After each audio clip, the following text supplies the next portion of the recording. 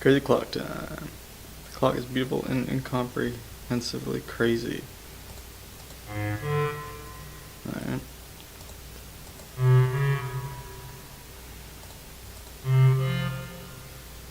What's up, you guys?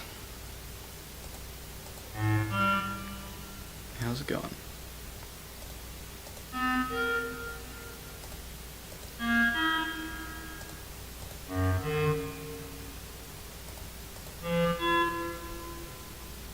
Got 30 minutes into my Moss scales. Moss. Oh, that's cool. Some new microtonal tutorial content.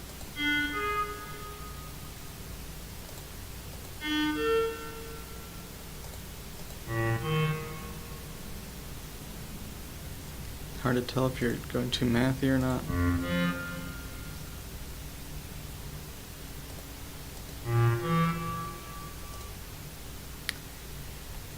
It's hard for me to... It seems to me like in the producer kind of world, some people seem like they're probably really into the math, but probably when they're actually doing like sound design and stuff, they don't really use it that much. It seems like you could be a really good producer without, or like sound designer, I guess, without really knowing much math at all. I mean, besides just like knowing enough to know basically how all the tools work. But I do wonder, like, most producers I know don't know much of anything about the math. They just know twisting X knob gives Y sound. Yeah, it seems like there's mostly that. But I don't know. I don't think I'm like in that world deep enough to really know. Because I mean, you can tell from some videos and stuff, some people really understand like the mechanics behind the tools and stuff. But anyway, I just say that to say that if most of your audience is like other producers and stuff, I wonder if you can get away with more math or not. But it kind of sounds like no. It's probably about normal. But anyone watching a Zen theory video probably is going to do math. Know some math, sure. Why is there a turkey on the top left? Why? Because in the United States, which is the country I herald from, we celebrate the death of turkeys. I'm actually a vegetarian, so my turkey is very healthy and happy and strong. You wouldn't want to touch that fucking turkey, man. But I still acknowledge the symbolic significance of his species, or her species, or whatever. Fibonacci sounds good usually. It's a natural progression in lots of things. Stoner moment. Just want to do only the relevant shit so I don't lose anyone. Pilgrims killing natives and cooking their animals. What a awesome time. Well, you know, you gather together with your family, and you know, I'll see my parents and my sister's family and all them, and we'll eat a bunch of food, and I don't do shit. I just show up and eat. So for me, it's fucking great. My sister and my mom are like slaving away in the kitchen, getting shit ready. And, you know, I just show up. I started in the last couple of years, like, bringing, like, a bag of shit, just so I don't feel like a complete asshole freeloader, although I still pretty much am. So I'll bring, like, a bag of veggie chips or some treats for the kids, because if the kids are excited to see me, then like my sisters, my niece and nephew, and all that. Then that makes the everybody else happy. Mr. Gergdrons and Mr. Papalk and Mr. Leaky all celebrate using Thanksgiving lasagnas. I guess, yeah. I wish we had Thanksgiving lasagna. I love lasagna. Dude, my mom makes great lasagna. She hasn't made lasagna in forever. My mom used to make all kinds of shit, man. She doesn't do it anymore. I don't know what happened. Like, she got old and sick of the labor. Mr. Gordon condemned the women's to the kitchens. Man, I didn't ask for shit. I just show up. But if they didn't do it, I'd be very surprised. Thanksgiving Chinese food goes crazy. That's interesting.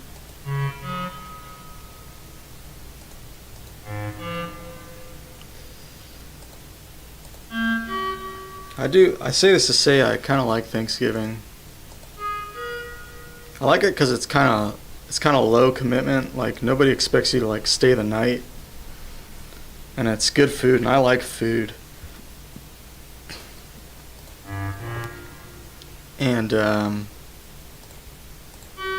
you get the day off work.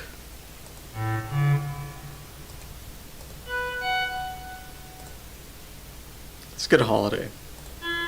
I mean, all the history bullshit aside, what it is now, I don't know where it came from. So I mean, the story behind it is wholesome enough. But you know, there's like the Howard Zinn version of everything, where it's like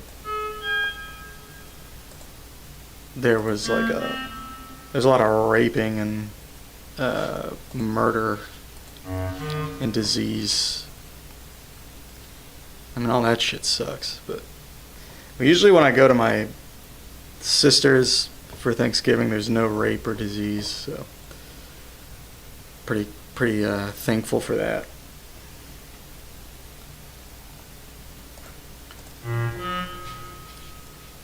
Mr. Papalk condemned foreign laborers to their kitchens. Oh my.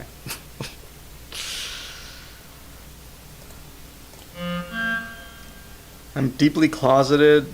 I'm not coming out though. Okay? Please don't. It's safer in the closet.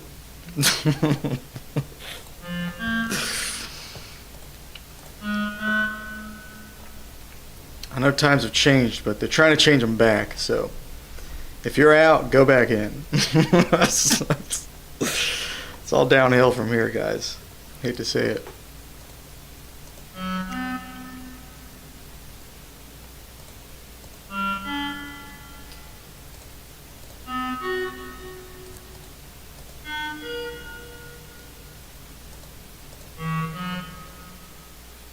Mr. Grodorn condemned the LGBTQ pluses to the closet. No, I was just kidding. Everyone should be out and proud. Big LGBTQIA two-spirit plus everybody. Love it.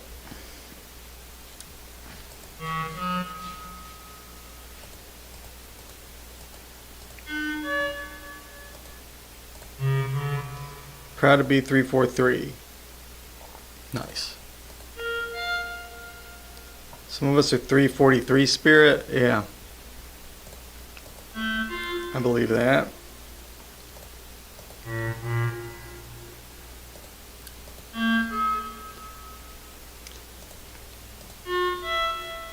Mr. Palak condemned 343 to the closet. For good reason.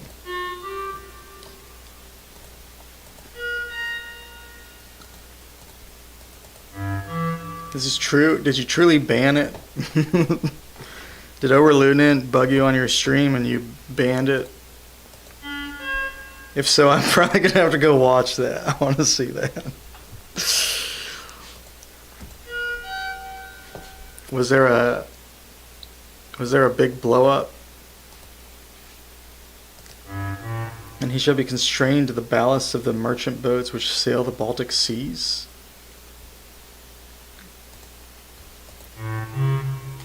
No, yeah. 343 is still safe, but I've been getting more and more shit every time it comes up. I'm going to talk about 343 in the Moss video, though, so he wins in the end. Oh my goodness. Oh, because that is a good example of like where you might, like just like, maybe not 343 specifically, but just like using a larger Ito. The lucite scale derivation is cool. Oh, you're mentioning lucite, nice. That means I win too.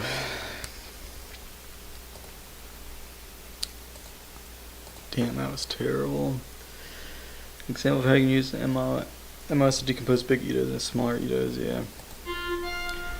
I don't know if you've been paying a lot of attention on these streams lately with Sound Chaser recommending me those like larger Itos to do like higher res versions of smaller Itos. Have you noticed that at all, Peleac? Like, do you know what that's about? Because you might find that stuff kind of interesting too. A little bit.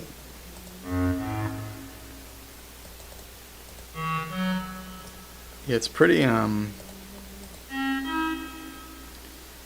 cool because I feel like people have talked about all the stuff that leads up to it, but I haven't really noticed a lot of like. I haven't really noticed anyone applying it in quite this way. I guess the most similar has been like Variable has kind of like done Ito math to like find other good Itos. But what Sound Chaser does is like uses a smaller Ito as like the map of a larger Ito that has the same, that maps to the same temperament or one of the same temperaments. And so you basically you don't even really treat it like the larger Ito, you treat it like the smaller Ito,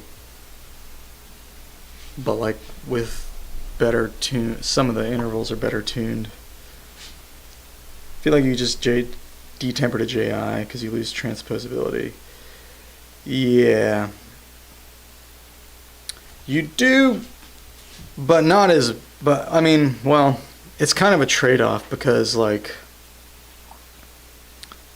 you do keep the same like interval variety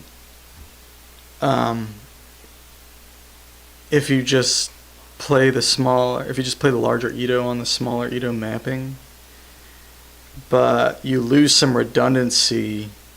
And so basically like on the lumatone, what that turns into is you end up having like useless, maybe not useless, but probably unwanted pads and stuff.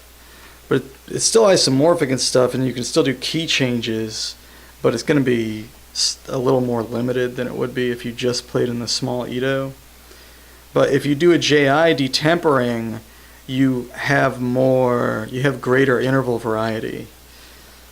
So, and it's not as transposable.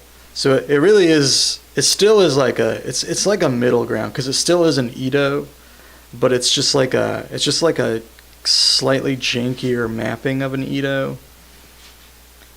But you get higher resolution, so you get some of the benefits you would get from like a detempering, but you keep the consistency for the most part of the transposability, or the consistency for the most part, and the transposability and the isomorphism if you're doing like a MIDI controller.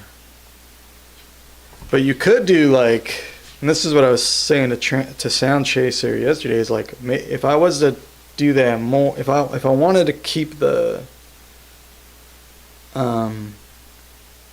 if if I didn't want to lose the redundancy, you could do like we were doing, I can't remember, it was like 10 something Edo, but playing 26 in it. And you could do like 26 out of 10 whatever it was. 102, I'll just say for fun. It wasn't that though. I represented 343 ED 343 in my new art actually. I haven't unintentionally chiefed any 420 or taken my ADHD. It was 109. Okay. ADHD meds in like 2 to 3 weeks, and life has been so weird. I haven't unintentionally chiefed any 420. What the fuck does that mean? I haven't unintentionally chiefed any 420. So you have unintentionally chiefed it. What? I hate when the joints fall into my mouth. Yeah. I ate a weed brownie on accident once. No, I didn't. That'd be a cool story though. I ate one on purpose. It was fucking terrible. I have unintentionally chiefed.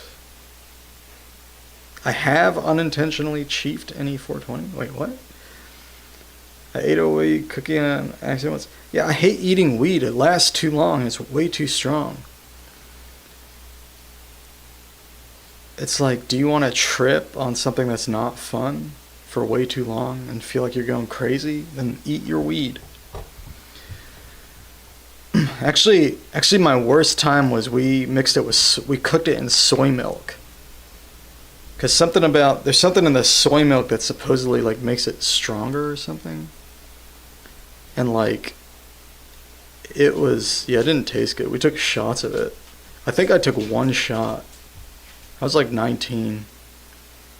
And I felt like I was losing my mind like all night. Pretty much everybody else did too. Like I was literally like hearing voices and shit. And I kept seeing things, like everything was just like I don't know, it was it was annoying though. And then the most recent time I got high, I ate a weed gummy because it's illegal in Michigan, and all my like aunts and my dad, they were like eating weed gummies. But I got there the next day and they were like, "Oh, they're not that strong." And I was like, "I'll just eat half of one." And my aunt was like, "Oh, it's not that strong. You can eat a whole one." I was like, "No."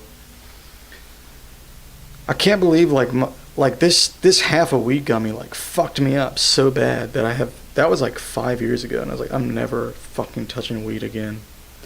Because I thought I was losing my fucking mind. Like my dad kept talking to me about how he was like used to play in bands with like a open vest on and shit. Talking about how like cool him and his bandmates were looking, and I was like zoning out. My dog and like his dog were like fighting over this bone. And then like we're like walking the dog, and I just started seeing shit and like hearing shit, and I kept thinking we were in this like weird drama, and I kept thinking like my aunts and my uncles and my parents were all like cheating on each other, and like I was like in this weird soap opera drama, and like I went to the bathroom and I was trying to take a leak, and I kept thinking somebody like in my family, because I was in the house with like all my relatives, like was like opening up the door and like giggling at me. And then I look up and nobody was there, and I was like, what the fuck is going on? I was like, I need to go to sleep. And when I lay down on the couch, and I was just like losing my mind, and it was like God was telling me that everything terrible that's ever happened was my fault. Like I think it was something like they were saying that like I like created the universe and I made everything shitty. And I was just like feeling like fucking shit, and I was just like, dude, I'm losing my fucking mind. And I just kept telling myself like, I cannot ever get high ever again, because I'll literally go crazy. And that was like, that thought was the only thing I feel like that kept me grounded even slightly and let me through. I just kept I kept like in the center of all the chaos, of all the turbulence, like there was just like this angry fucking voice that was like, don't ever do this shit again, you're gonna lose your fucking mind. Maybe I am a fucking pussy, man. I'm not touching that shit. Fucking proud pussy right here, man. You know what else I don't do? I don't jump off fucking roofs and shit.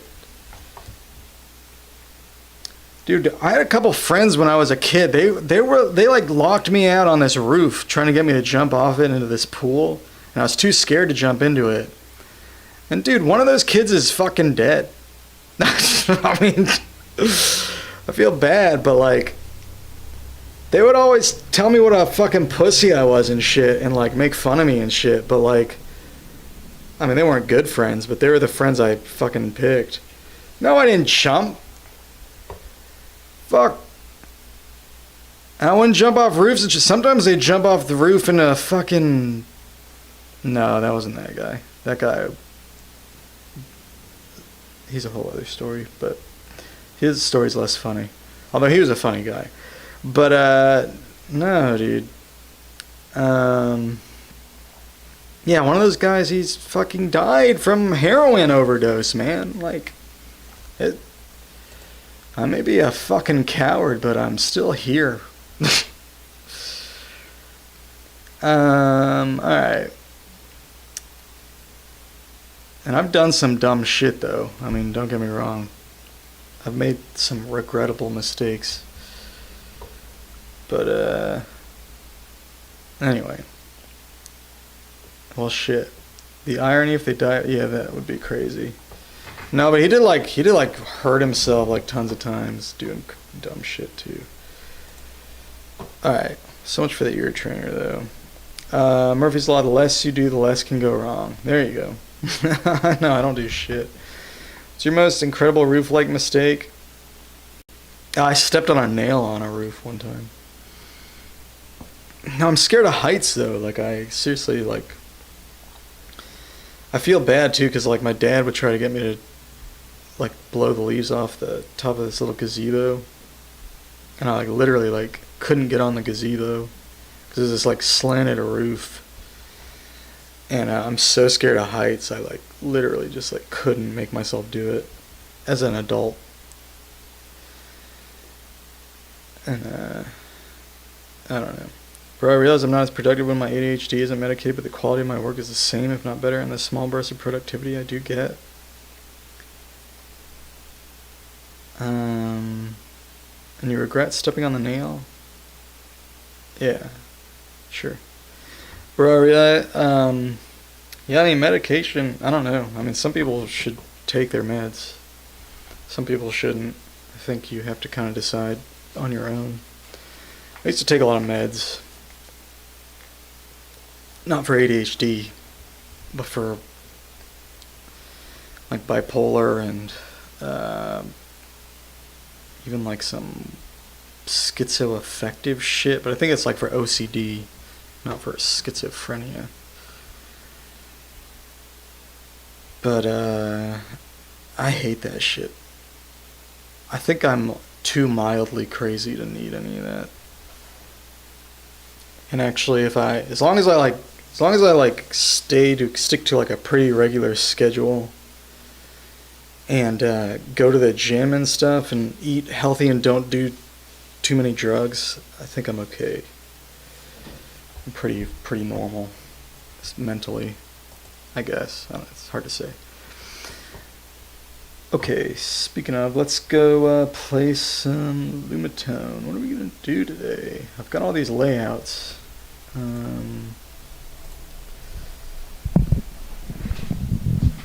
Like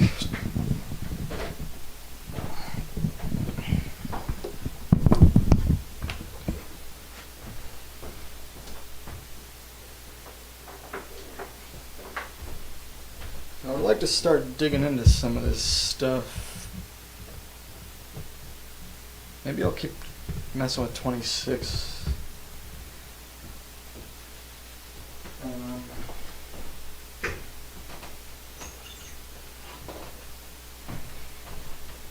Can you review my latest artwork? I just got up, man. I do admit that I do be saying more crazy loose cannon shit though.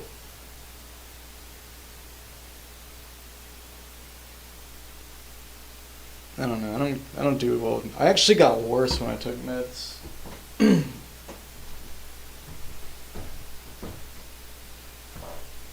Like my behavior got worse.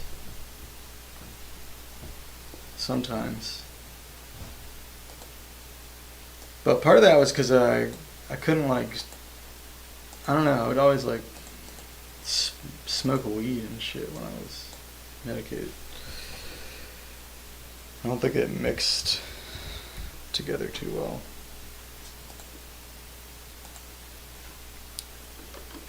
That's not working.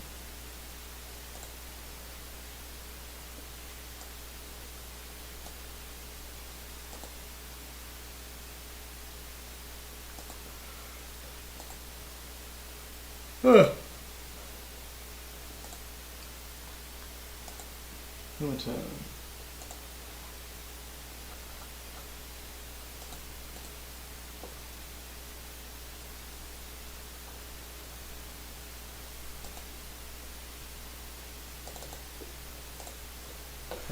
Let's see. Okay, there we go.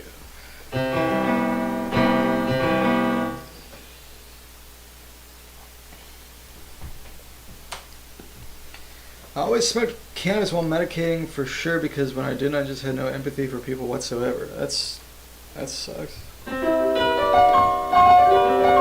find it really weird that cannabis gave you empathy, but I guess that's good. I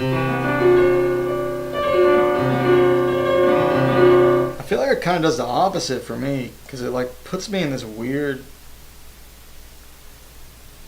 When I was smoking like too much weed and doing too many drugs, like I would get in this weird space where I like just felt like nothing was real, and I would stop. Like I remember one time I was at my friend's house and I like spilled a Coke,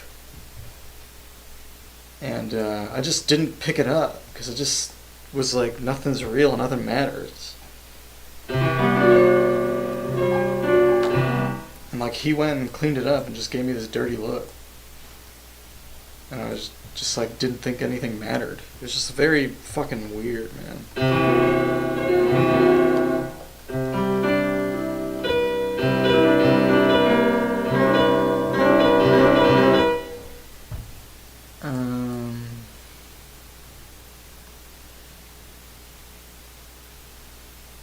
Be careful, Mr. Grodorn. Everybody loves you. Can I review me? Oh, let's check out this thing real quick, I guess. 3 abstract 343 artworks made out of abstract representations of 343. Mountain of asbestos in 343. Well, that's cool. Well, let me share this window.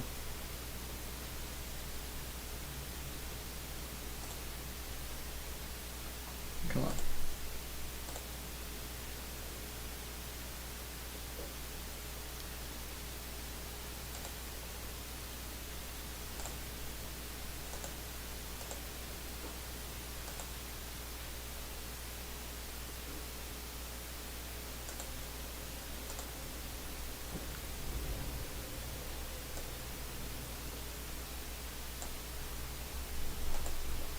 Okay, 3 abstract 343 artworks made out of representations of 343.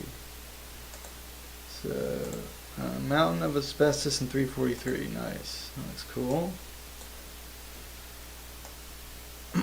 Very nice. Love the colors.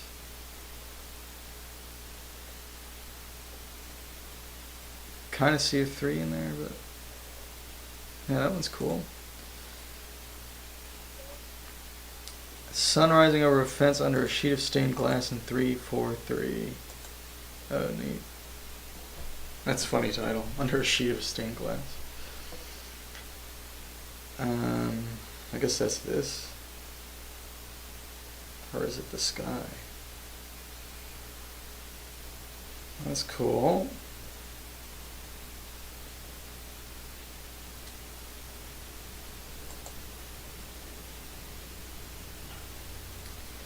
A field distorted with 343 lines in 343 and 343. Alright. I can see the field and I can see a bunch of fucking lines. Alright, that's cool.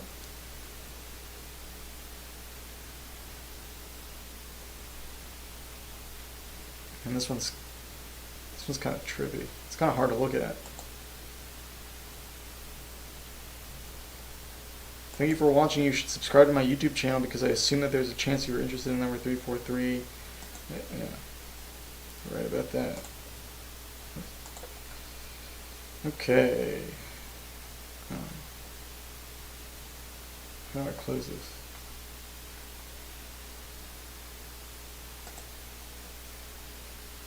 Thank you. Oh, thank you. Windows 95, very demure.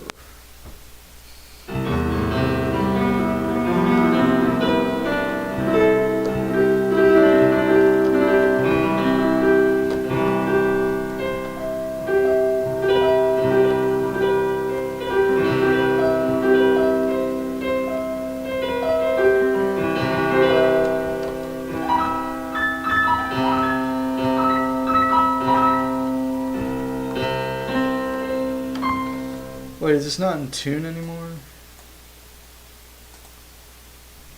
Ah, shit. Might have to retune some of these. I should just put this on my master and keep it on there. Because I do end up having to do this quite a bit. Go ahead and just save that. Alright, let's see. No, it's tuned. Alright, never mind. Okay. Do you think the pyramids were built with 343? Yeah. What kind of stream did I just stumble upon?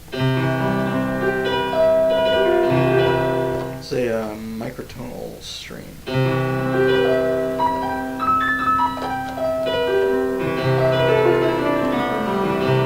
We are learning microtonal harmony. So if you like music, or if you like random colors on a funny looking keyboard, you might like this. You might still not like it. It's a good chance, actually. But I hope it's your new favorite stream.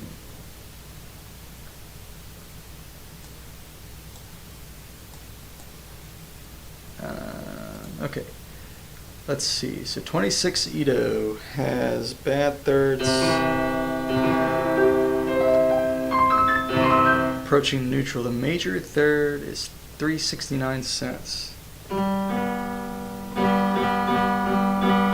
It's very flat.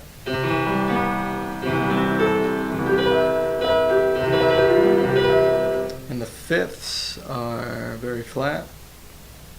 692 cents. It's about 10 cents flat of just. It's about 8 cents flat of 12 Edo, which is what we're used to.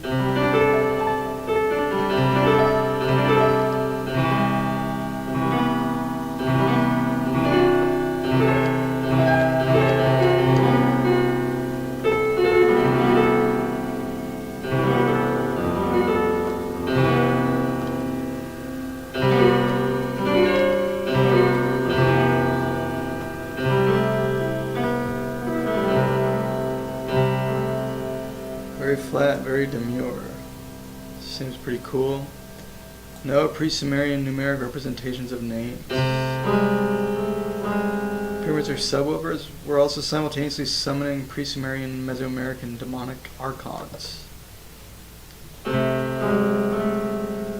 Pyramids were built one stone at a time. That is probably the case.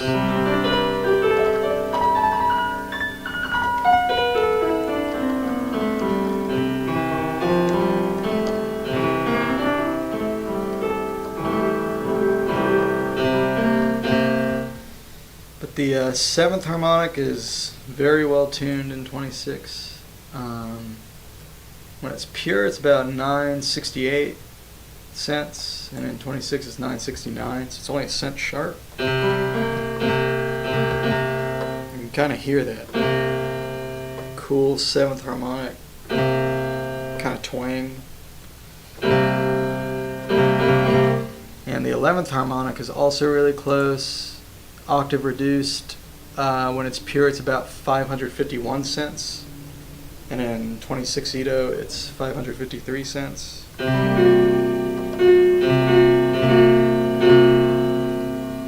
So this particular chord is pretty much, is almost tuned just.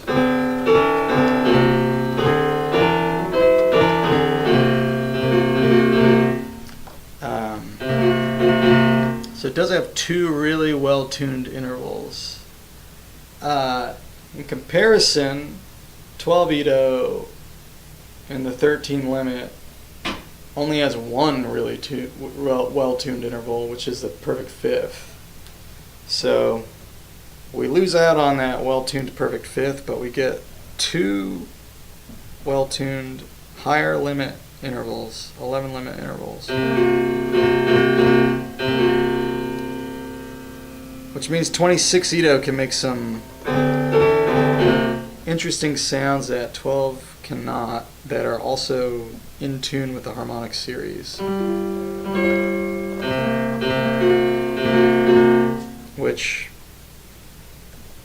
I don't even know how much that matters. But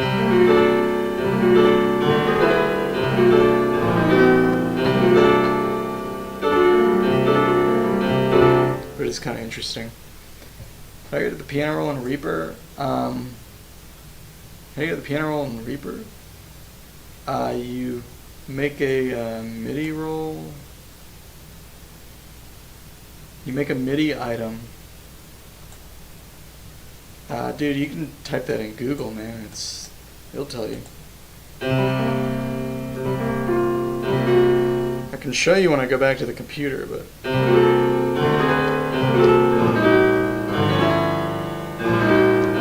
I'm not going to be back at the computer for probably at least an hour, so.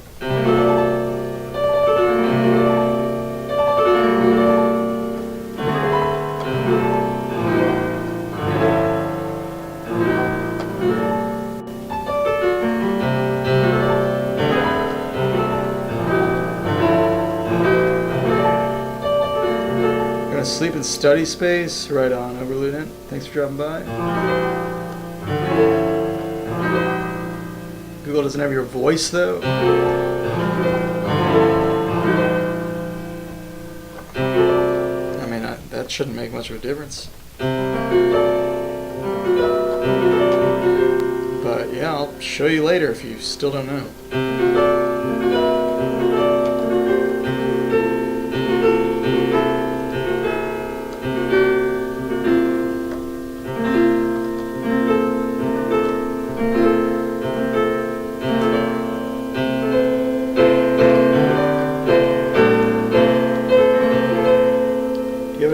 Tiny knobs that twist like a little nipple?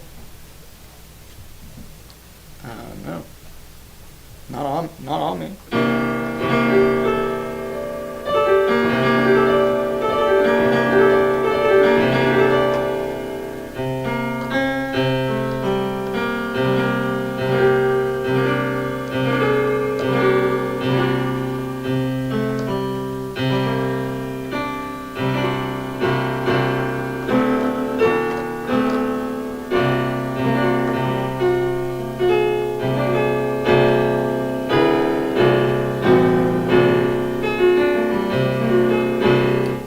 Our own nipples, brother. Okay. Okay, sure. You're right. What am I saying? Of course. Yeah, I have nipples, if that's what you're asking. Everybody has nipples, right? Mine have not been burned off or anything, so.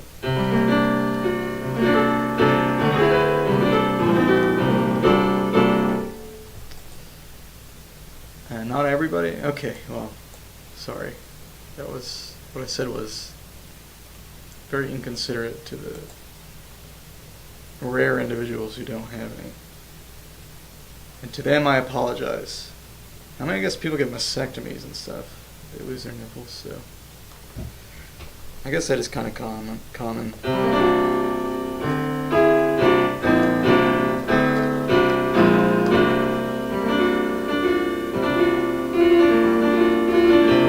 All my viewers who have lost their nipples or never had them for whatever reason, I'm sorry.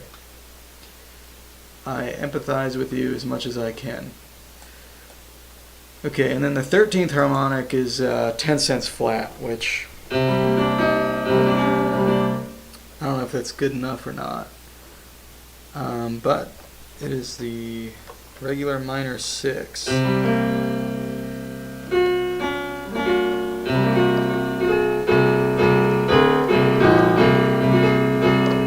if you play this chord, you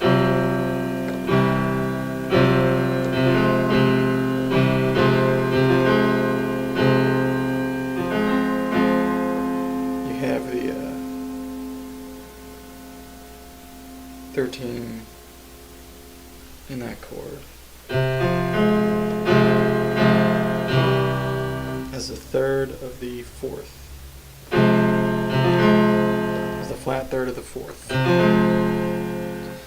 as the flat third of the 4 chord.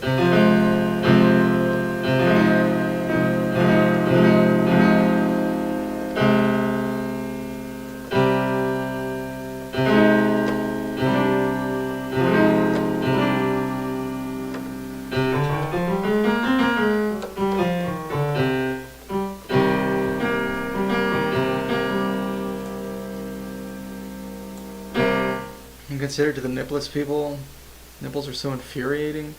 When I played around with just intonation, I came to the conclusion that it didn't sound as musical as 12 harmonic series equals timbre, temperament equals music. That's kind of a cool and succinct way of putting it. And I kind of agree with you, yeah, actually. I do think harmonic series is better applied to timbre, like sound design applications when it's pure. And yeah, I do think temperament is, I think equal temperaments are better for making music. I don't think it's just a matter of convenience, although they are very convenient, but I do think the sound is actually better in general. And yeah, I think that's a big thing. Is like I feel like a lot of real JI enthusiasts, like there are some notable exceptions. Like there's some really cool JI music out there. So you definitely can make music with it, but I think there's a lot more of like people kind of sitting down with like one chord at a time, just kind of hyper analyzing the sound of one chord, one instance of one sound, doing more JI stuff, or saying more JI stuff. But I don't know. There's JI people who make music, and there's Edo people who don't make music, so it's not really that cut and dry.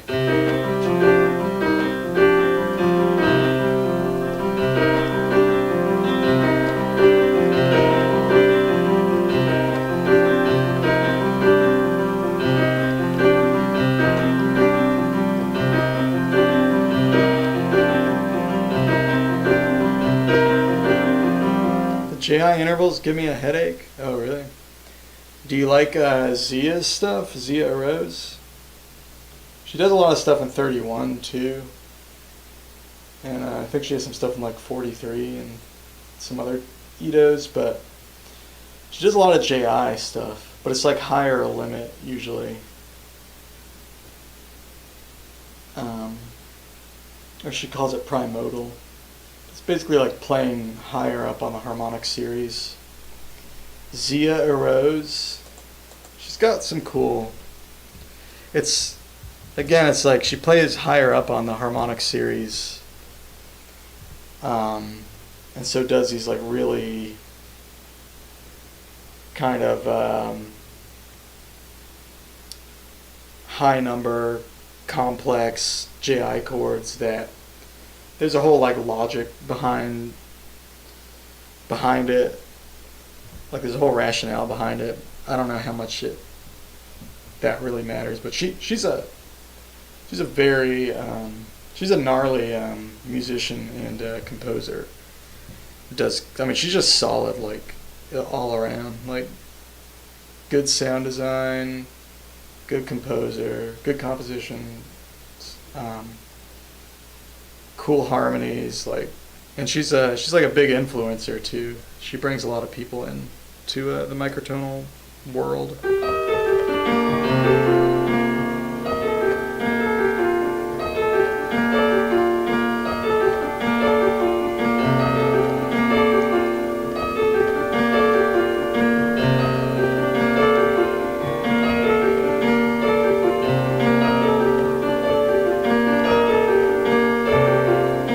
Get headaches anyways. The pure intervals combine like a sonic needle. Oh, I'm sorry to hear that.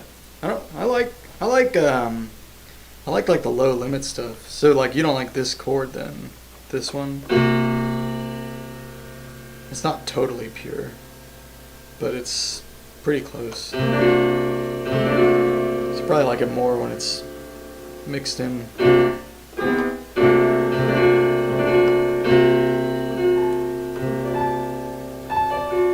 It's not totally pure, it's okay. Alright.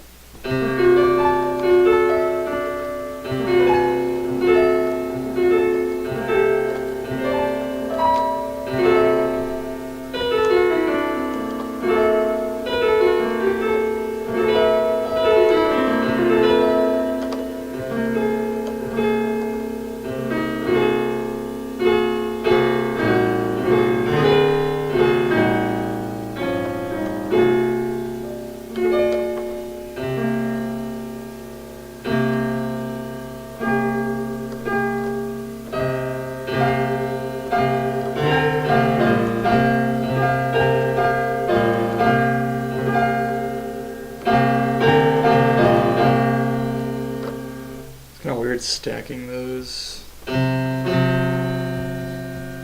don't know if I've tried stacking like these.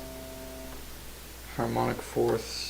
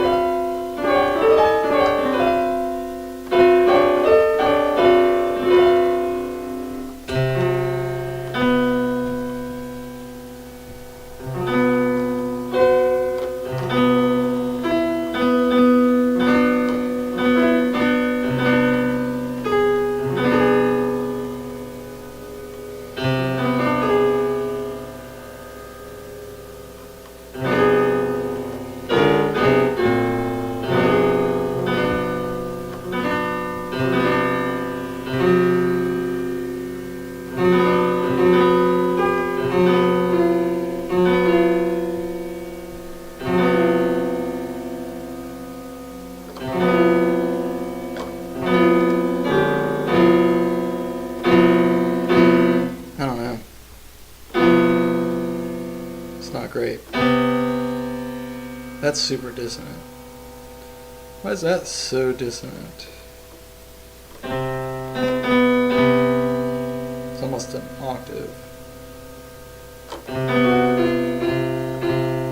That was really bad too. Why is that one so bad?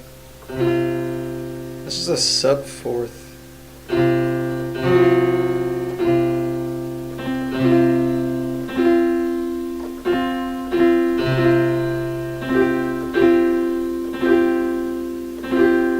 I think with the fifth it's not bad. It's kind of interesting.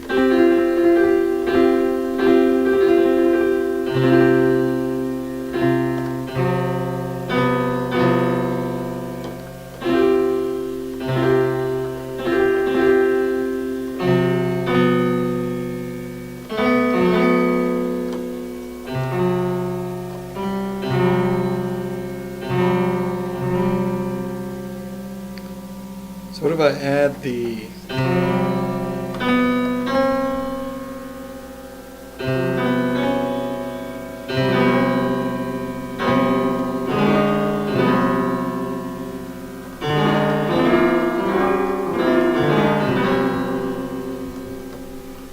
still pretty dissonant.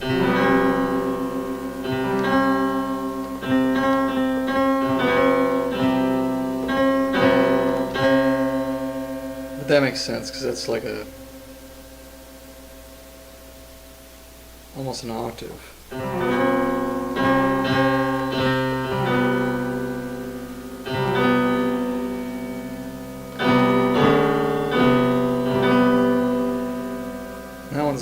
as bad.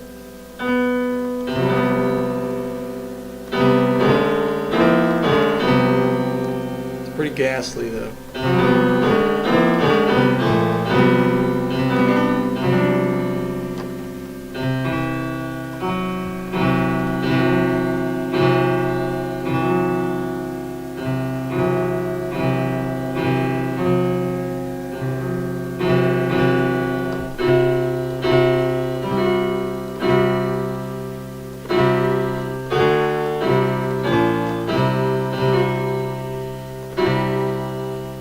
That's a good chord.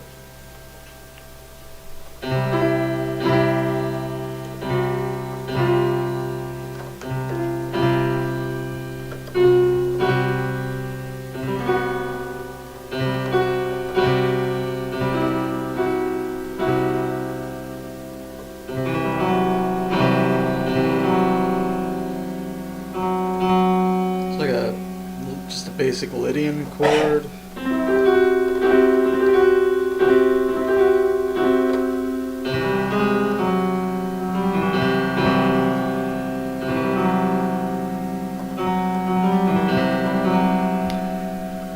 Found the piano roll, bro. Worked without your voice too. I'm proud of myself. Hey, good job there. Random alphabet. Low crane. Lydian. Lydian. It's Lydian. Thanks, Dad. Hey, anytime, child.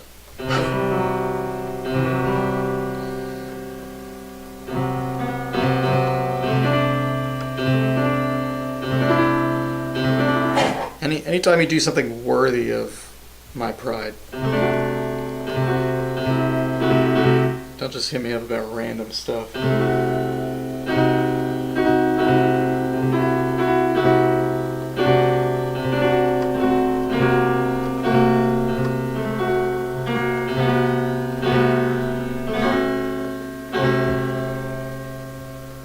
But finding the piano roll on your own is a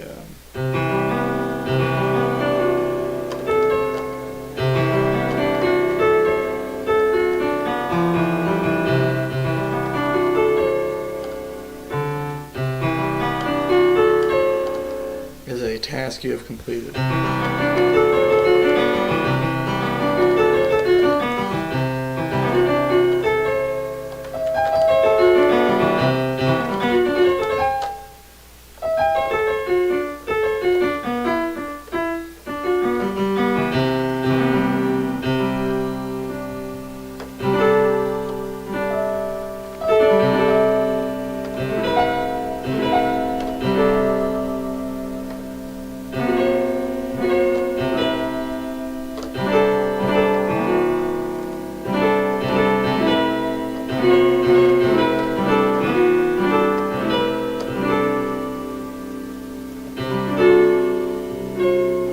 Come back from grabbing smokes now? Never, sadly.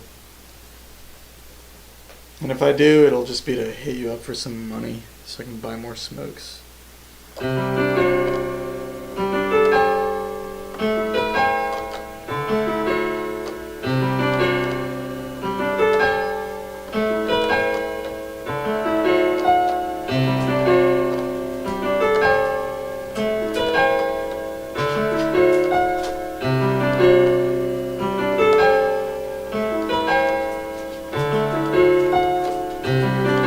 Makes you happy.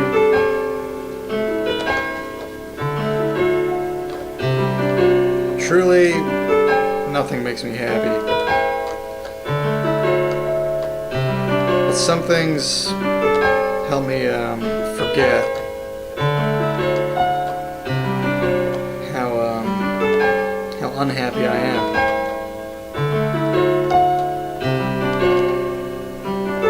Like those cigarettes.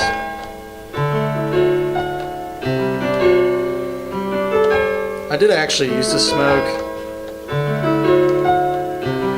Sometimes I wish I could start smoking again, but I literally couldn't afford it. Which is obviously for the best. Camel Wides? Oh no, dude. I did smoke Camel Turkish Golds and Turkish Silvers. Those are my go-tos.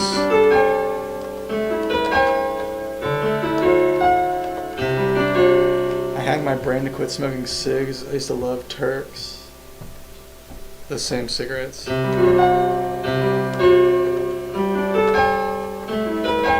But I've smoked a lot of different brands. I'd smoked the Marlboro Special Blend, whatever the hell they were, the 28s or whatever they were called.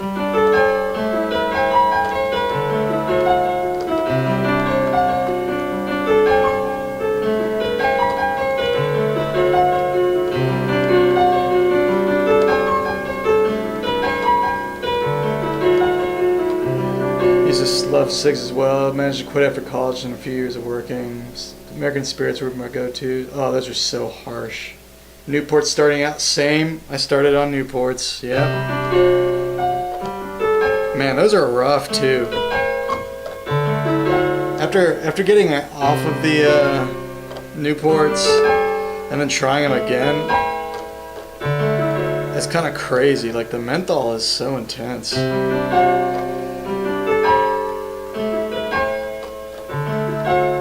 I feel like the Newports like cut your throat.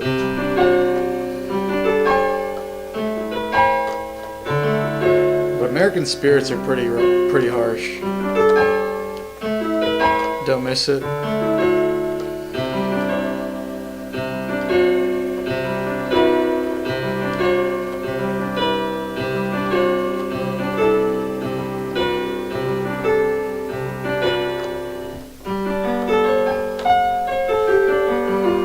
I smoked a couple times when I was drunk.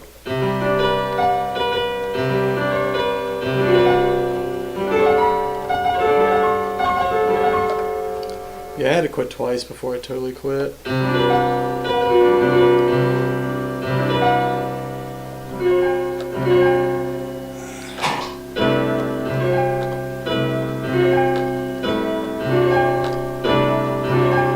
think it's kind of calming when you're sort of neurotic. Which I definitely am. I'd be lying if I said I didn't miss it sometimes. It's like a pacifier for the crazies.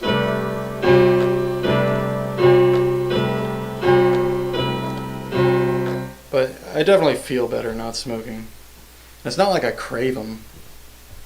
I just sometimes it's been a while since I've smoked. I think sometimes the years. The distance kind of blinds you.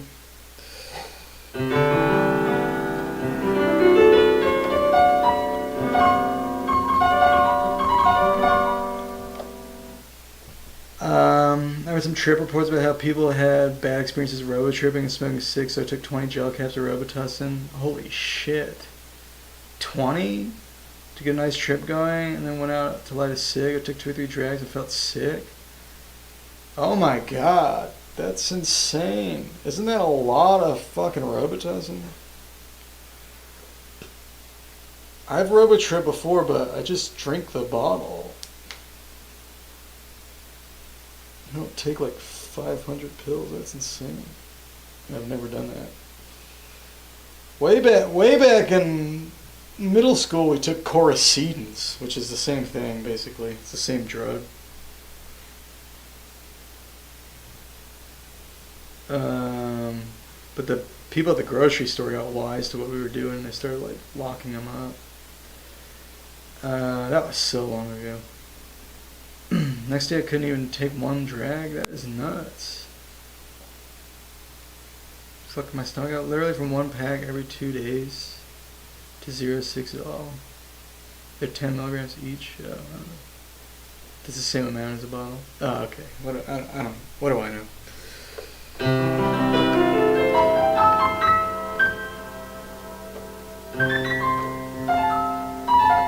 Not like a full bottle. We'd get like they had like smaller bottles. Anyway, it doesn't really matter.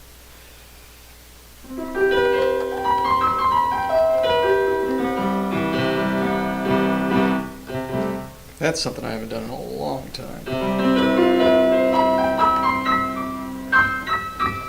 Back when I would still do that kind of stuff, I would think everything I thought everything I played on the piano was so, I thought I was in such a great zone, and I would like record myself while I was robo tripping, and like just be like, oh, I can't wait to hear this again tomorrow. Like it's such an awesome space I'm in.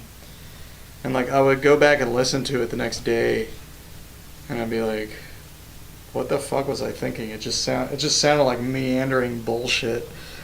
It's just like when people go to those jam band marathons.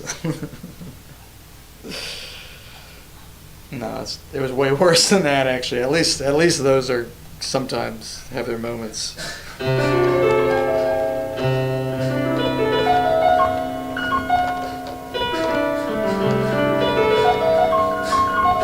Yeah, listening back to that stuff sober, I was like, yeah, I definitely don't get the muse from the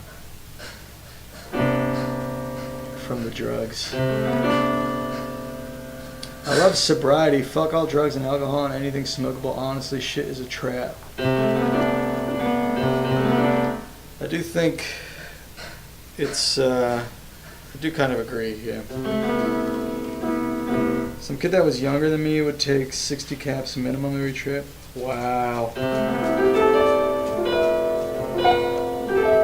You gotta be careful with that stuff too. It's not really safe.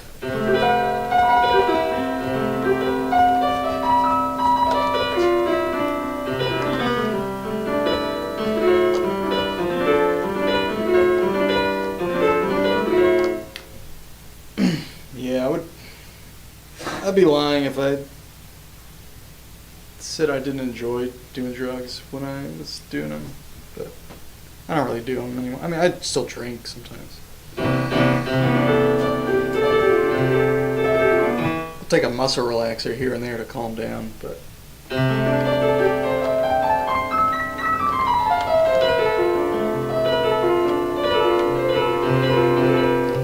I've gone literally years without doing anything. I used to meditate a lot too, which kind of helped with that.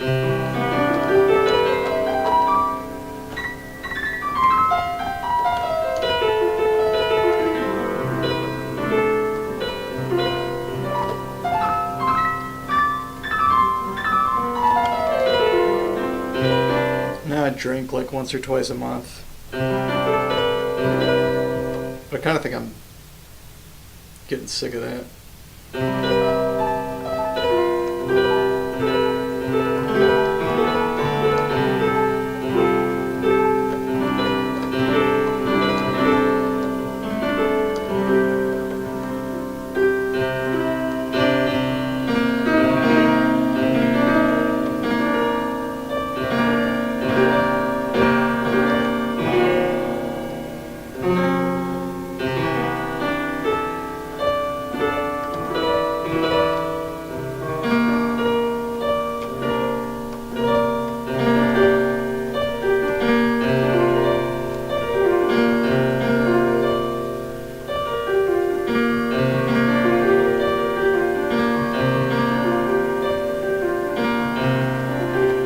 Later, one dragon, you vomited. Oh, you almost vomited. That's nuts.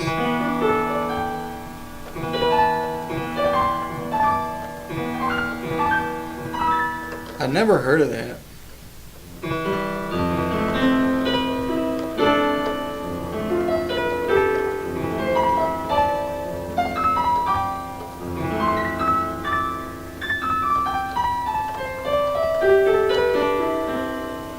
Sometimes I read those Arrowhead trip reports because I get bored.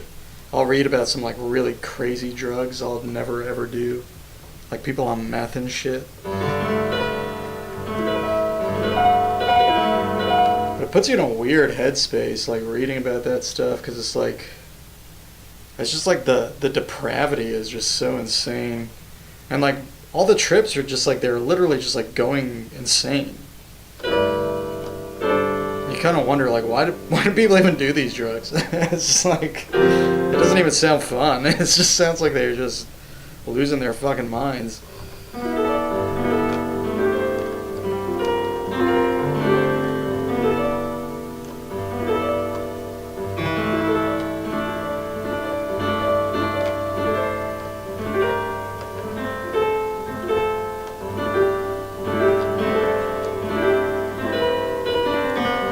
Pretty much every drug has a trade-off. Like, even if you enjoy that particular drug, like most people who smoke weed, they like lose productivity doing it, or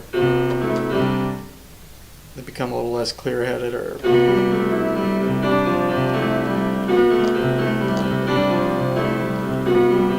but some people it mixes with really well. I mean,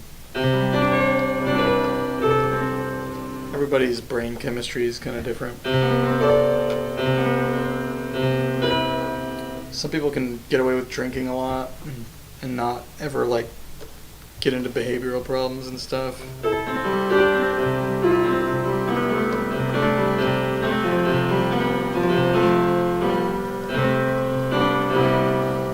But for most people it's bad to do it too much.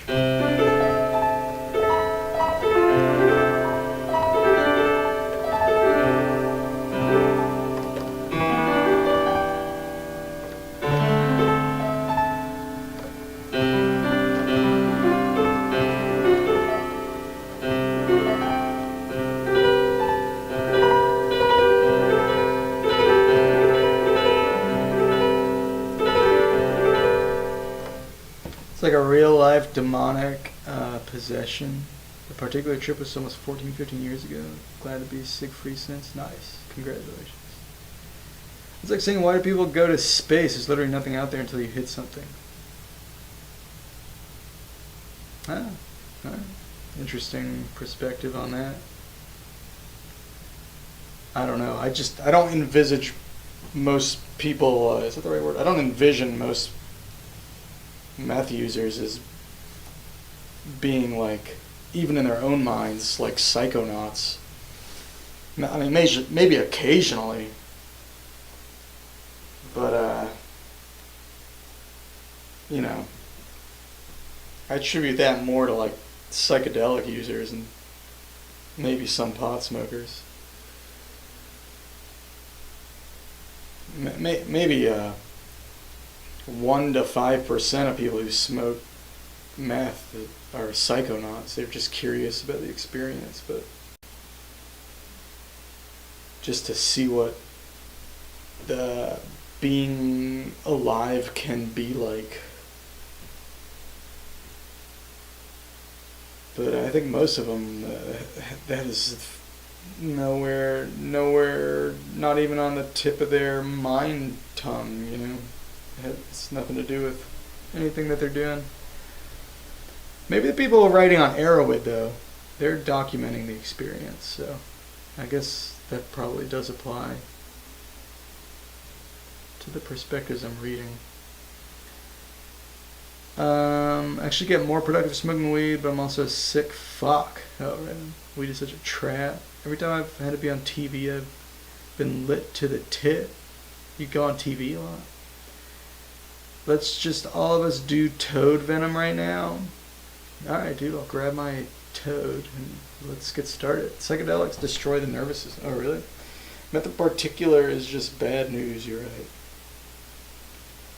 Yeah, like, I'll go on Arrowhead and read about, like, people doing, like, crazy drugs like meth and smoking crack and doing heroin and shit. And like the psychedelics that don't even sound fun, like the ibogaine, like the stuff people do to kick heroin. I was reading a bunch of those not that long ago because I don't know, I just thought it was interesting. But yeah, it put me in such a weird headspace because it was like people would like smoke meth and like talk about how like they knew that there were people on the McDonald's roof like looking at them through a telescope and shit. And I'm just like, why the fuck would you even do that? And they just shut themselves in their house, and like they like lose track of time, and like days go by and shit, and they like everything they think that's happening is like just totally insane. They can't tell if they're asleep or awake. Sometimes it's like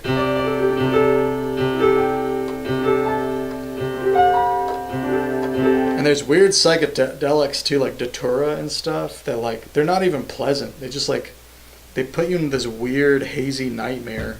You can't even tell if you're awake or not.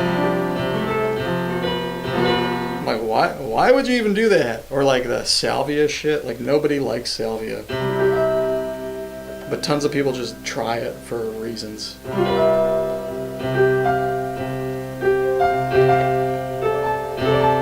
Like, why would you even try that? It sounds like terrible.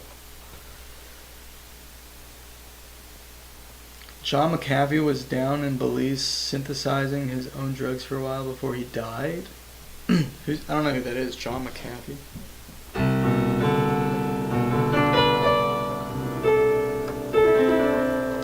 Did he found Arrowwood? Was that the antivirus guy?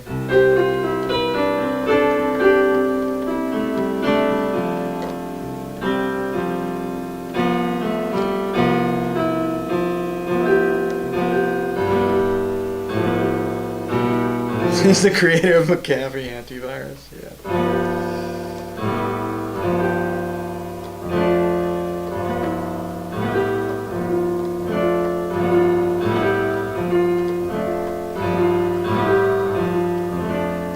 He's literally a god. Well, he's a dead god now.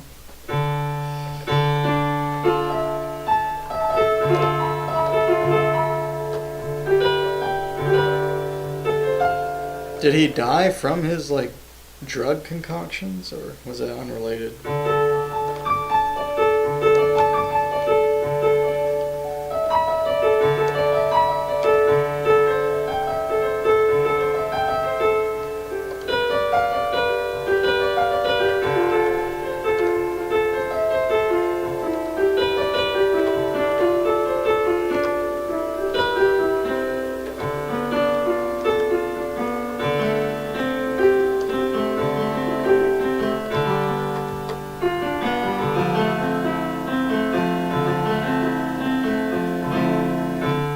He got Epstein in a Spanish prison the day he was going to be extradited to the U.S.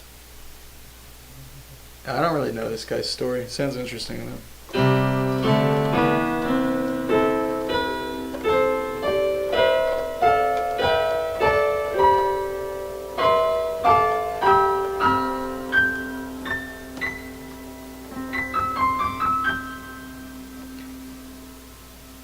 Looks like meth users go insane from the meth, but actually someone or some organization is tormenting them to death. Oh, right. That makes sense. It's probably the organization selling the meth, so they know who to target.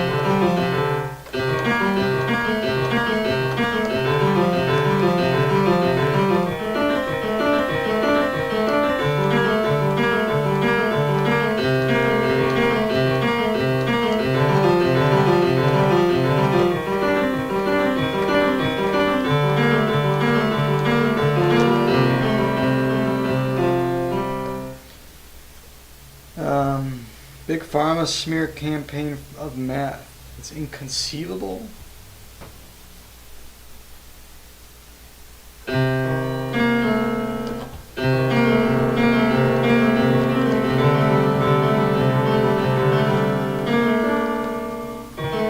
What's inconceivable? I don't understand.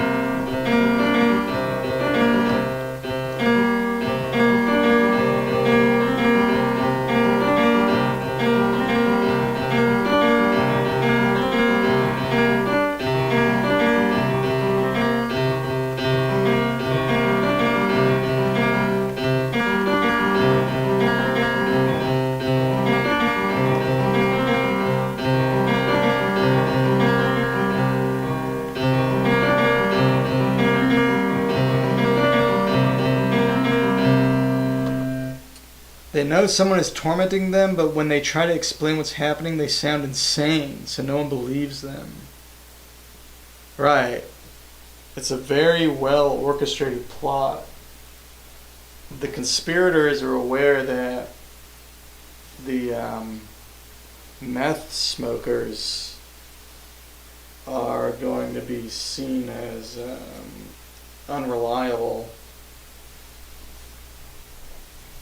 And so they take advantage of them because they've worked so hard to create this impression that when people smoke meth, they go crazy. But in reality, when people smoke meth, they become targeted by a massive conspiracy.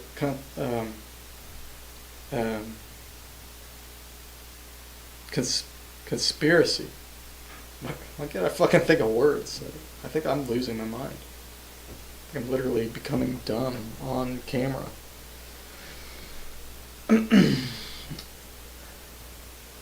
So they can get away with murder. Holy shit. Wait, who got murdered? Don't meth users murder? They get so scared they go into psychosis. They grab a knife to try to attack someone. They get shot by the cops. Oh man, those poor meth users. This is basically incredibly genius. Thank you, Mr. Leaky 666. Meth users scratching their face to the bone probably has nothing to do with them being seen unreliable. Yes, it's an unfair judgment. The reason they scratch their faces is because they are so scared because they're constantly being tormented by a conspirator, and no one believes them. I think that made sense. I think what I said made sense.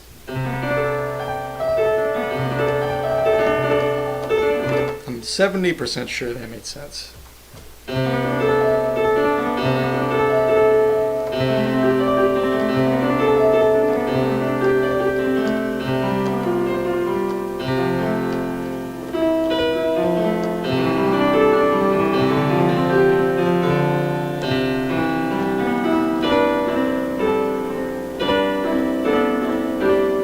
Meth abuse. Too much meth. Not every meth user gets targeted. Poor meth addicts.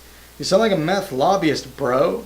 I'm 343% sure that made sense. Oh, fuck. That's way more confident than I am. I absolutely recommend never using meth or any street drugs. Okay. Thank you for the recommendation. Everyone is fucking blown away and delighted to infinity by pure geniosity. Holy shit, man, this is great. Who needs drugs when you have pure geniosity?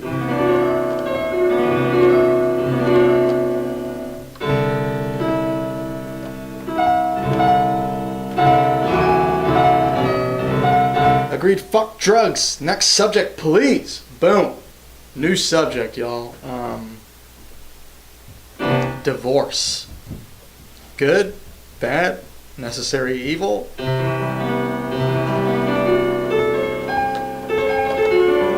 My parents are still together. So maybe I'm not the person to talk to about this.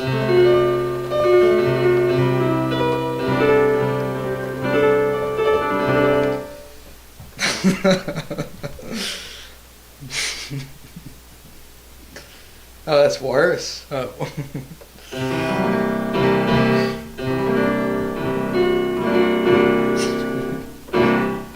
Sorry. Anybody's animals die recently, or anybody want to talk about that?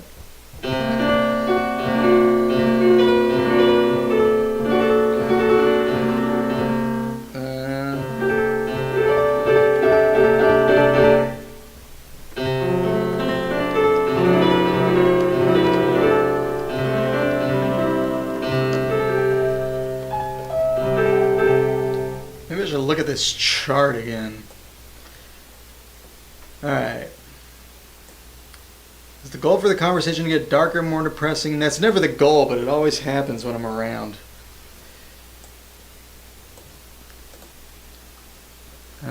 Let's see. Waffles is hyped for acorns. Yes, she is. Man, I overslept today and Waffle was waking me up, and I feel bad because I got mad at her. But I overslept. I meant to get up earlier, but she was so excited that I was awake. She was barking at me to get up. And I had such a hard time getting out of bed. I was like, what do you want? Leave me alone. But I did get up. I did let her out.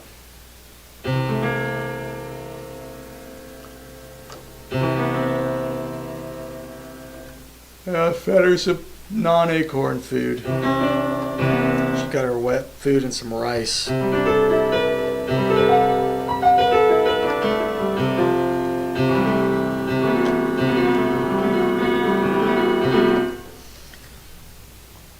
Alright, so I don't know, I feel like not 26 Edo, man, the Prime 5 is so off. It's 17 cents flat. That's of 5/4. Compared to 12 Edo, it's 31 cents flat. But 26 also has this super major third, which is like a pretty decent 1411, I want to say. 1411 is 4.17 cents, and this is 4.15, so it's only 2 cents off.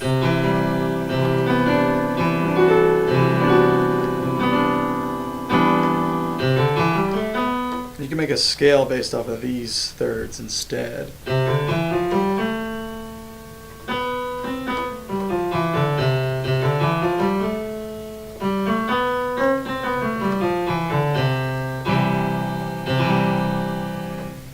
But, and the thirds sound cool, but the fifth is so flat, it doesn't gel super well with it. But maybe there's probably better ways to voice the chord.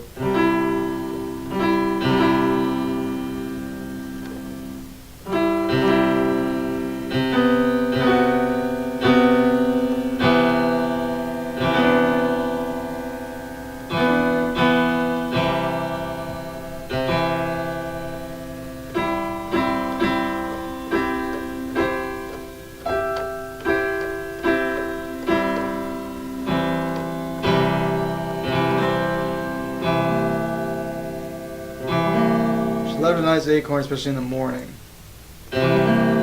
Scale of Horace.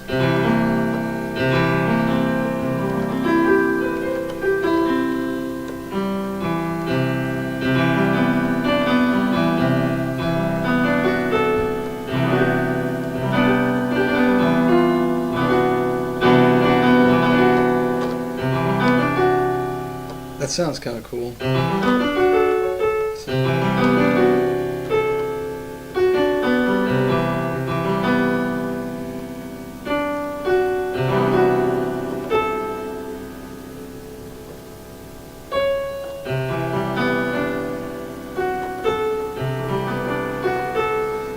So that scale would be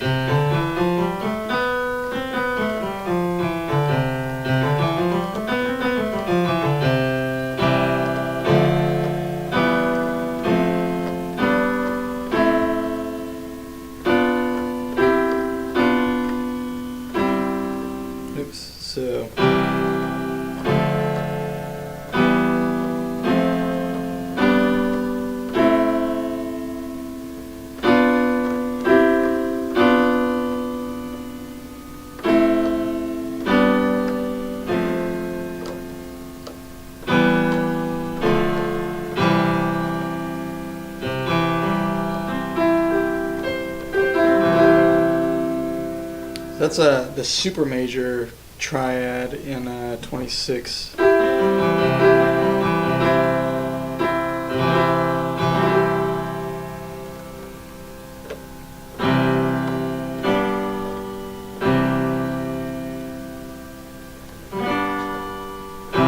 In this mode, or this scale, it has the super major third and the super major seventh. The rest of the notes are regular flat tone.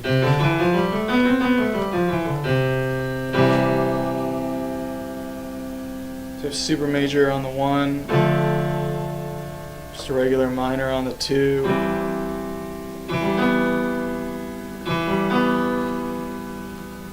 I think that's a subminor on the 3, subminor 3 chord, regular flat tone major 4 chord, super major. It's kind of a weird one. It's got a minor third, then a super major third on top. So the 5th is sharp. And then subminor third again, and then a minor third. Oops.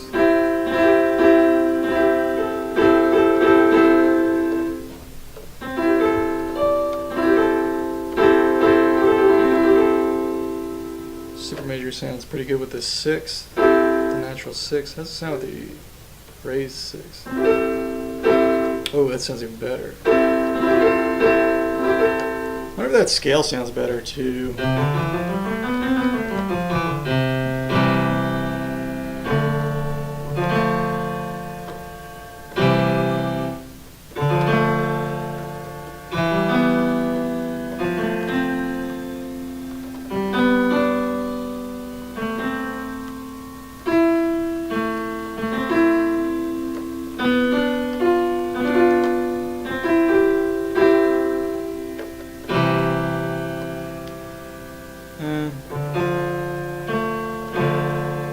The 2 chord sounds super weird.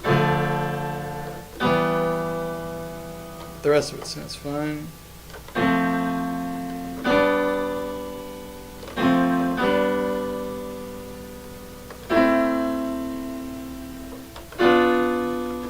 I think I like this other scale more.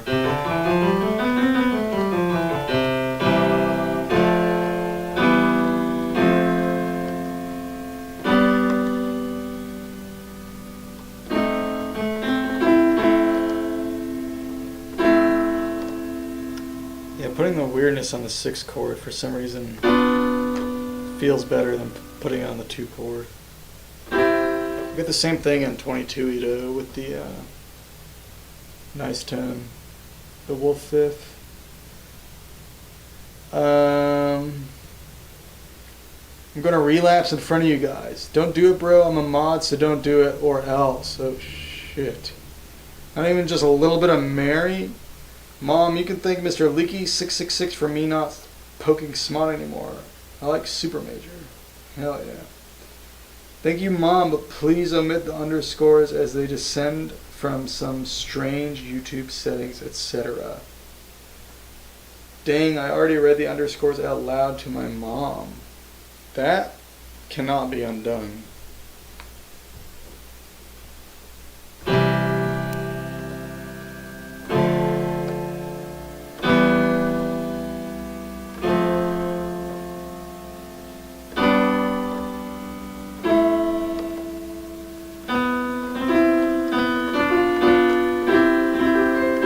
So yeah, the super major scale sounds pretty good.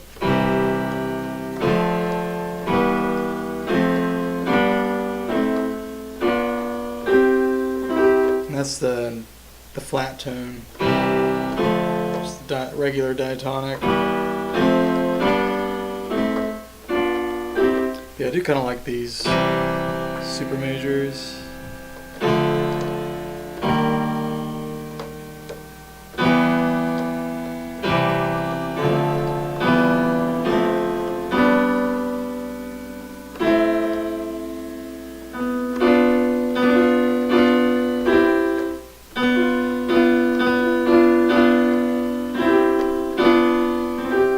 That's a weird chord.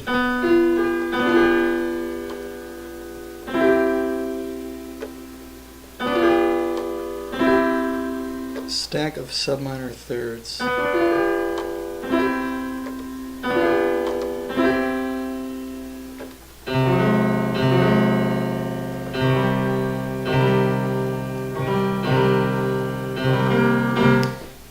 So the subminor third in 26 equal.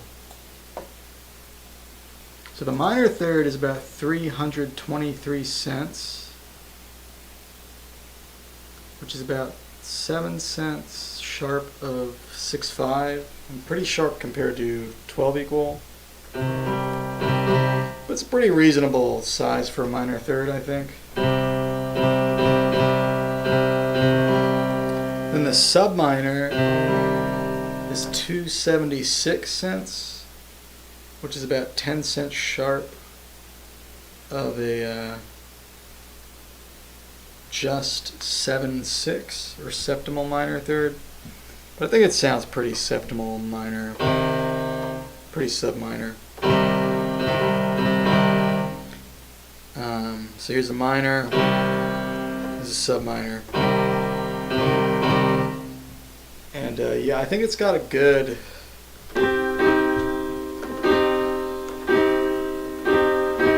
contrasting minor third and subminor third, but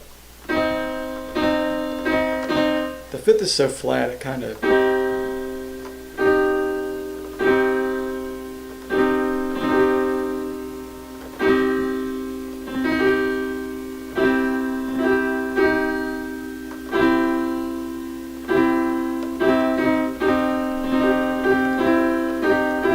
actually I don't know what it I know what I was going to say, but I don't think it makes sense, so I'm not going to say it.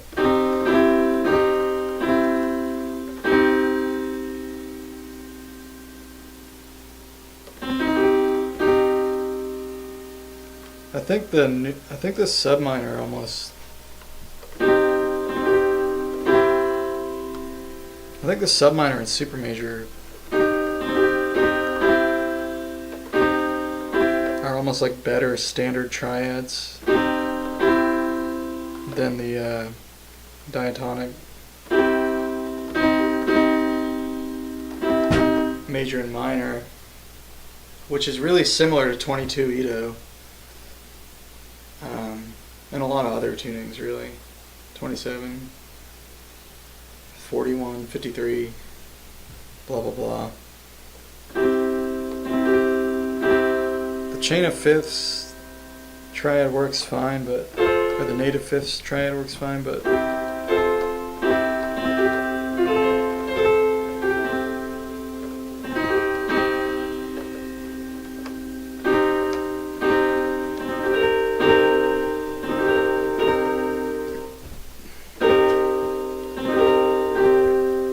feels almost more stable. I wonder what the subminor mode sounds like. And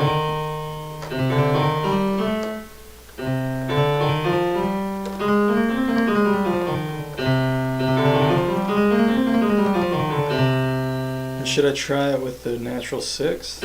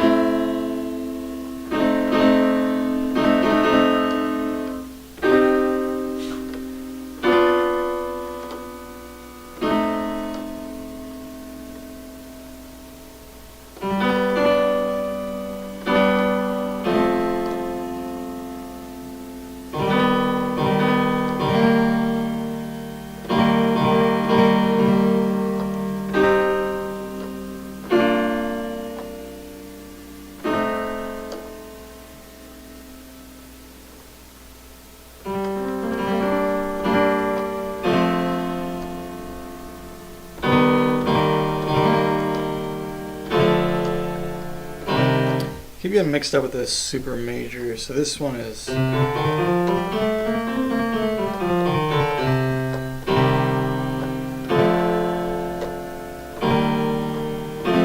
It's easy to confuse because the colors are the same, just the notes are in different positions.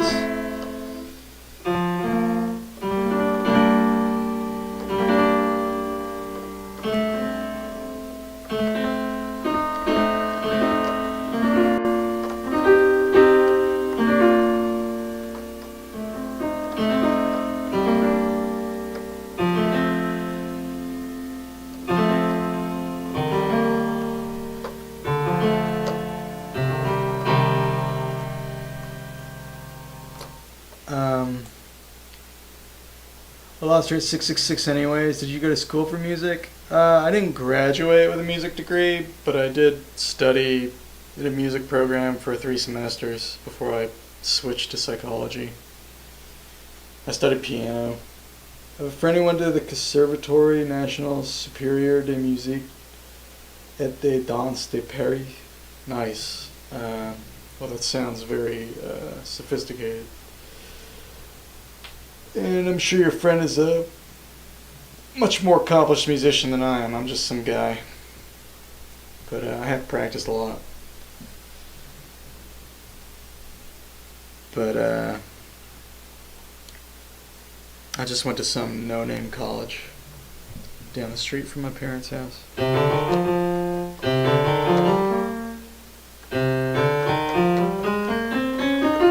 And again, I didn't even get my music degree. I ended up switching to psychology.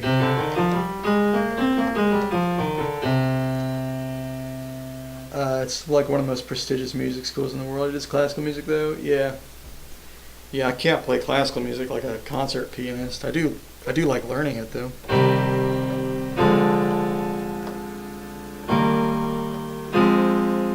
I can play Moonlight Sonata third movement okay, I guess.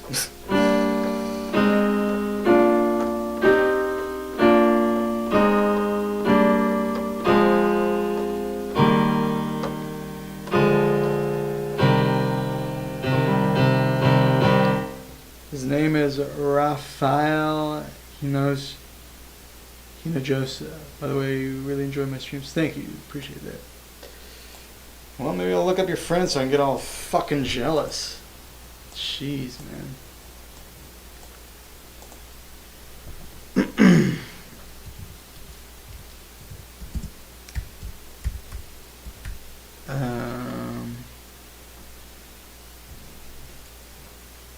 That's how I feel every time someone recommends like good music. I'm like, Do I really want to hear this? Do I really want to come face to face with how much I failed? I don't see your friend on here. Here, let me... I thought you were dropping the name because they were going to pop up on a video. Now this just seems slightly invasive.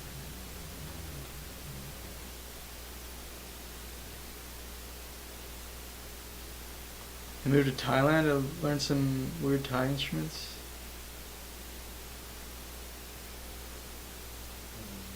What's he play? Piano or what? When I went to music college, they put everyone in choir singing hymns. It was weird as, so I dropped out. I just want to learn guitar. Yeah, that's why I dropped out too. They make you do too much stuff. I liked practicing piano. I liked my piano lessons. I even liked doing the juries. But they have you do so much other shit. Like if you could, and it requires so much practice to get good at an instrument. If they would just give you less shit to do, it would actually make sense. And where I went to school too, I'm from Georgia. I'm still in Georgia. I'm in Atlanta. The state of Georgia, not the nation. That should be obvious though. I don't have like an accent. But, well, I have a southern U.S. accent, I guess. Not really, but a little tinge of it. But, okay, anyway.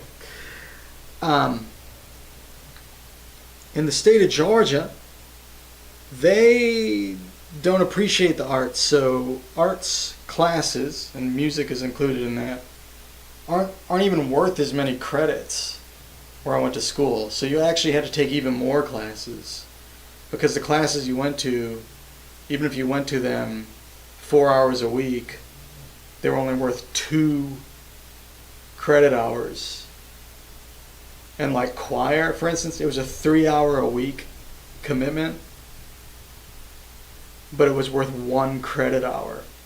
And there's all kinds of shit like that. Like none of the classes were worth the same number of credits as an equivalently long class of any other type. Well, except for other art types. And then you had to do like 1 million of them. That blows chunks. Also, hey, what's up? Hey, what's up? Sound Chaser. How you doing, dude? But yeah. It made I can't find your friend though. Should I type in piano or something?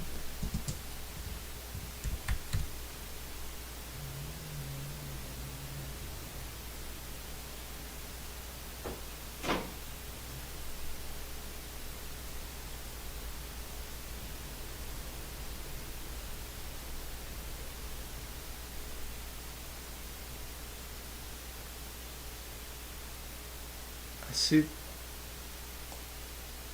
maybe when I go sit down, I see a few videos. I don't know. It's a bunch. Seems like.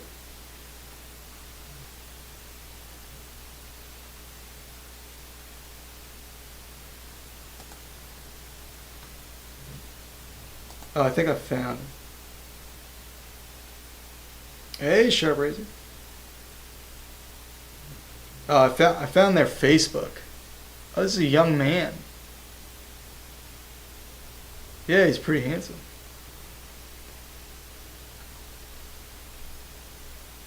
I've seen people playing this thing. Not him, but...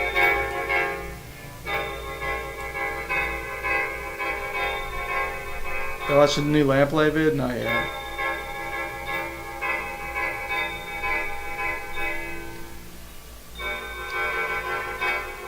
I guess since I'm watching this, we'll go look at some videos.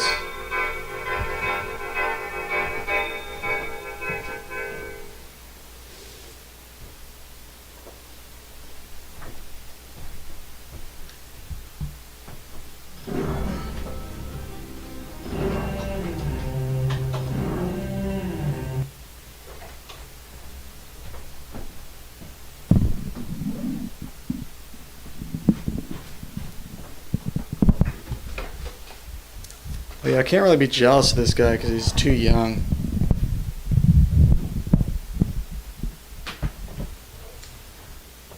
I can be jealous of his youth. That's about it.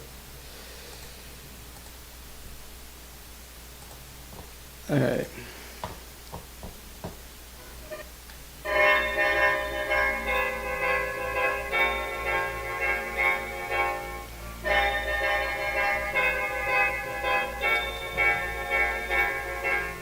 I don't know if he has piano videos.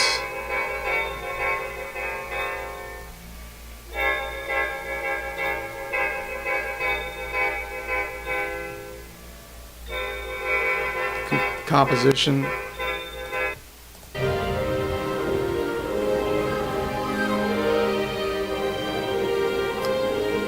Transcribes your music to sheet music for you.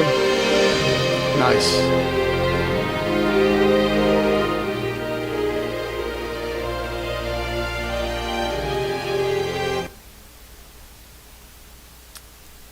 Little keyboard.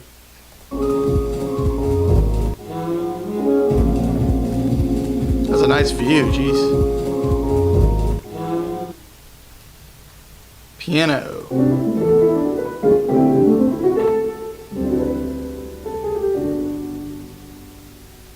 That sounds good.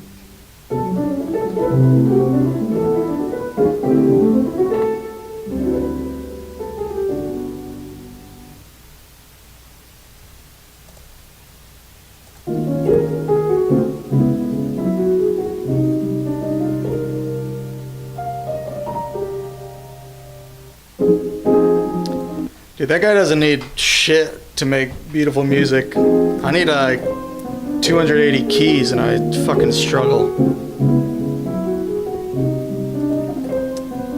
This guy only needs a little baby keyboard. It's good. Alright, let's check out the new Lamplight video.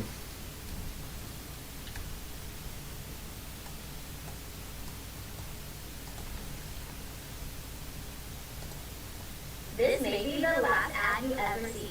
Because of the free ad block extension from Capital One Shopping. Please turn on subtitles. Okay. Прошлого обдержала сигнал, как полон, три санскрами краскомахал, положен в плитах с торфами сериалом. А. Ахилли.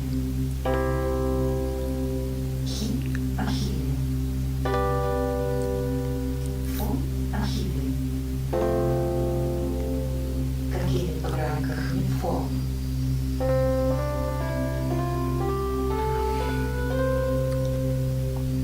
Самый страшный стравый посмучий, как он страна хіба накала по плитахам. Клошево сихо, в это сел вышен тишина, в это сел ракомикасы. Снилый нос и кашон, почему посмели на фольку, торток, оклептакол. Как карточила великаса носы. Отраликас бравый. Юбиловик сестровой Октия. Патер. Хитер.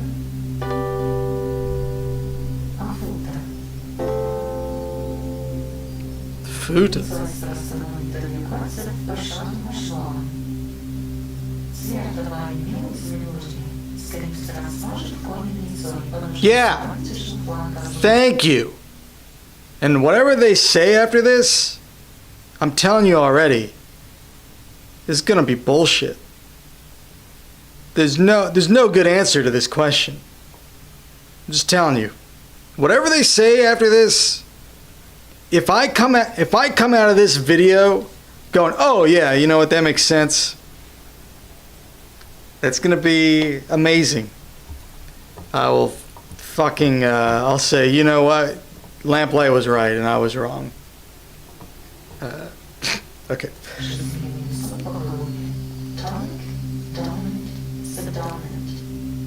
Yes.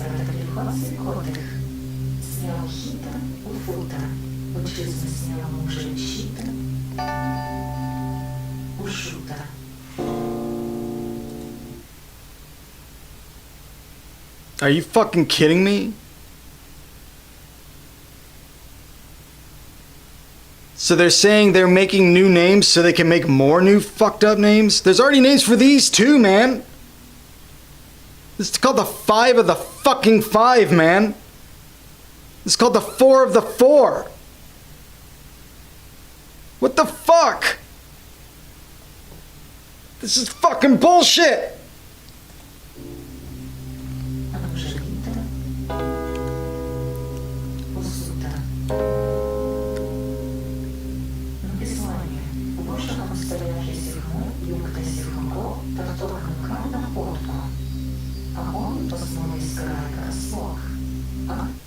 They're done. They're already done.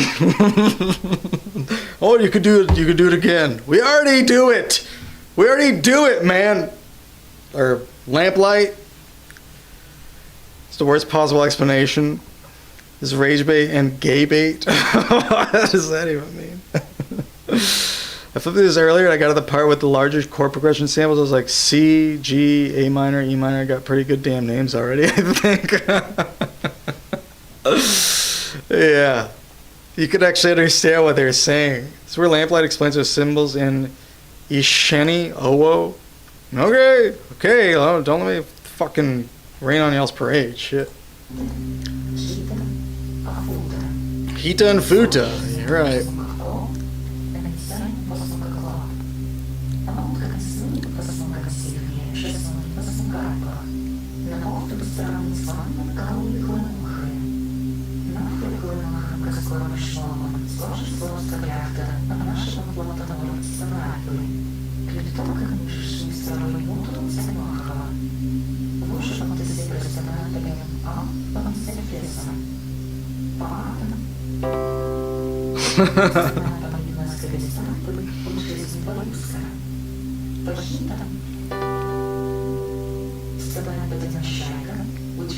Fuda, a bad word in Japanese.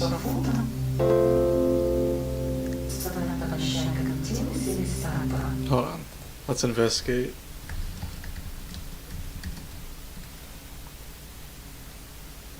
Futanari.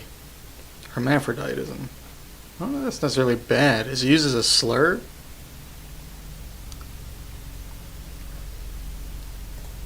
If it's used as a slur, then yeah, but...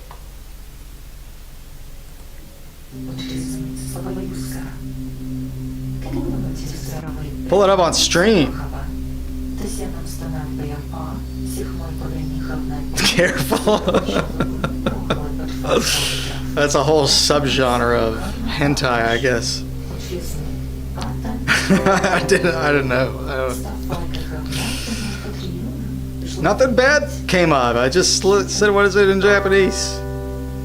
I guess if I typed in futa without the inquiry, it probably would have pulled some, probably would have ended the stream.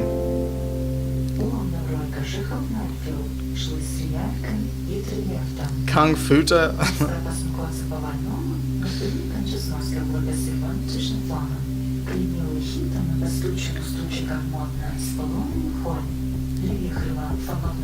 Wait, is she saying something interesting now? What is this?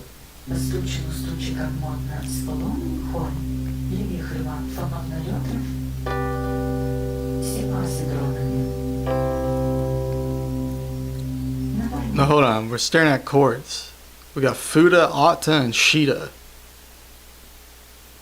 Atta's stable, overtones from the start, home. Okay, it's just tonic and dominant and subdominant.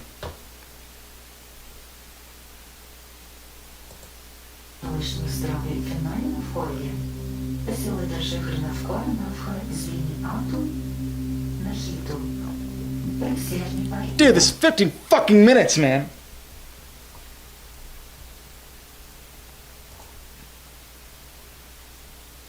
Okay, the mediant,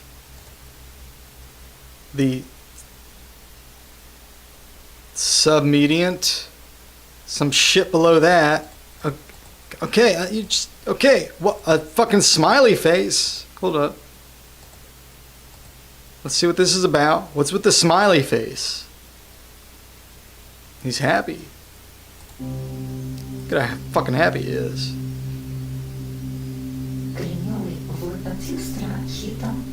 The Hita and the Futa sandwich is the tonic. Oh my. Мозга может делать далеко You can also use harmononym. Why is it just harmonym? Harmononym? Is that, why not harmonym?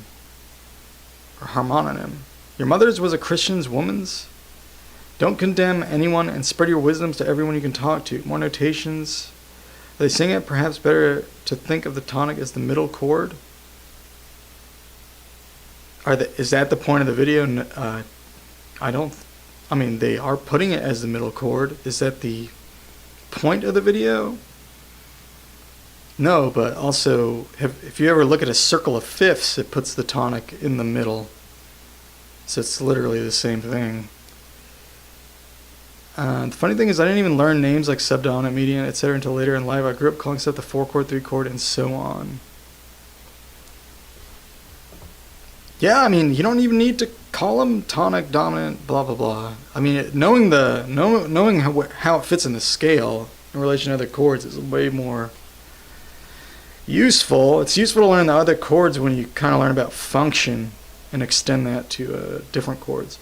You can learn the notes and rhythms in many genius and perfect ways. I guess you're right about that.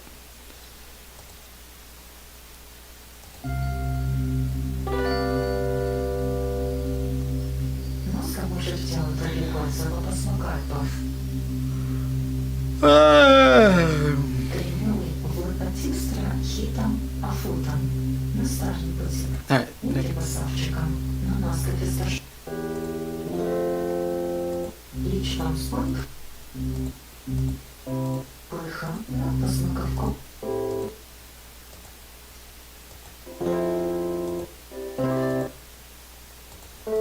Okay, cute face. Alright, I mean, it's cool and all. Look, if you never learned harmony and you like these videos, more power to you. If you learned harmony and you like these videos, more power to you. Maybe you can help me understand. I like Lamplight's videos where it's just like a bunch of crazy music and they explain all this stuff, but the music is just playing the whole time. But this, where they like actually hunker down and go, oh, this is what all these words mean. This stuff is not my thing, man. Like, learning microtonal music, I've said this a million times, I know but not everybody's heard me do this rant. But like, the thing I don't like about this is that in microtonal music theory, you already have to learn a bunch of new terms and shit. And it's already very complicated and convoluted. And then what is Lamplight doing? Just like rebranding stuff that already has terms, creating notation where we already have existing notation. It's like it just feels redundant. And look, the videos are cool. The music that goes with it is really cool. I get that there's also like a whole made up language that goes with it, so it's like a whole invented culture or whatever. And it's kind of, in a way, it's kind of cross-cultural because it hybridizes their interest in like Japanese and Russian and English and whatever else. It's very cool. Obviously, Lamplight is a very intelligent person who likes using their brain in creative ways, but they're kind of reinventing the wheel over and over again. And that, to me, isn't so appealing. Granted, I already learned all the basic music theory stuff. There's a lot of younger people who get into Zen who don't really know basic music theory. So I don't know. Maybe this is a way in. But I feel like you're going to hit a dead end pretty quick. Because, I mean, who is doing this stuff other than Lamplight and the probably mostly younger people who are really interested in this, who are going to be doing their own spin-off videos and stuff? Whereas all the existing theory literature is going to be out there, you know, already published in your native language, most likely, based off some, I don't know, it depends on where you're from, I guess, but if you're studying Western music, which most of this is still just like Western music theory, I mean, with like added microtones, you know, it's all mostly just going to come from some fucking European guy. Like, you're going to be learning that terminology eventually anyway, because you're going to run out of this shit really quick. You know what I mean? If you're actually interested in studying music. So, it's not, I mean, I don't know. Does everything have to make sense? No, of course not. But, like, it's just, it gets weird to me when it ends up, when it, like, is masquerading as education. Because that's what this is. This is not real education. This isn't referring to any standard. This is someone just pulling a standard out of their ass that, as far as I can tell, doesn't actually contribute anything new. Now, maybe there is something new in this. I haven't gone into the weeds or anything. Maybe there's some advantages to the notation I don't understand. But to be fair, the notation we have is fine for music, and you can do microtonal stuff with current notation. So, I don't know. I think maybe it's fun. Time spent having fun is not time wasted, but if you're seriously interested in learning music theory, I think this is a distraction. Yeah, maybe it's a distraction that will lead you to learning actual music theory. But I think if people come across this and they think, oh, I'm really learning about music, I think they're going to end up getting confused down the line when they realize that, like, no one actually talks about music in this way. I'm a current notation hater. Well, I don't know what to tell you. Alright. I mean, I guess you can make up your own notation. Or maybe you should learn lamplights and get on the lamplight train. I mean, it's also like, I mean, how seriously can you take this stuff? I mean, it's a YouTuber. These are random YouTube videos. I mean, obviously Lamplight has some success as a YouTuber, but I mean, what, 14,000 subs? I mean, what is that in the grand scheme of things? Versus the millions and millions of people who learn standard notation. I mean, millions is an understatement. I mean, how many people learn how to read music? I mean, it's a fuck ton. It's tens, hundreds of millions of people. Lamplight's theory isn't going to replace standard theory. There's 0.005% chance of that ever happening. I see that you keep changing your microtonal temperaments. Is that because you find them all useful, or are you exploring? Also, do you think you will decide on one and just do that? I actually decided a pretty long time ago on like a set of several, but I have been exploring in part because people have been asking me to try out different tunings, but also because I have been open to trying some new ones. Yeah. But for some time, I've been interested in 22, 26, these are all Idos, 22 Ido, 26 Ido, 27 Ido, 31 Ido, 34 Ido. Those 5. And I've spent the most time with 22.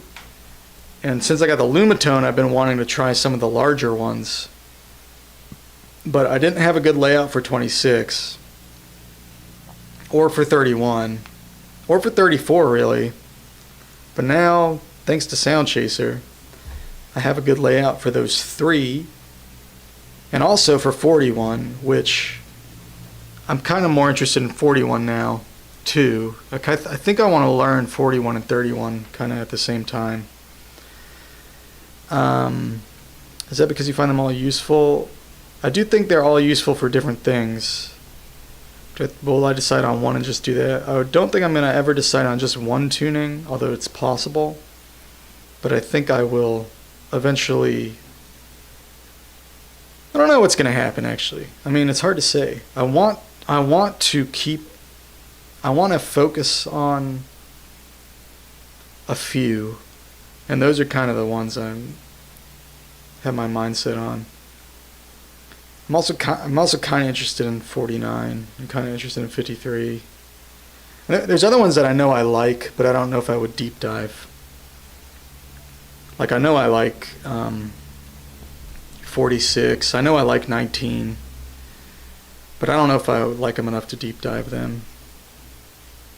Like I think 23 is okay. I mean, there's stuff I like. I mean, every Edo is good for something. I mean, they're all cool to play with. I'll definitely always keep rotating out random ones just for fun, because I think the novelty is exciting. But yeah, my intention is to focus on those 6 going forward, 22, 27, which those are very related, 22 and 27. So kind of when you work on one, you learn about the other one. And then 26 and 31 are sort of related. Not quite like 26 and 27, and then or 22 and 27. And then 34 is sort of similar to 27 and 22. But it's a little different. It's got 2 chains of 17. But it does have a lot in common with those. And then 34 actually has a bit in common with 31 too. They're similar size. And then 41 and 31 have a lot in common, but 34 is kind of almost sort of like a bridge between them in a weird way. So yeah, all of these tunings sort of relate and don't relate in interesting ways. Yeah, 49 has a lot in common with 22 and 27. I'm sort of interested in 49. I don't have a good layout for it. I'm sort of interested in 53. I don't have a good layout for it. If I don't get a good layout for a tuning, it's unlikely that I'm gonna ever deep dive it. I might mess with it here and again. But yeah, I'll probably mess with random tunings forever. And maybe I'll find another one that I really want to dig into, but I think right now what I want to do is I spent a lot of time with 22 last year, and I spent a lot of time with 27 kind of recently. Now that I have these new layouts, I think I want to look at 26 more. And yeah, I just want to look at the other tunings that I haven't been able to look at really. So like 26 and 31 and 34.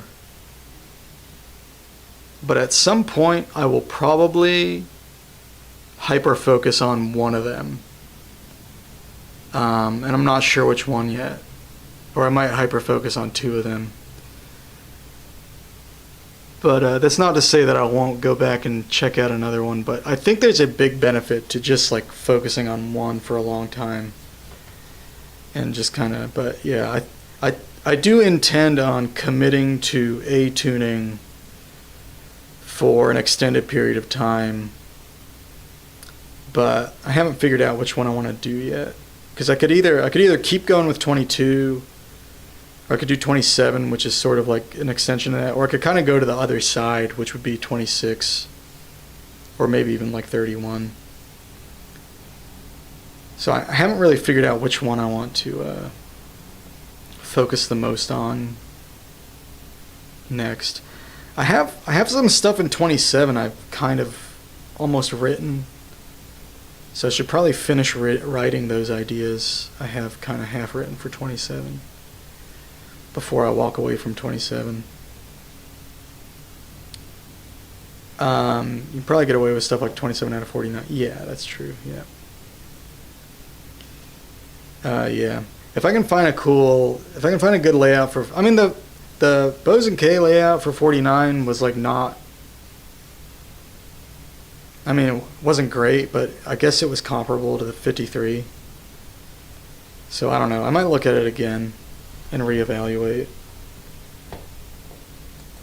Alright, is there anything else I should do since I'm over here, or should I go back and play more music?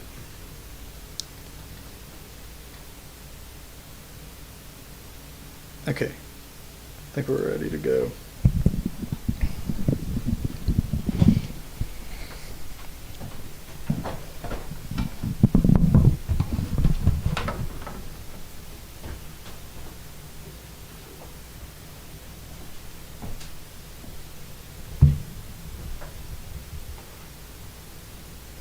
I also think like maybe, I don't know, I think 41 might be like the kind of the edge where it like gets too uncomfortable, gets too big.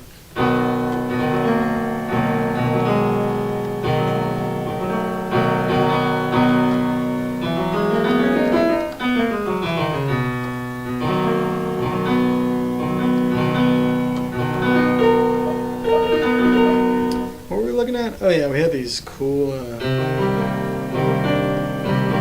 sub minor and super major chords.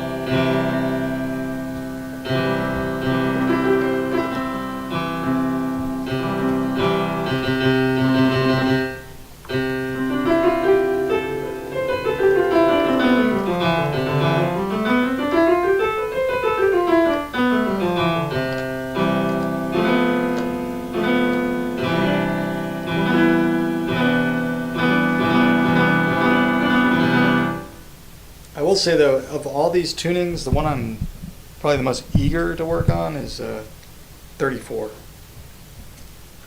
I really like 34.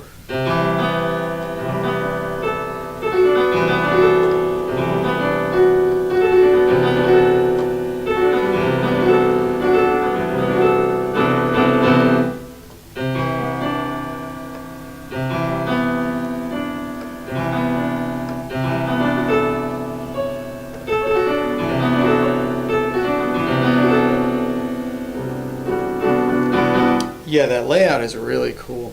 So, very excited to dig into that.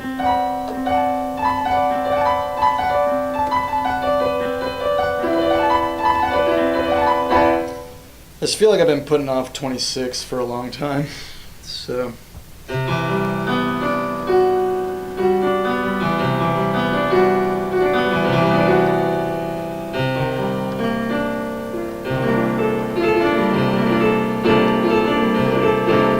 Yeah, the minor side of 26 is pretty nice. I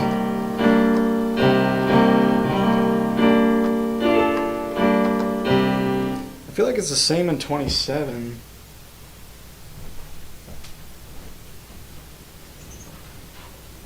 Like both tunings have like a really reasonable minor and subminor triads. I guess a little more so 27, because you could say 26 is minor triads, pretty sharp. And then the major triads are a little crazier. But in 26 it's because the major is too neutral. But I actually like the size of the super major. I think it's a good. It's really close to 1411, the third. Which is quite a nice third.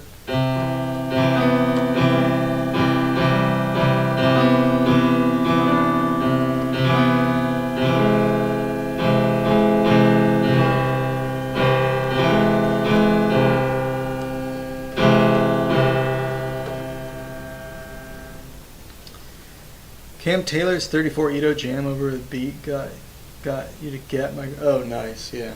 Now 34 is so cool.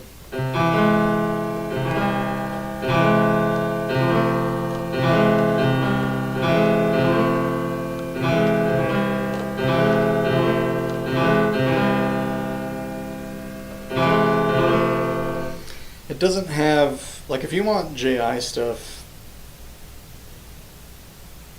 you're better off doing 31, because 34 does not have a good 7 or 11, but it has cool intervals in those regions. It's not like it sounds bad in those regions, it just doesn't have the O-tonal, like, low complexity, buzzy stuff in those areas. But it has like good 13 limit too, so it's got like the infra minor and the ultra major, which are interesting chords, and they're pretty decently tuned as well. Not as good as 29, but the five limit stuff is just like gorgeous.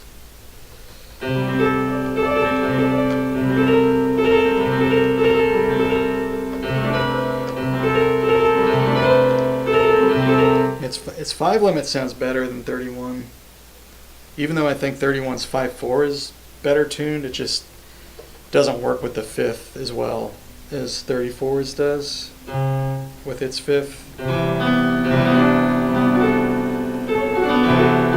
So basically, like the mistuning of the 6/5 doesn't interact favorably with the 5/4.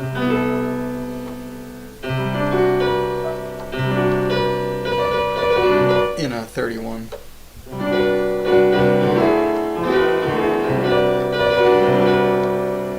Curious about 34 semaphore stuff. I could maybe help you learn some of the pseudo diminished semaphore movements I was experimenting with. It's hard to explain via text. If you want to try, I'm down to try it out.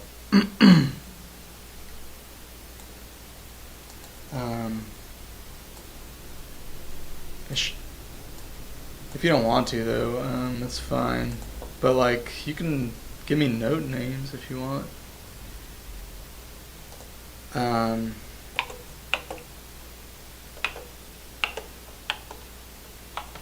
What happened to it? Did I get rid of it? No, it's right there. Okay. Got scared.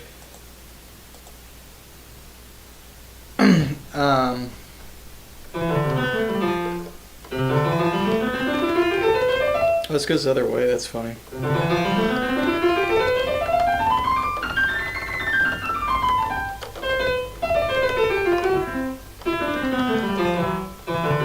So the yellows are naturals. Yeah, if you just give me like note names, that's fine. Or you can just try to describe the chords in the root. I mean, this would be like a 17 Ito major or a super major, and then it'd be like the just major. It'd be like C, the D sharp, or D up, I mean, up D, whatever. Down C, down D.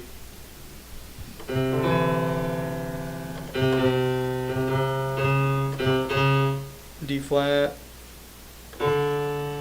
C sharp, no, sorry, C sharp. Purples are down sharps or up flats.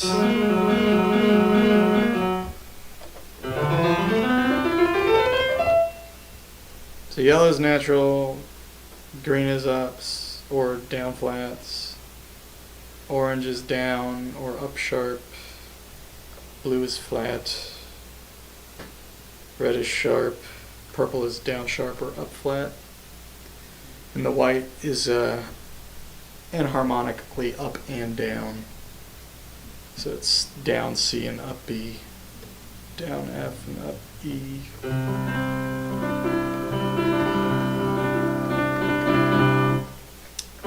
Lumatone seems to be the best for microtonal music. It is, yeah. definitely the best like MIDI controller.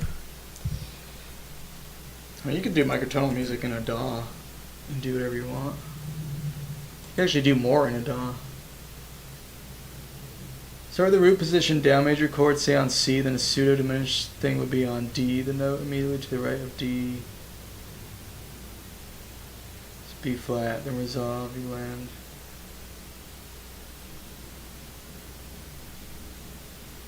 Okay, so you'd start with a down major, then you go to D, this, and B flat. So like that.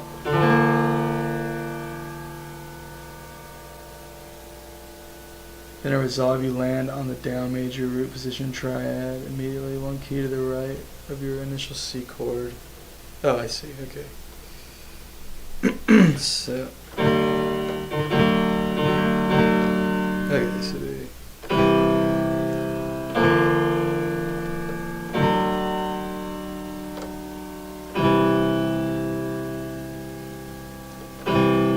yeah, these triads just sound insane. I fucking love the way these things sound. It's crazy.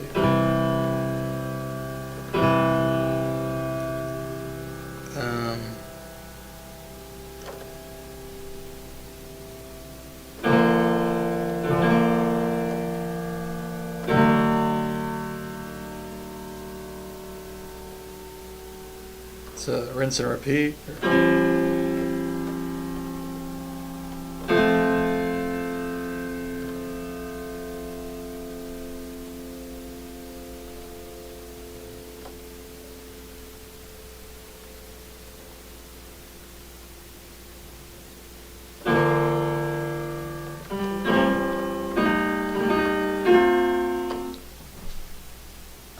That's a basic variation.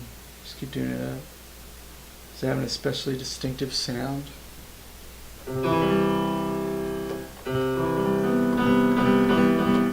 I think it's distinctive, but I don't know. I don't know if I know what you mean, though, honestly. But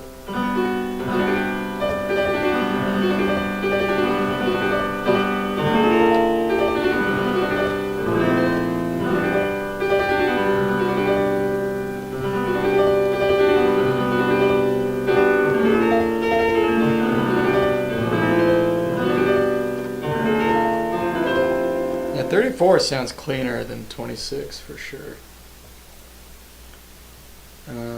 26 is kind of rough because the fifth is really flat. I'm not too scared of it though because I got pretty used to 27 and its fifth is similarly sharp. I don't think it's quite 10 cents, but close like 9. You'd be able to tell if this is 34 fast. Probably wouldn't be able to. 26 is muddy but cool in its own way. Yeah.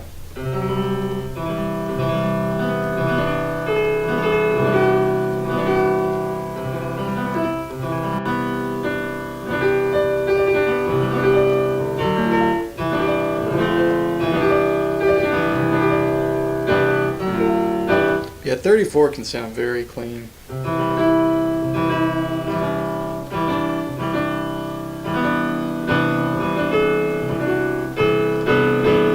That's insane.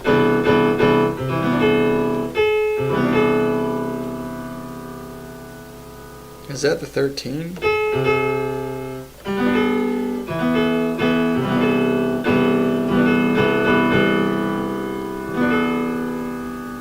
I think it is. It sounds crazy. Yeah, the 13 is really well tuned too. So it's just got a good 5 limit and a good 13.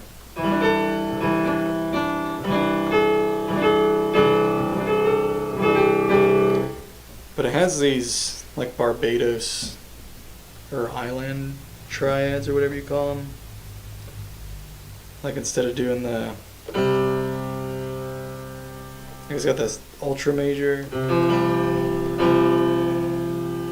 To me, it just sounds like a sus chord.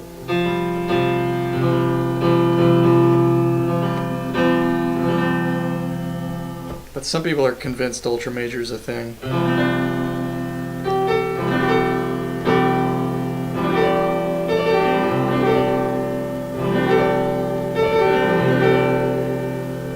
Gotta admit, that sounds kind of crazy.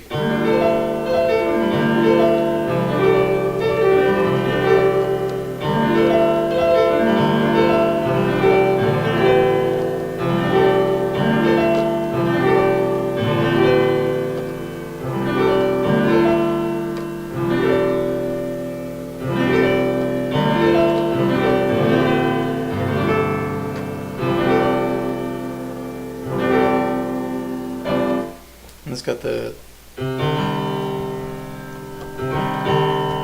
infra minor.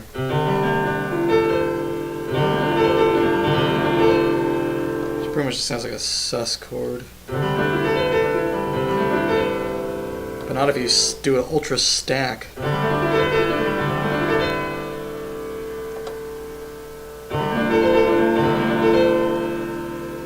Now we didn't do the sus stack. Sus4 stack. We must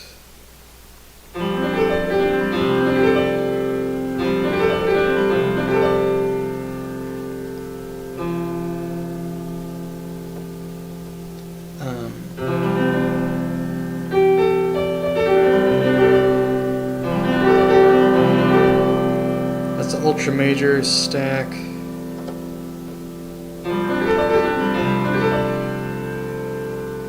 That's the sus4 stack.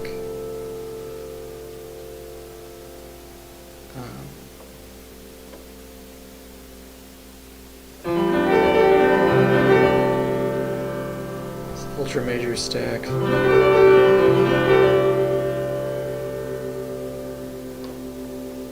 That sounds so cool. Sounds like a gong.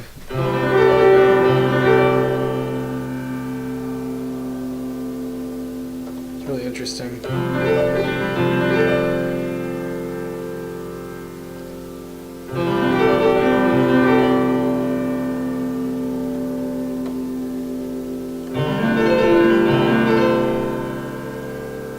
It's the infra minor.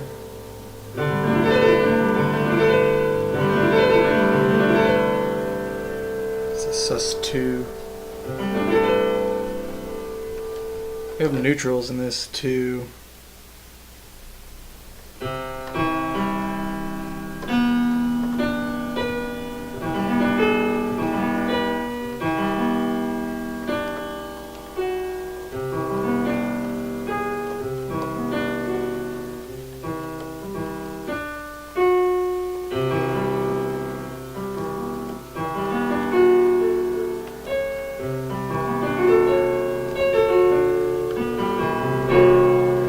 Those are from 17 equal. But yeah, you can mix those in with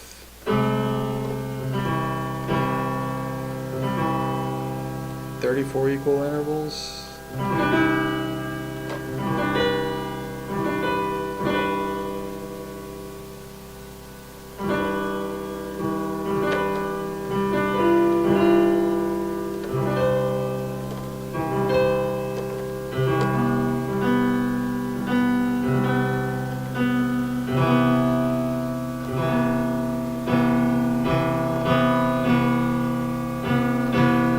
That sounds kind of cool.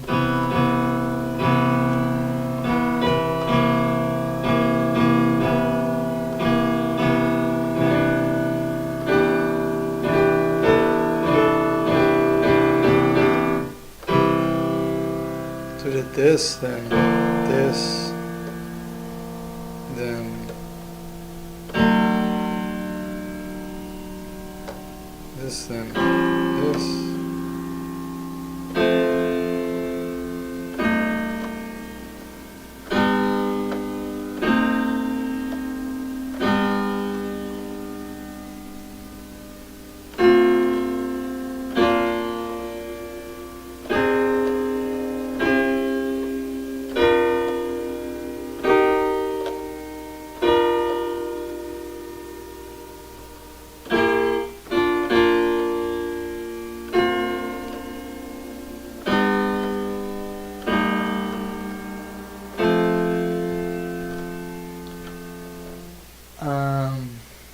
What about the Kung Fu chord?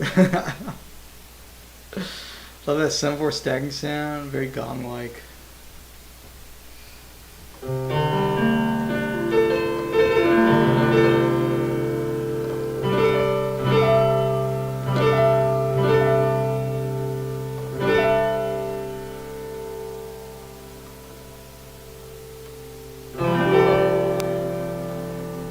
I think when you add in the super major, it's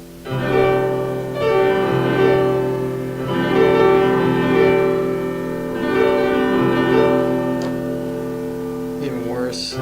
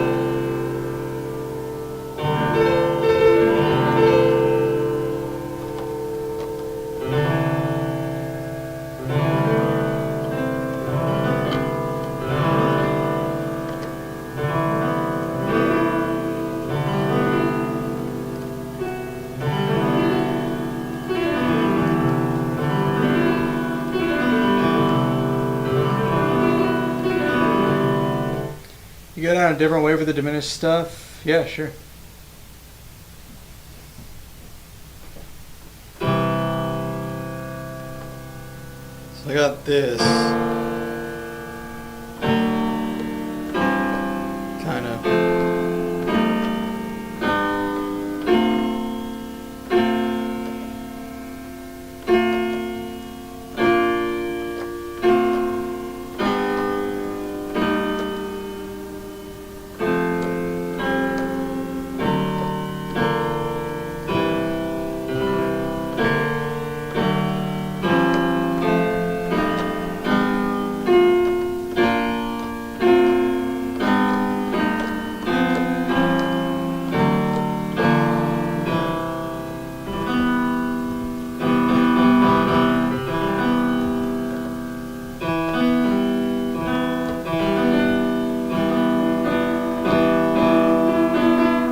Going down, you can start with C down major, then go to B flat, the note to the right of B flat, stay on the E down, then resolve to the down major directly to the left of C. So go to B flat. Oh, I see, okay.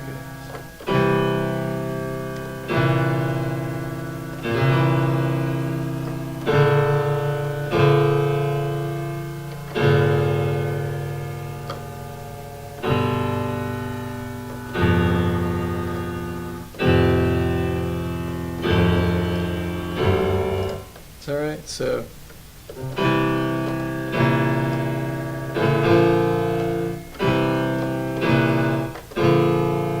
that's the first one, right?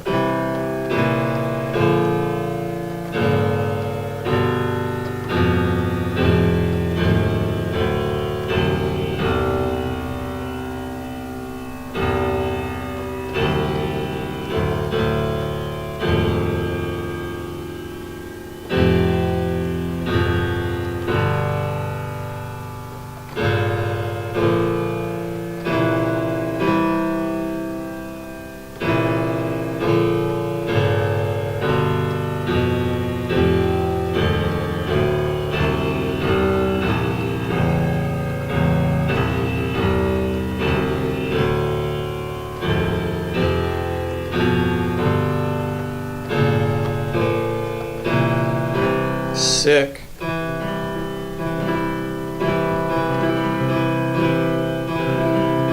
go up the first way and down the other way? Okay, I see.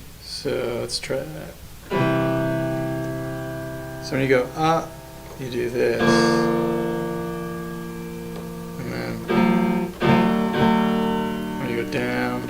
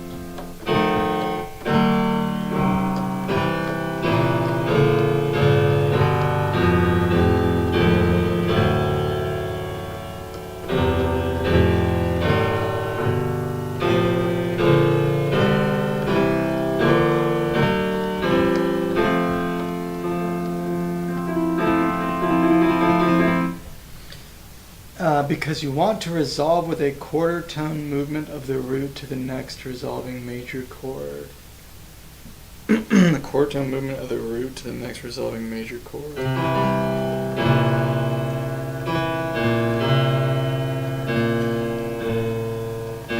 Oh, from there to there.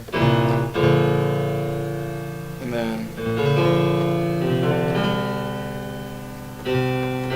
Oh, I see. So that goes, and the other one goes, okay, good.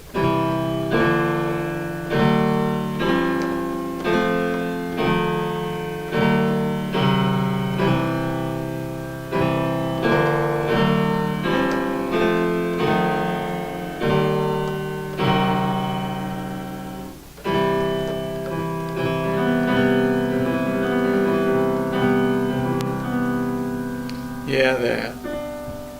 Word.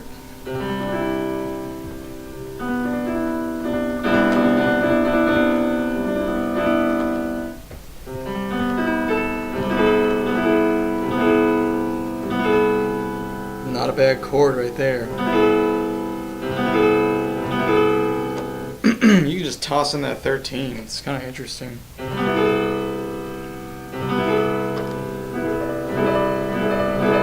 It's too bad there's not a small Edo that just has all the 13 harmonics like really well tuned. I guess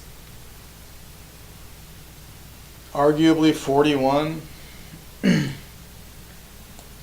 but I feel like 13 is where it kind of fails, starts to fail.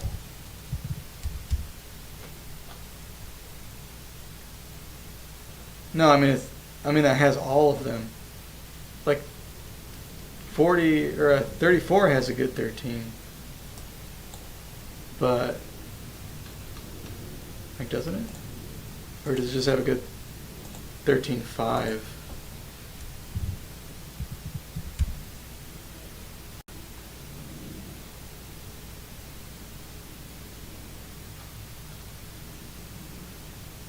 I guess it is 6 cents sharp.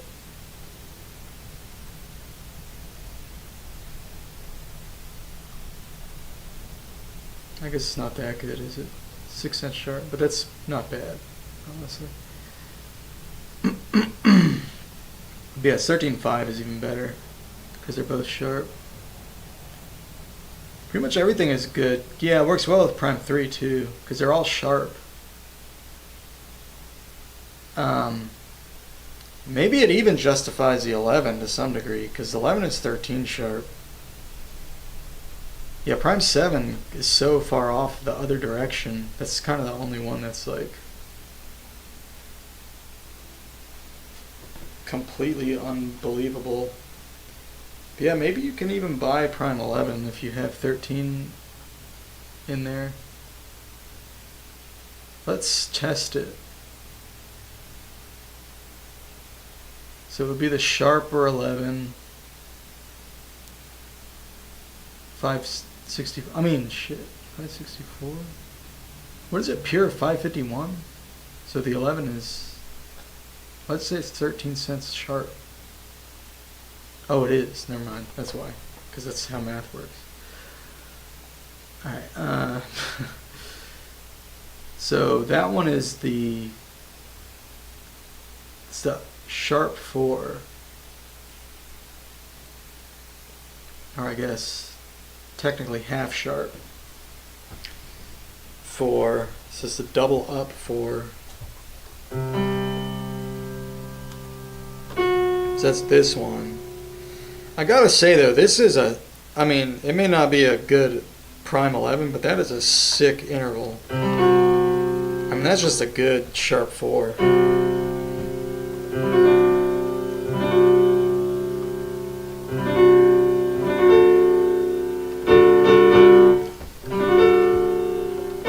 It even sounds mildly buzzy with these.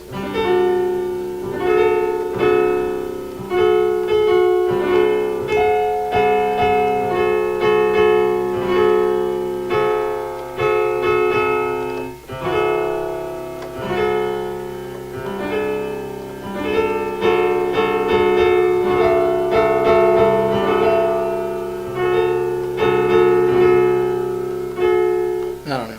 It's not a great harmonic 11.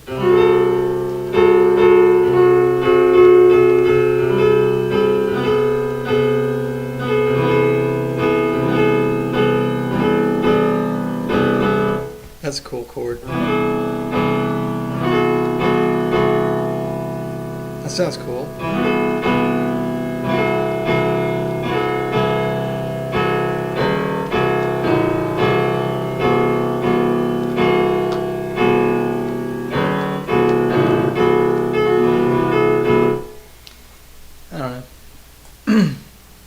Maybe it's not a pure O-tonal buzz, but it's still a cool chord. 13 blends really nicely. It's 10 has a near perfect 13. Oh, even more with the 9th harmonic. I think 11 is fine. Yeah, sure. Using the major hexagonal link, stuff like that is super useful. Oh, you mean like the 9th? Like that?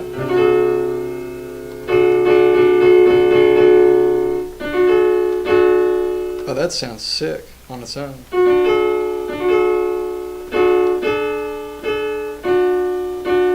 Wait. That sounds kind of crunchy. Why does that sound so crunchy? So the 11-9 is what? What? Wait, what? It's still, no. 9 is 8 cents sharp, 11 is 13.5, so you're still 5.5 cents, I guess. I guess that makes sense.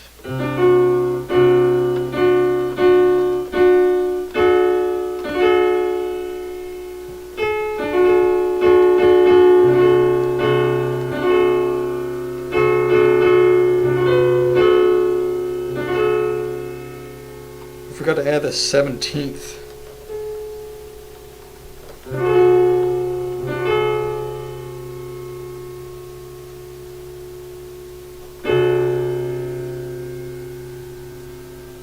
What's the 17 in this?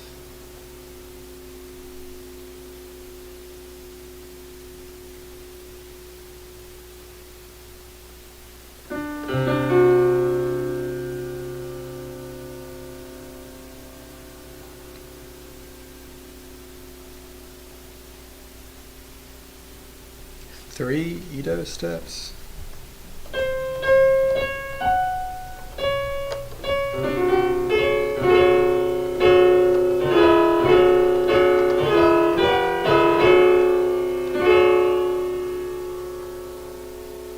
Should add the 15th too. That's crispy. That's with none of the lower limit stuff, unless you count 15. That's pretty crispy, even without the root.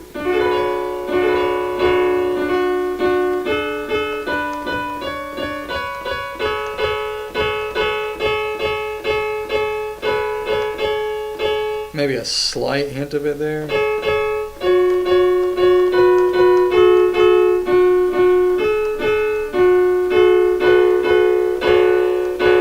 But altogether, definitely.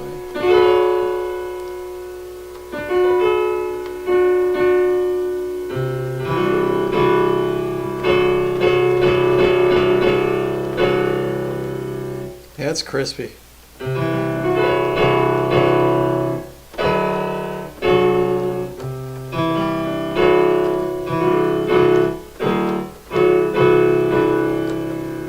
of a hard chord to play. That's better.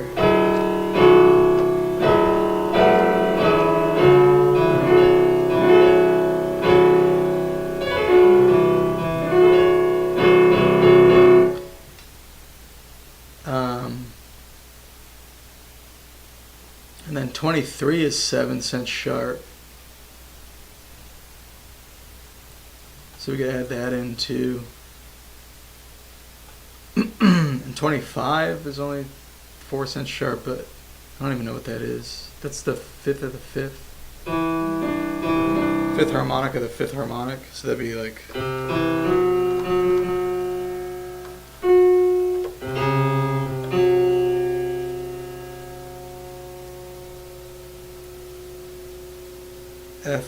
G flat.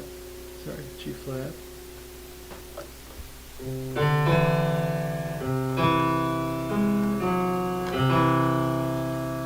Oh, not G flat, my bad. Enharmonic F sharp.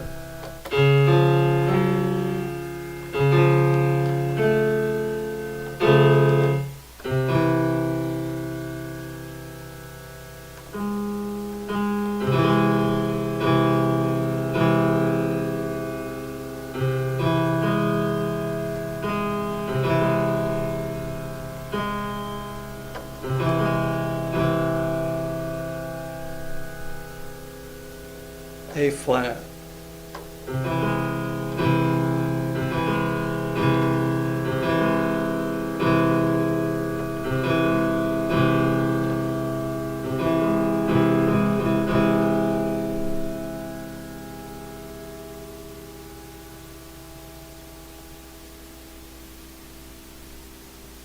Oh, that's 23. Oh, okay, I see.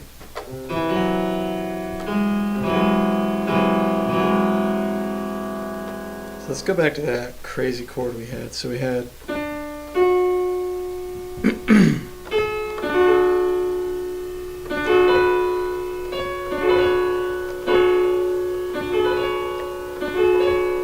so this is 17, and then 23 is this, and then 25 is this.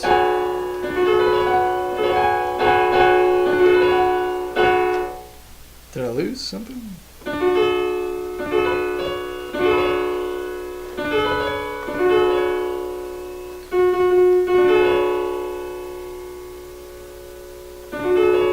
That's the 11, right?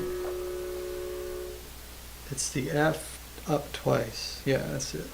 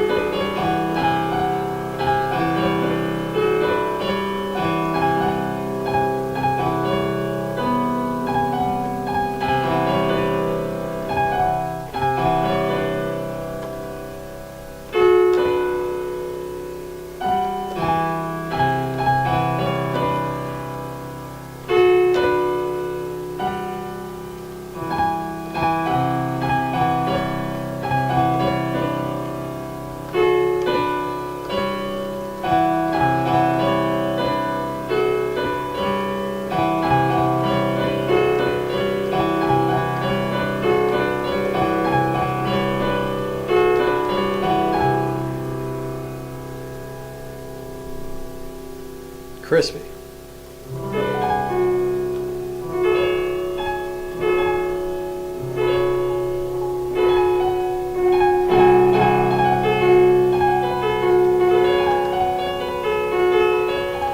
So this is 17, 23, and 25. 23 is still off. 23 is one above where I'm playing it. 23 was still off. You said it was F sharp. Oh, normal F sharp? Oh, it's regular F sharp.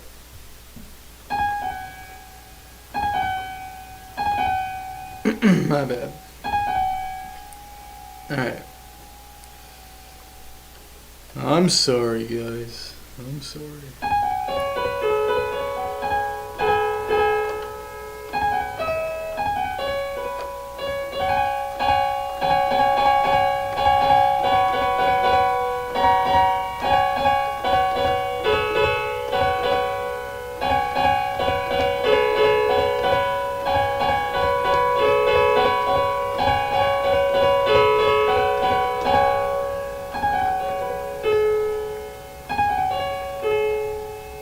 I ain't learned good.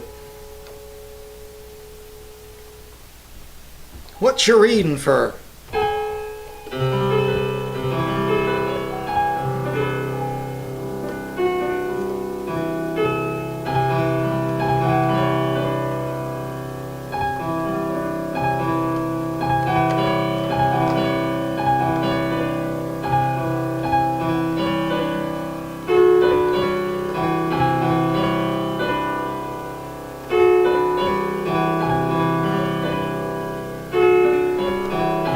That's even better. Nice. I wonder how much these work. Oh,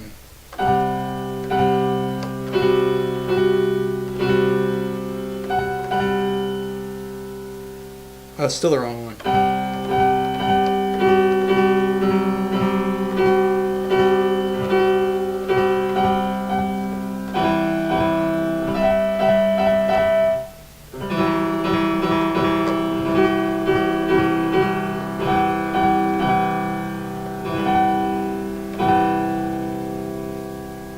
I think this one needs friends.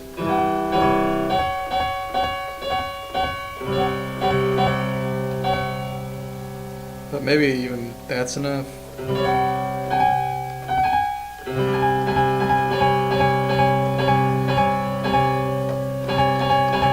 That one's good. It's kind of crunchy on its own. The 25. Within 17, it's pretty crunchy on its own. It's interesting.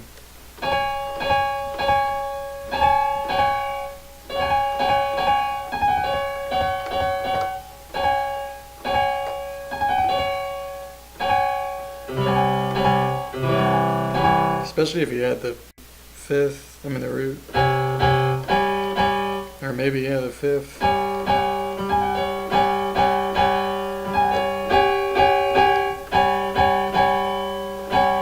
Seems to work better down here.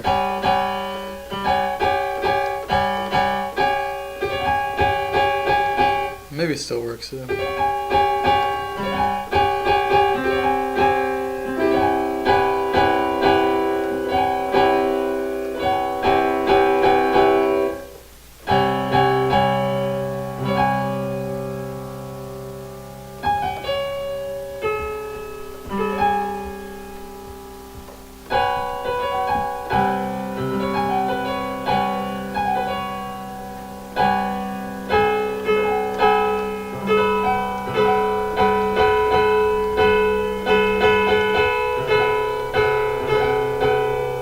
That's crunchy.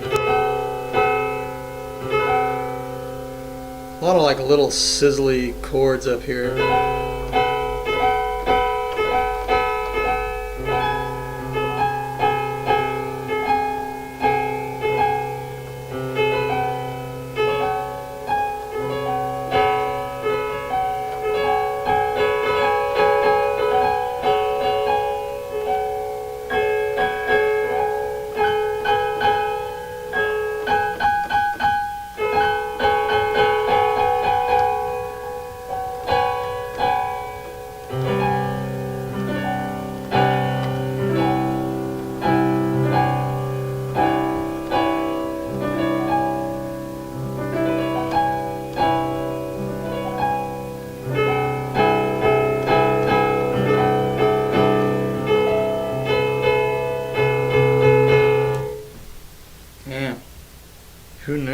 34 has a lot of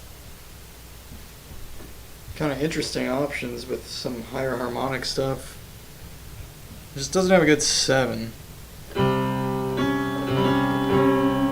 Like prime 7.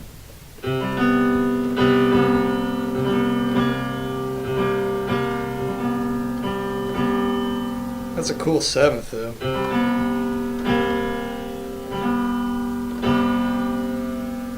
I think that's the neutral 7th. That one sounds really cool.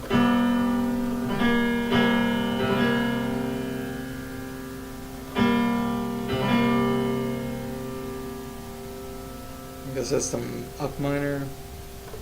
Maybe the minor.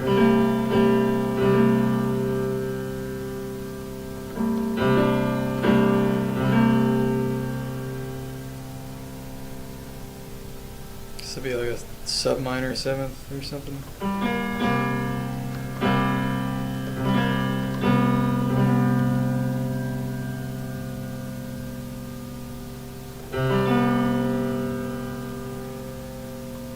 Normally this would be the 7th and 17. That'd be up minor, like a down minor. Maybe the neutral. Yeah, the neutral 7th is really cool.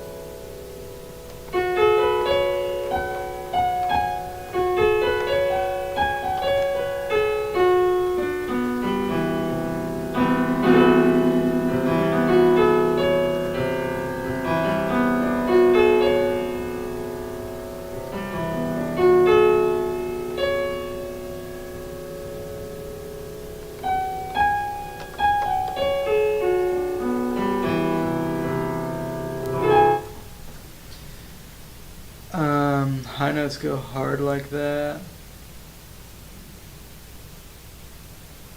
24-23 is almost perfect. I meant 23-18. Oh, interesting. So that would be the this.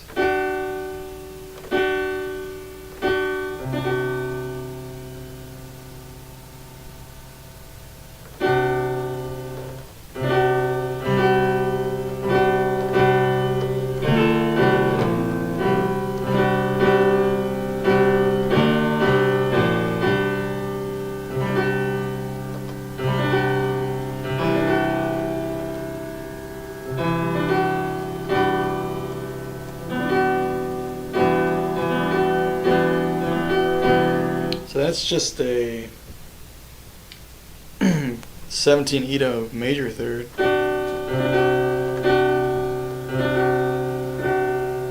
It's like a 2318. Interesting. So you could put that on top of this. Or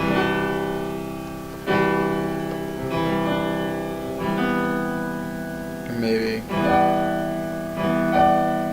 top of this.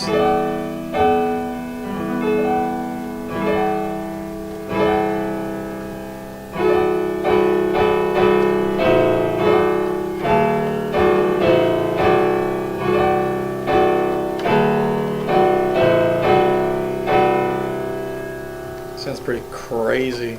I wonder if you can fake the 7th.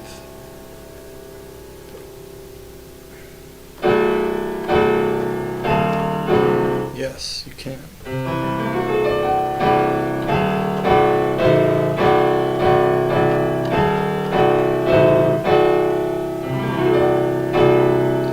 Why is the terrible 7th add buzz to that? It doesn't even like fit. It fits like worse with this stuff.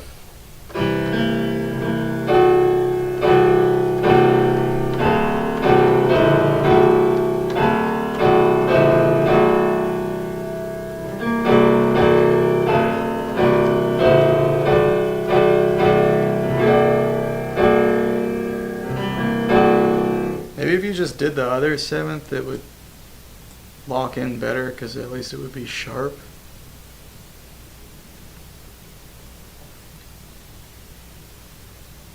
Let me look.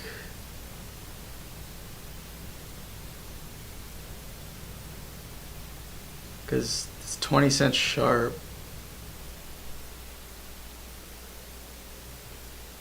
Which everything like the 11 leans 13 cents sharp.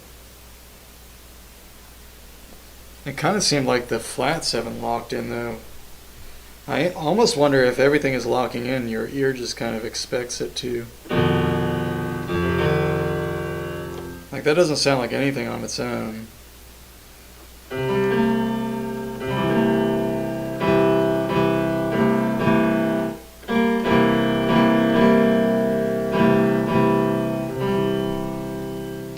But it kind of felt like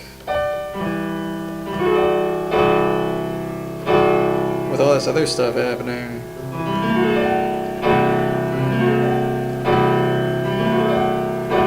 you kind of hear it.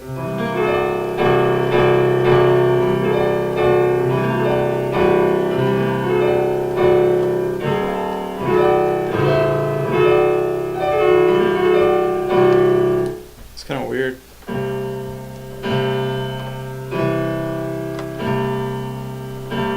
Just sounds normal. That sounds buzzy. Then if I add the other notes,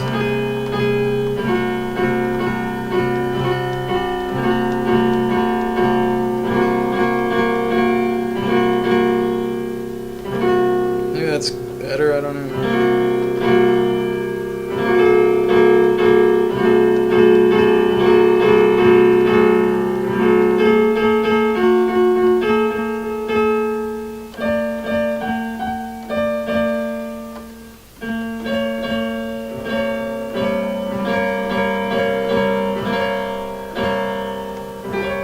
Sounds cool. I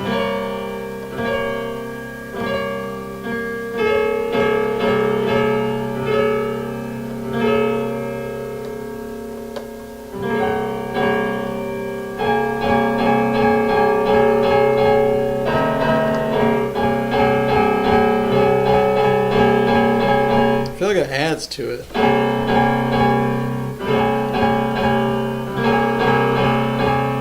I kind of think you can use either one. It's weird. It's almost like if everything else is working, just having a note to fill that role just like works for some reason. It kind of makes it buzzier, you know, for some reason. I don't know if it's actually locking in or if it's the contrast just sounds cool, or if it has to do with it being near the area where it should be locking in. It just kind of works with all the other stuff going on.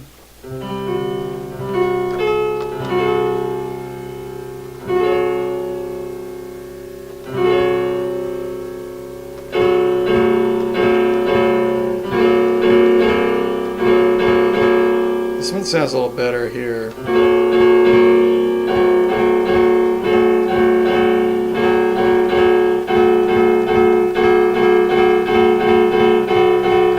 But the thing is, even the flat one, like, works.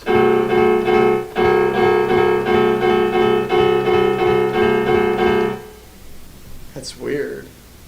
You'd think because this one's so far off from everything else, it just wouldn't work. Can I just put any note in there? That's what I'm wondering now.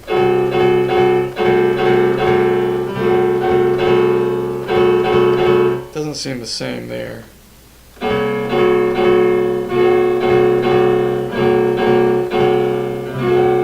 I don't think that one really works either. Not in the same way. Although maybe slightly, actually.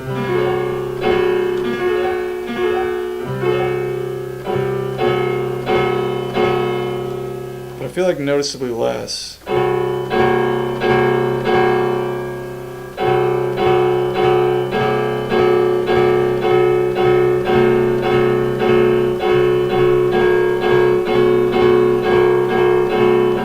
I feel like first, second, third.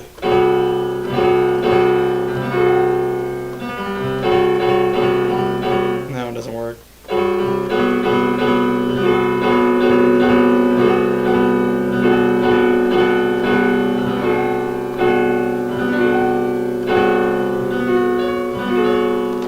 That one doesn't work either, even though it's in tune. It's a 15. Gotta play it up here, I think.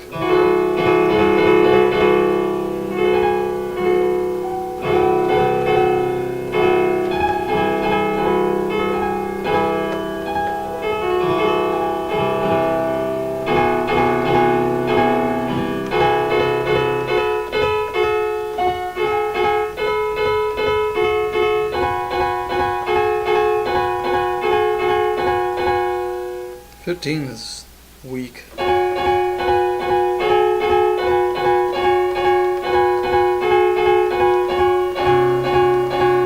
feel like the 9 adds a lot.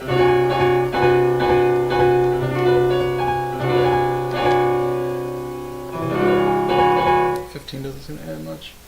Hey, Mr. Shape, what's it? I think there's a lot of flexibility in the 7 range. That's flat or sharp heading to neutral territory. It's all pretty nice. Yeah. But the semaphore 7 sound regardless. Semaphore 7. What's up, Mr. Shafe? Did I say that already? How you doing? The semaphore 7. That must be this.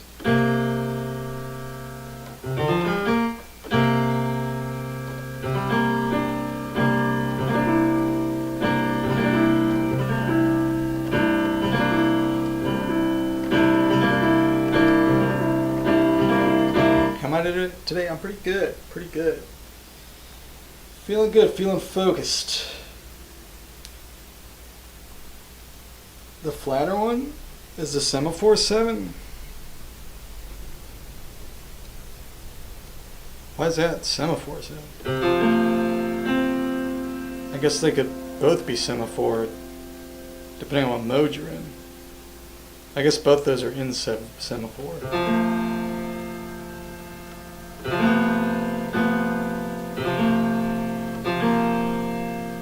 Yeah, I thought that was your regular 7.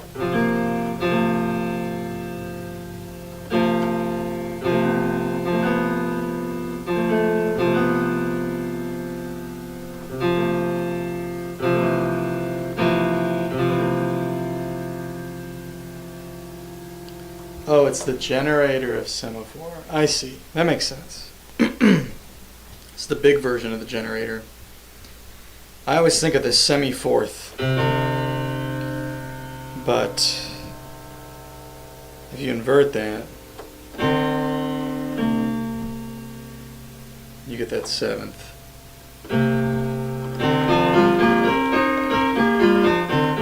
That makes sense. Okay, so that's why you say that's a semaphore second.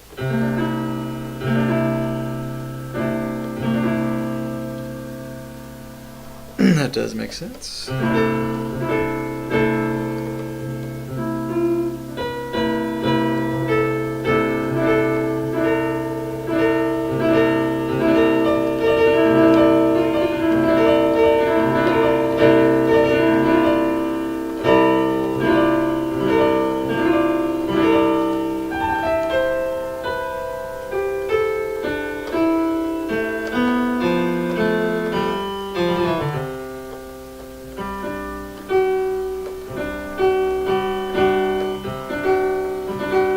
Never going to think of this sharp 4 the same ever again. This is now 23:18.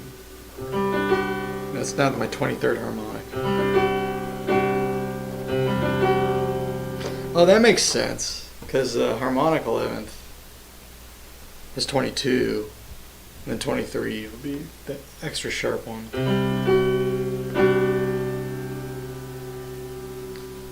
So it's only how sharp?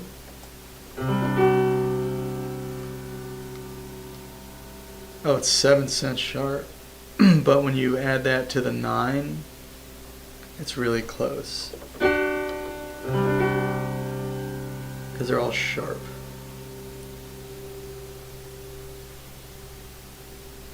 I'm super Pyth harmonic 23 build. Do you want to try to learn another traditional Chabad Riggin?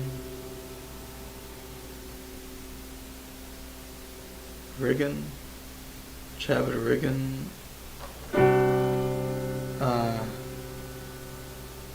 Or is it Chabad Niggin? Chabad Niggin.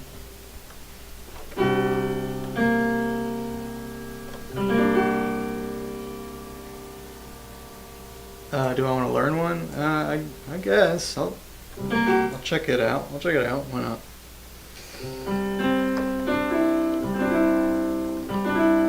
What is your request?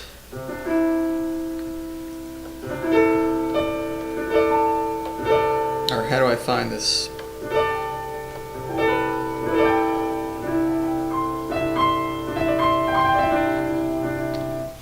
Stavia P2 on YouTube.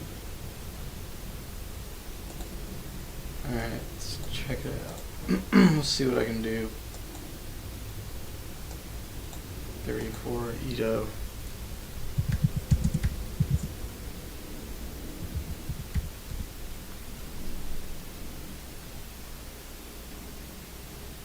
I got sheet music here. I got sheet.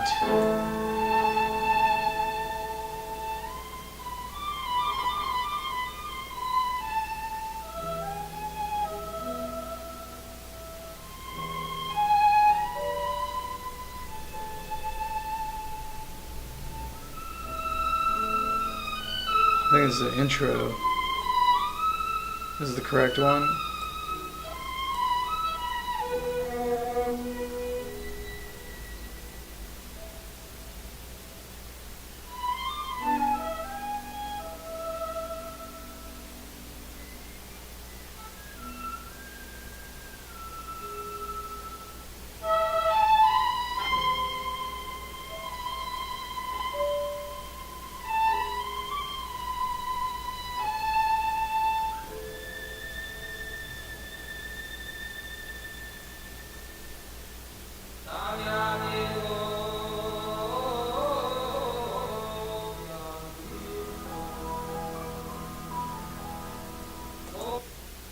Well, let me listen to a little more of it.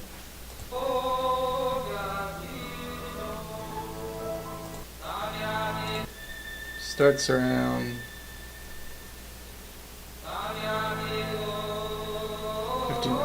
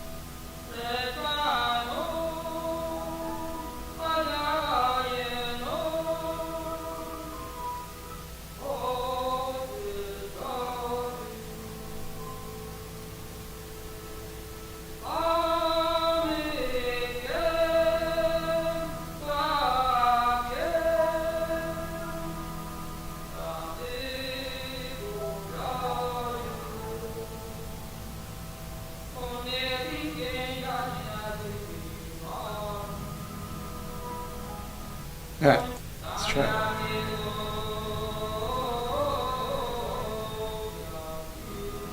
Is it actually in A?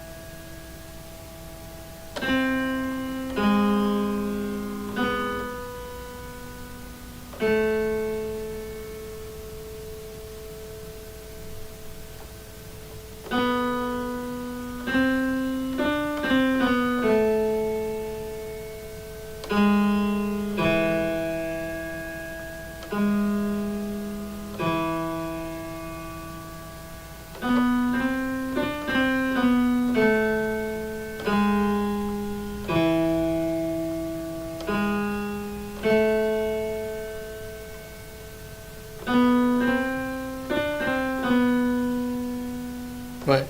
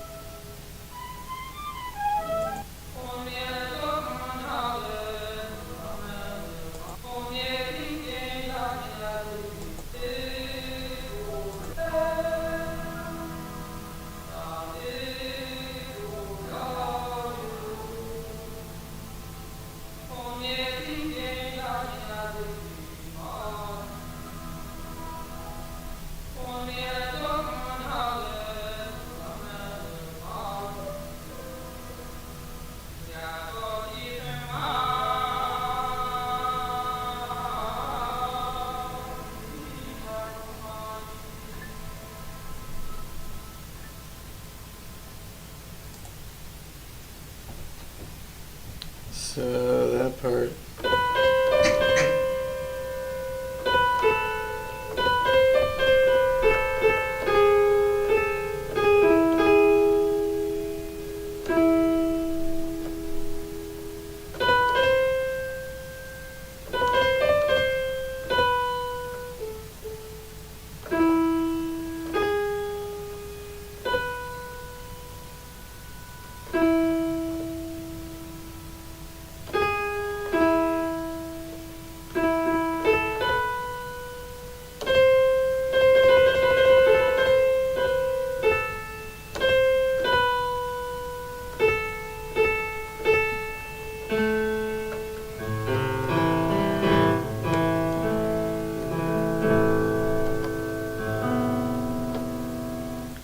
The lyrics to Stavia et Pitu translate to the following. I started to drink on Friday. On Friday I had drunk my calf away.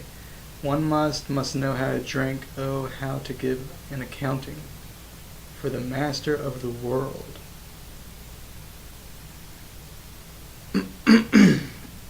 Interesting.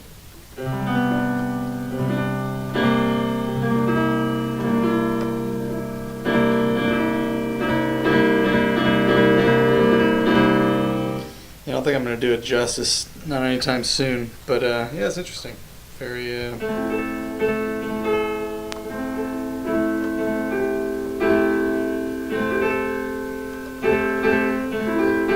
somber, kind of sad melody. But yeah, sounds nice.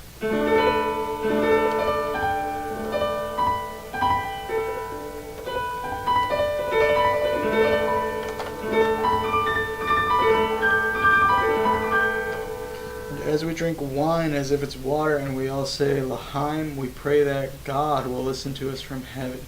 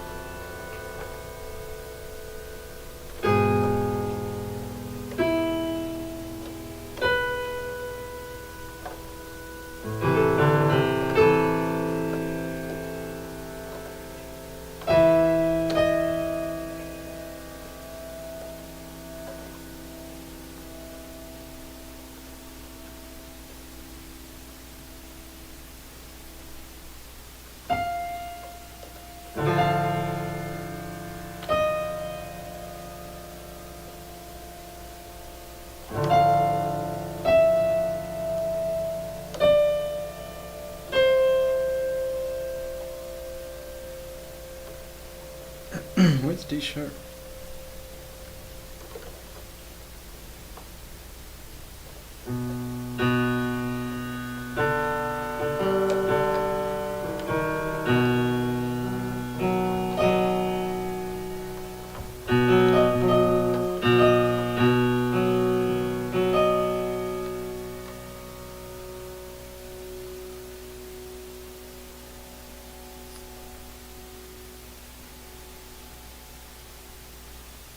Sharp is not E flat. Yeah. That's D sharp. That's E flat, but I thought these sounded fine. I'm playing the A flat instead of the G sharp. But it's with the down A, maybe that's why.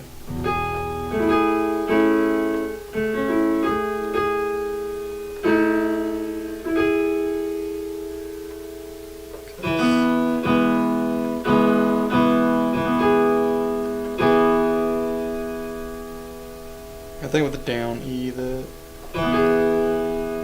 A flat is the right third. So with the down B, the E flat should be the right third, right?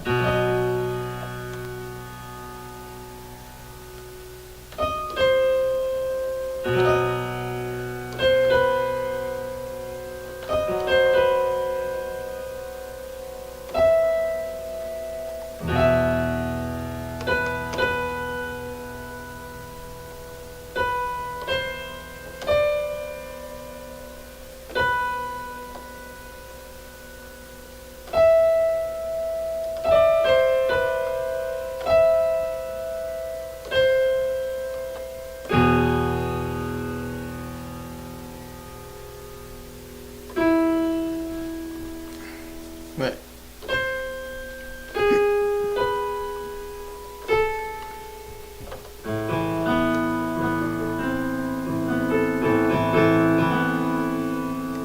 D sharp is higher than E flat. Let me try down. Yeah, down D sharp is would work with E.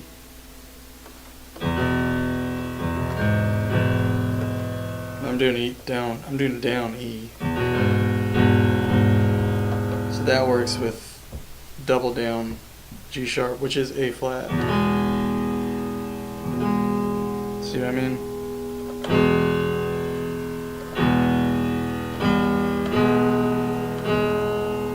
But I could go sharper.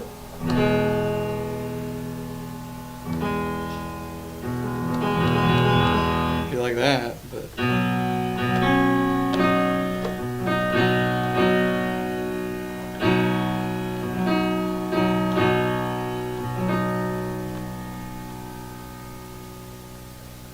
Double down is just dud.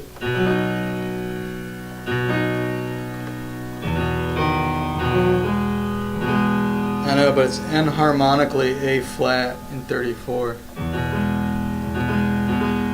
Is what I'm saying.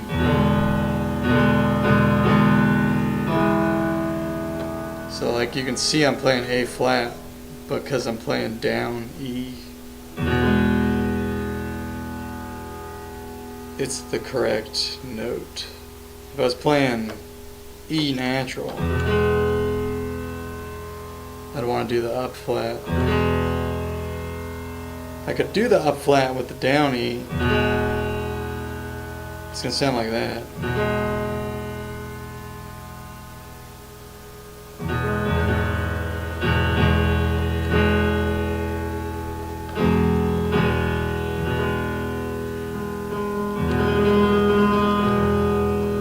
Already 6:51.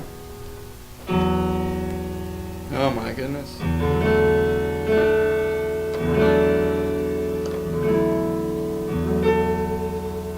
It's pretty wild.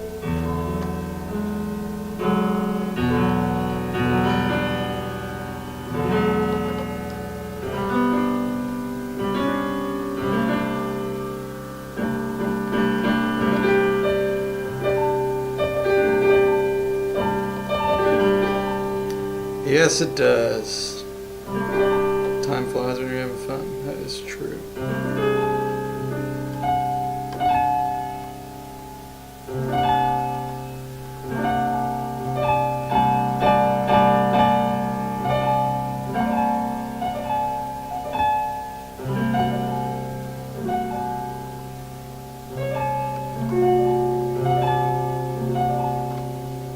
What is this note?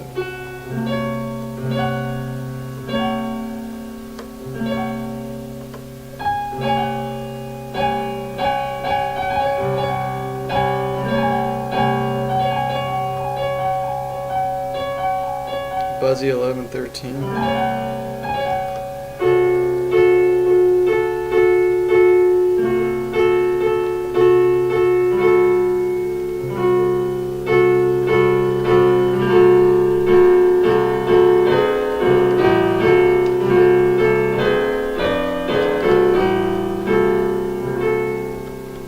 Catch you next time, next stream. Be well and God bless. Have a good one, Mr. Shafe. Thanks for dropping by. Sorry I'm not better at sight reading and stuff. I'll get marginally better when I get used to these layouts and stuff. Maybe maybe a year from now I can knock that one out of the park. It's not a tough song, I just don't know how to play this thing.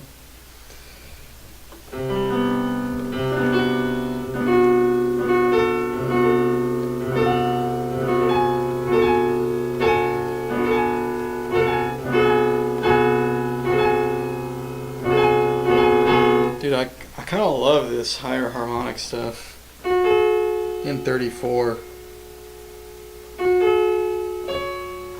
Man, 34 is so... I feel like it checks like all the right boxes.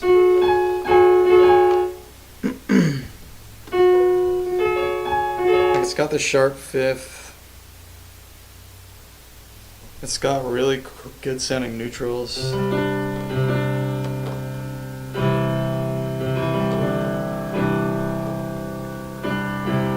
It sounds really clean, especially on the bottom, but then like it's got all these interesting higher harmonics that make it kind of intriguing.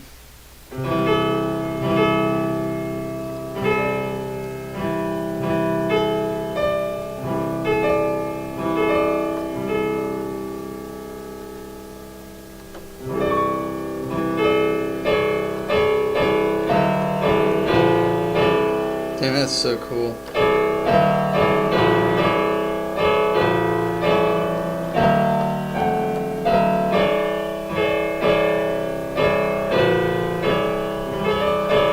If you think about it, I feel like 34 is like the smallest tuning that you can get the most buzz out of a triad. Like, I think 34's major triads are like buzzier than any other Ito's triad beforehand. And it's probably buzzier than like 41 even.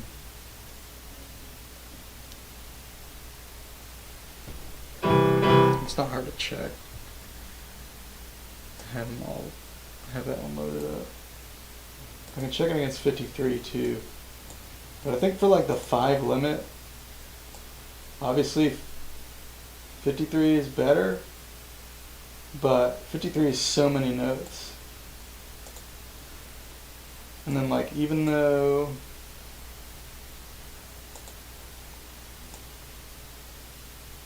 even though 31 is a better 5/4, it's 6/5. It's not that good.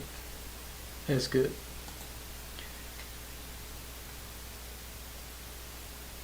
Let's listen to 41s. Not buzzy. Not even buzzy at all.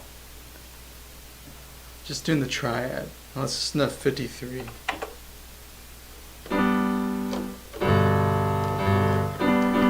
It's not really buzzy either.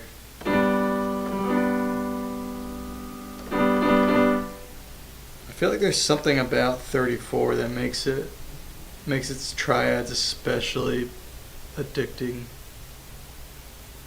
Oh, you're right. I'm sorry. You're right.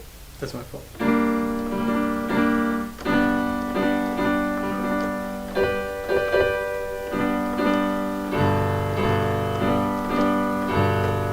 Still not as buzzy. Let me match the sound though. I think that's part of it.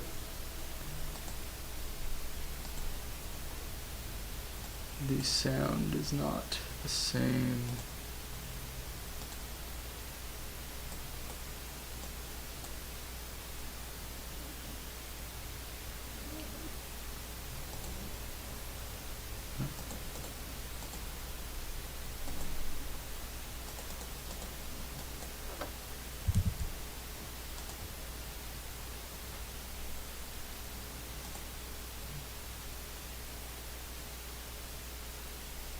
I think it's just...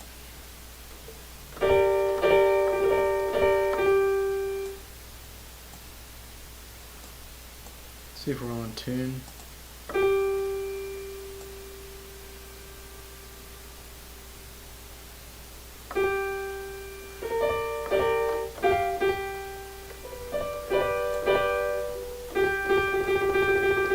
It's the same note.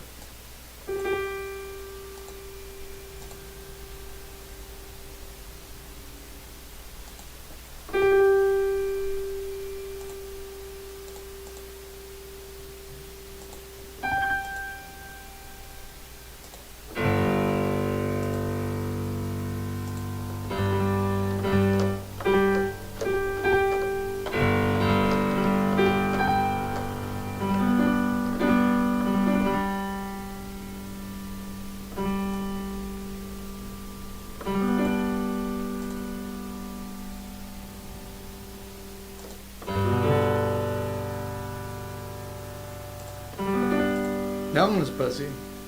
I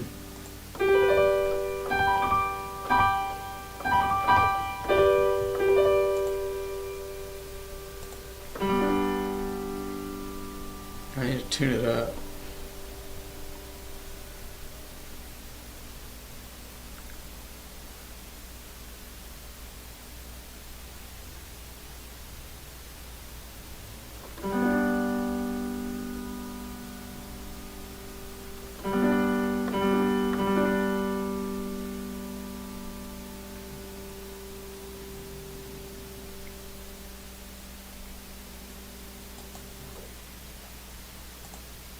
Um,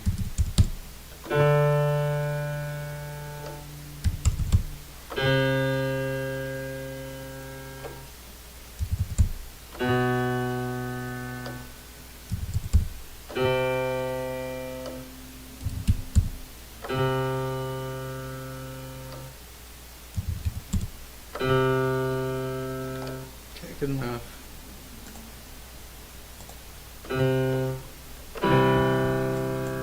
Yeah, it's pretty buzzy. I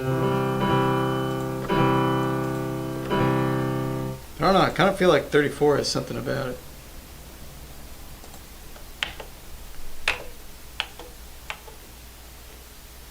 Something about it.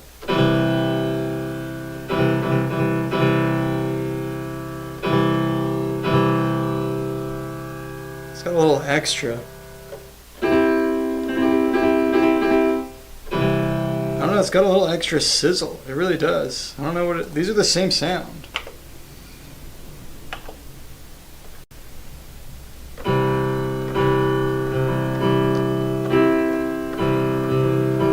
This is buzzy though. It's comparable. But 53 sounds smoother.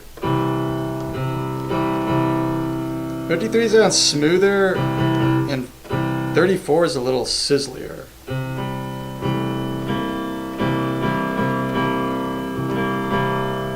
Obviously you can't do this in 34.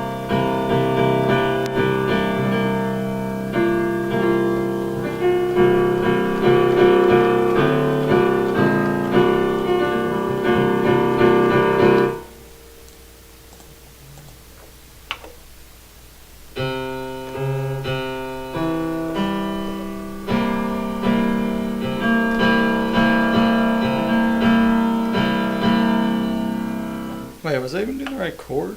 Hold on. I don't think I had the right seventh.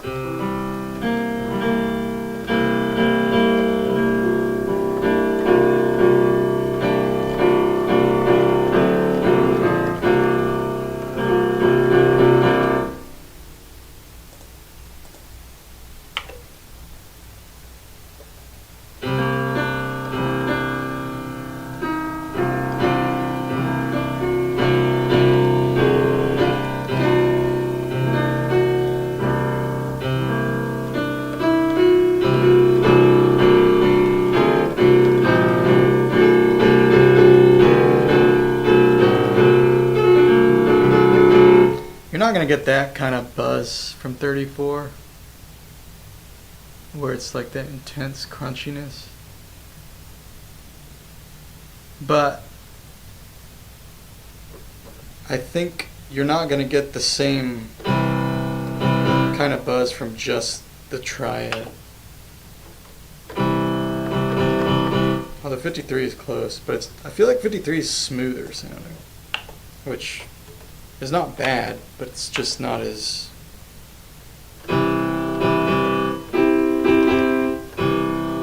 It's got a little sizzle to it.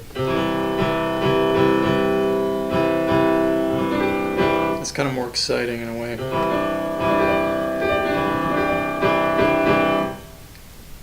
Maybe it's the fabled DR at work. Maybe it's just a sharp 5. I don't know.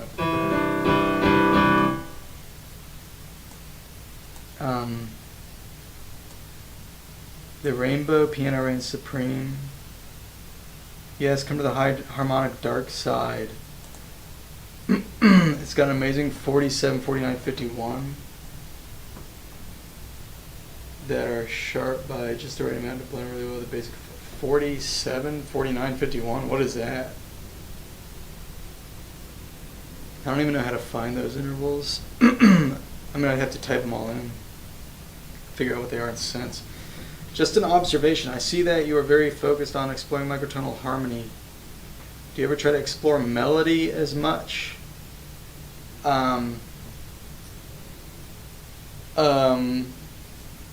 Yeah, but not more on the computer and more like at the piano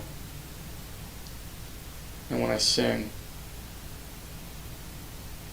But on the lumatone, not as much. Not yet. I definitely will. Definitely will. But no, not as much on the lumatone. I do explore melody though. It's not like I don't think about it. I do think I have a bent towards playing with chords first. And usually when I come up with melodic stuff, it's kind of after I've found like a kind of a mood that I get from some chords or whatever. How long have I had the lumatone? I got it in September, so I think it's only been a couple months, somewhere in there. It's been maybe a couple of months and some change. I think the slightly sharp 5th and 34 is to its benefit, since it's still accurate enough while having a nice extra chorusy effect to it. So if it's too close to GI, it's buzzy but dead sounding, but buzzes a little bit of modulation from air is pretty sick. Yeah, I think that has something to do with it. 47 is to the right of your piped major third, then 49 is 2 keys up from that, 51 is 2 keys up from that again. In 34, alright. So 47 is to the right of your major third. Then 49 is 2 keys up from that. Now, what do you mean, like this way? Like that, or do you mean like this? It's gotta be like this, because we're going up in harmonics.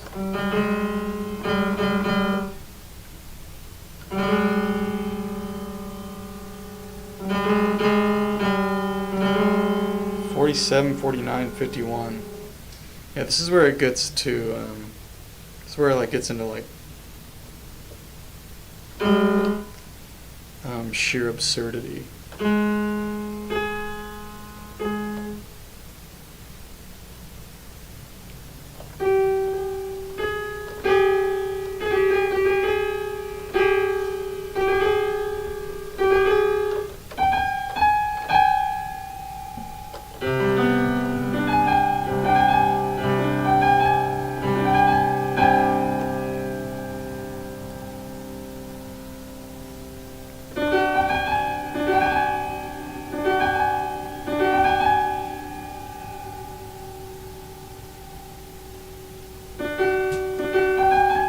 Stuff is interesting though. This is like vows, like what Zia's been doing. I'm kind of interested in it.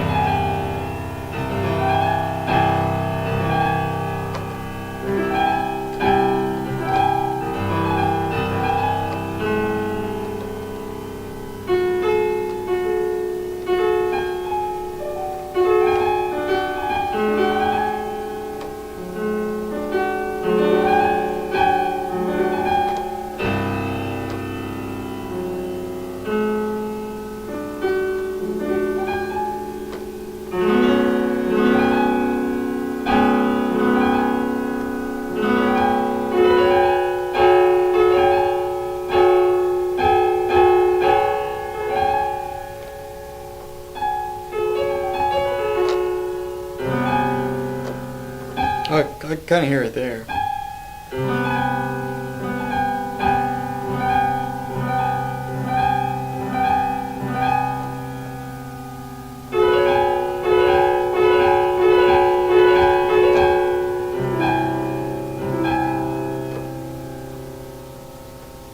think I could kind of hear it.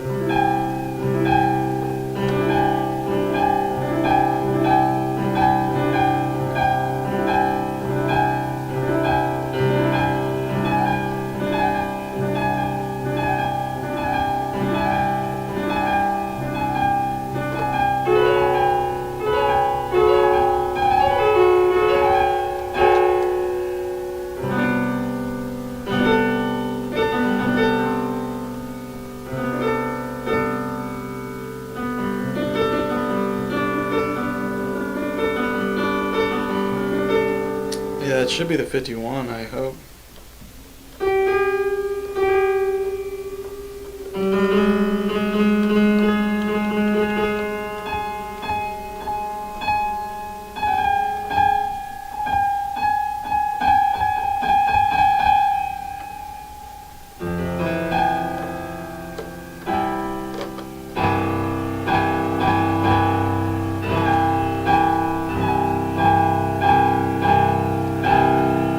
Yeah, I might not be ready for these.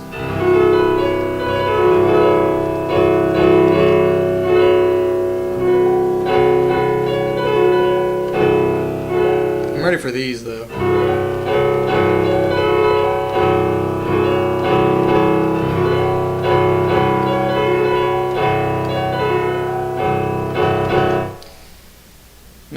Maybe I'll catch up with you one day. We'll see.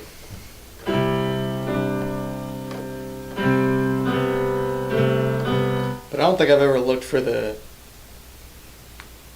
23rd and 25th harmonic in a Edo before today, so one thing at a time, I guess. Kind of curious, what was that chord though that we were looking at? Just so I know, kind of 47, 49, 51.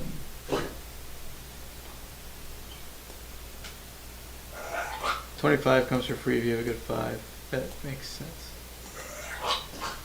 Even so, I don't think I've ever tried applying it.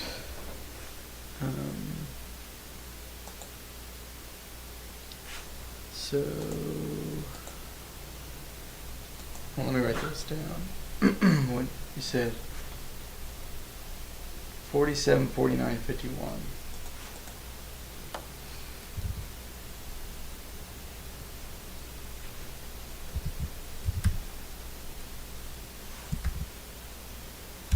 $47, 49, 51. I say 59, 49. So 49. Do these even show up in the thing? 51, 49.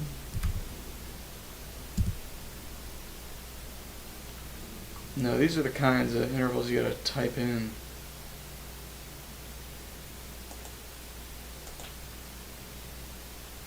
How do you even, if you don't mind me asking, how do you even know what these intervals are? Do you just have them all out on a chart somewhere?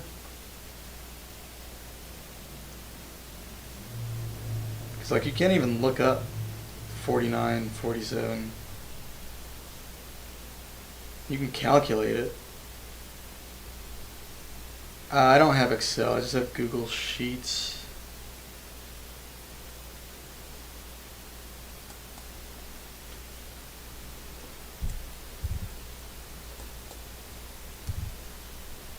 I can calculate the cents. That's like 72.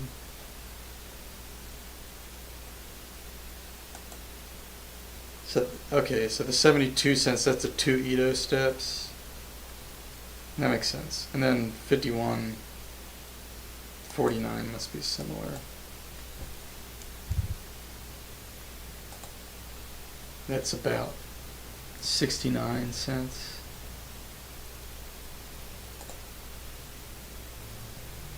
So that's why it maps to the same one. That was actually slightly closer.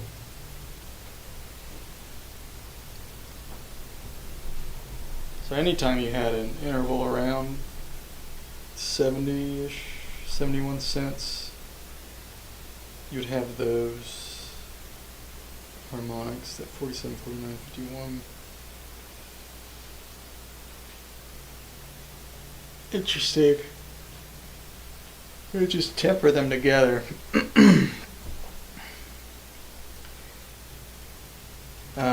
It might, I mean, if you send me the file, I'll try to open it, but I don't know if it will open.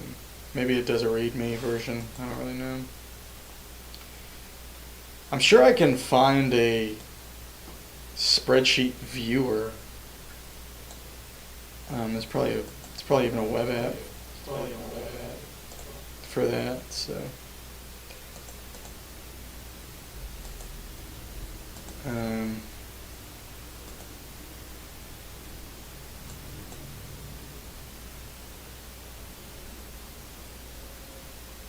Yeah, it's getting late.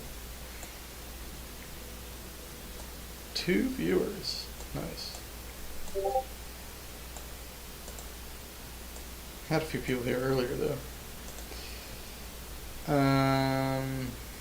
Let's see what happens if I just try to open it.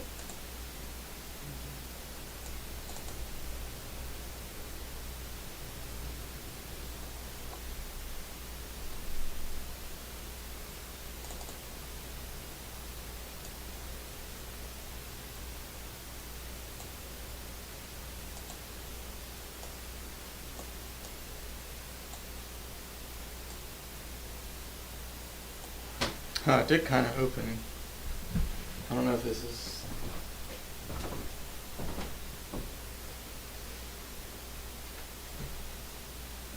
good. Maybe I should try to open it in Google Sheets.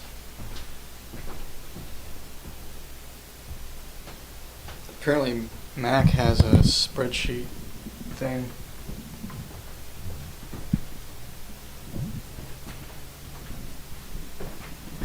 My dad was telling me that he's locked out of his Microsoft Office that he paid for because apparently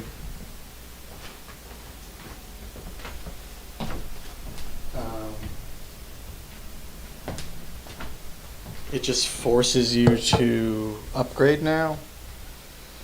I don't know if that's true. I don't have Windows. I don't have Office. But he said that that's what they've done now. Is that they've, like, if your version is old enough, they've forced you to pay for the, I guess, the monthly subscription.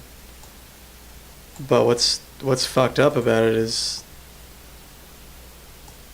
he said he's blocked out of his existing version.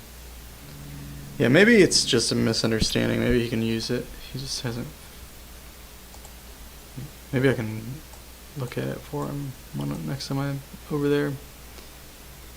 My font is missing. Anyway, here's what they gave me.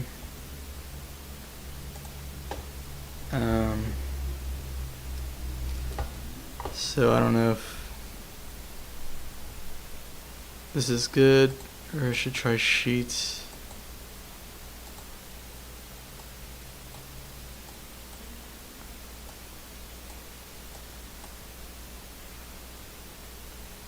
It's missing some of the nice colors, but it's fine.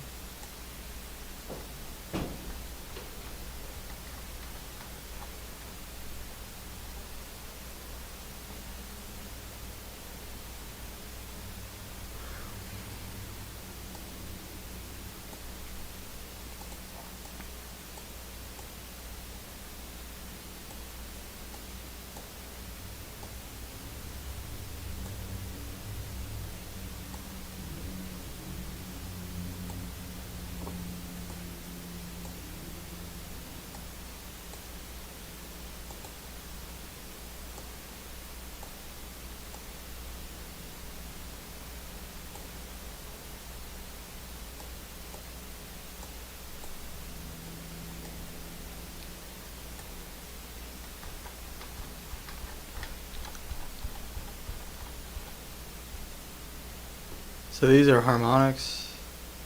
up to 500.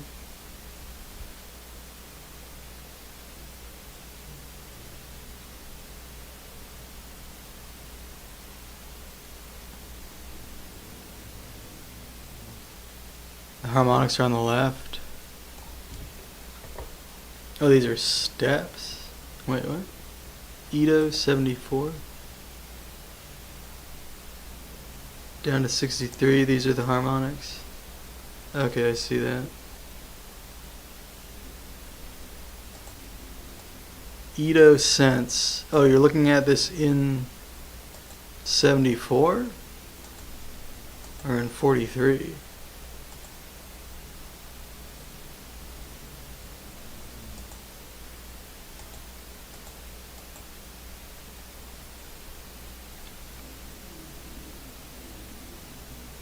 Is that 74? Type in 34 instead of 74. Oh shit. That's cool.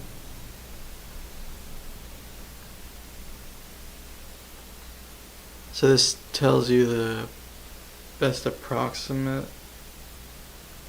Ito step of these harmonics. Oh, that's really nifty.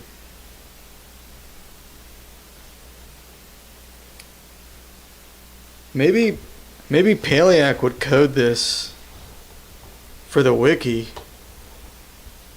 He's been talking about doing stuff like this. I don't know if you know how to code or would even want to do that, but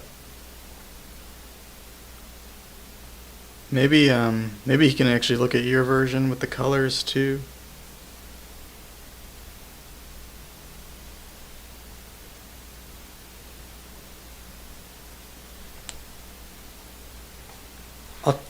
I'll see if he'll look at the end of this stream.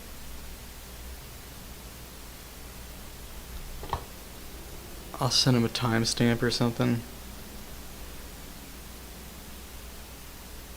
But yeah, this is cool. So if I just typed in 22. Oh, it gives you all the relative errors of the first 64 harmonics. It skips all the redundant ones.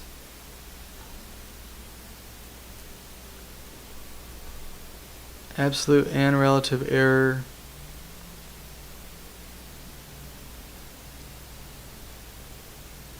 Just the odd. Yeah, that makes sense. Because all the evens are just doubling the odds, or it's the fundamental, which is in tune and Ito. That's very nice. It's very nifty. What's the bound mean? Does that do anything? Does this all change? 702 is not right. Because that would be...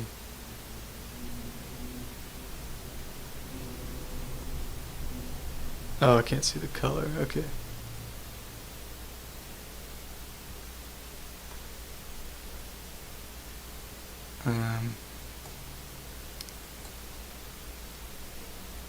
There's this other stuff to the side. I don't know what that means. Go to 34.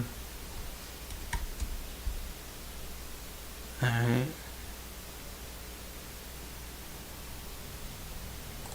Type in 250. What did that do?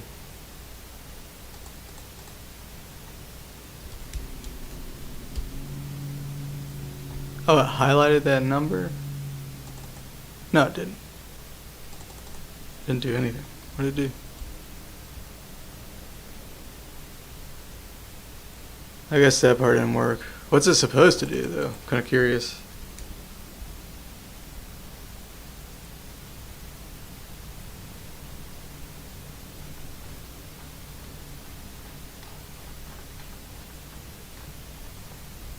I wonder if I can open this in Google Sheets. I'm just gonna look that up real quick. Can you open...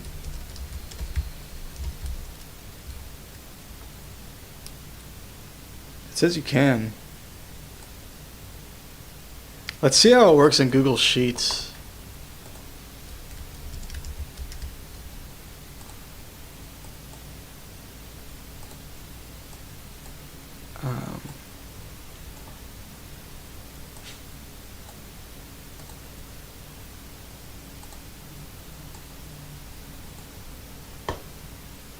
Where'd it go? I saw it pull in here.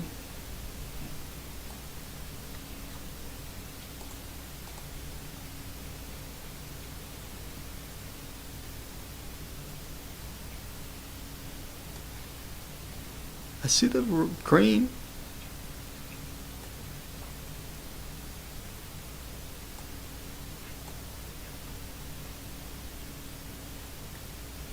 Is this yours? Is this it?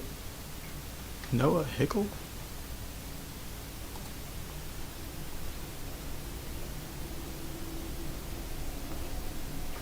What the heck is this stuff? Press census?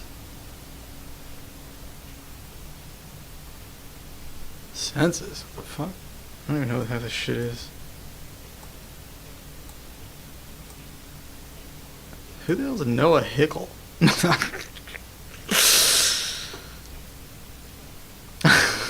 What is this? Move. Go away. I'm scared. Snadge? I know what some of this stuff is. I recognize it, but some of them I'm very confused. I'm kind of scared of this old one. Who knows what's in there?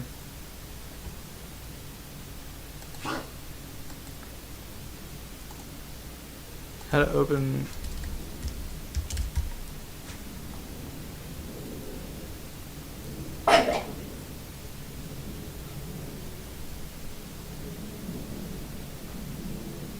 It says I have to put it in Google Drive.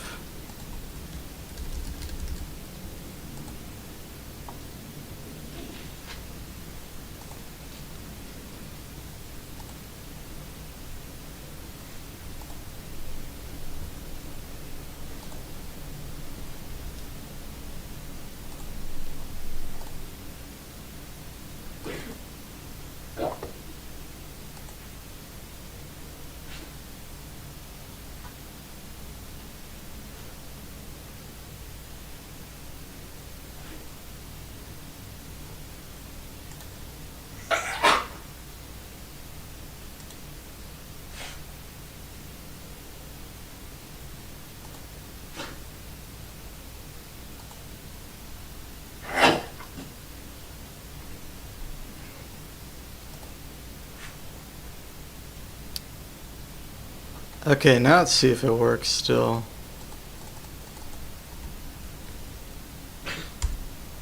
That still works. None of this works though now. Neither does this. So I guess this is worse.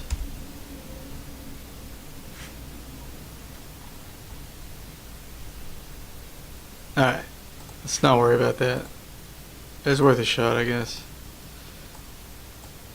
But I guess this doesn't work.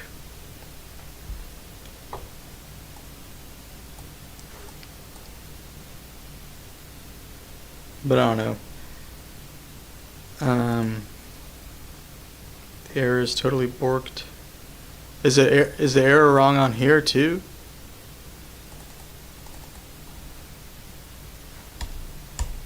Oh, the error is not even moving. I see. The relative error is working, but not this.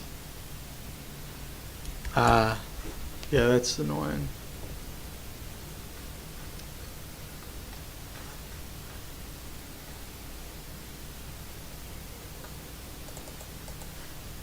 Yeah.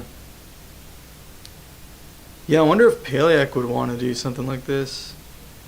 This kind of reminds me of, he was saying something similar.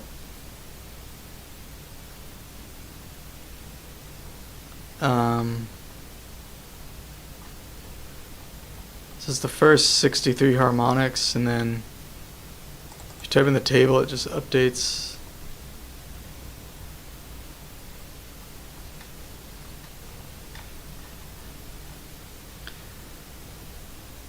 I could definitely make this in sheets.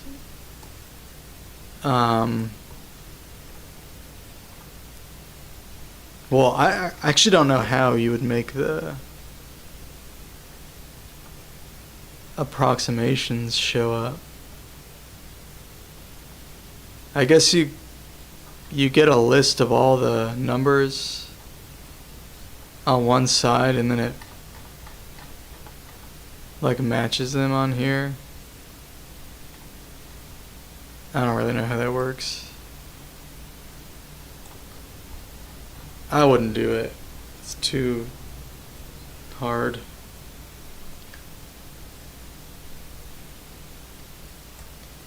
But yeah, this would be really cool to be able to use just like on a website or whatever.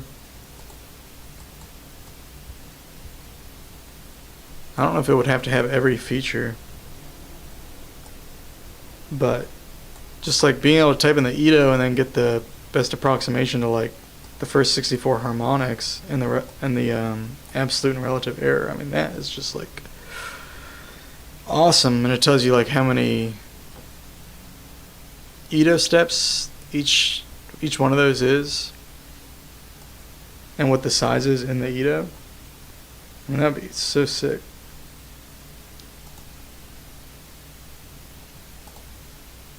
This is what it looks like.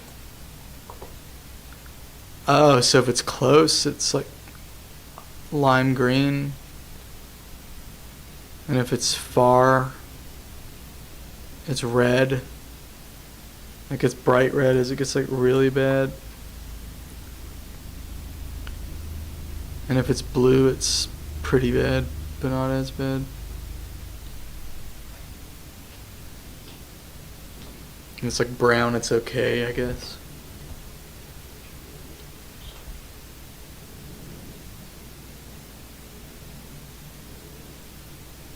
That's pretty cool. Blue is flat. Oh, I see. Oh, I see. So the flat, yeah, because the flat can be bad too. The blue can be just as bad as the red or worse. I see that now. Okay. So green is accurate. Red is sharp. Blue is flat. And the green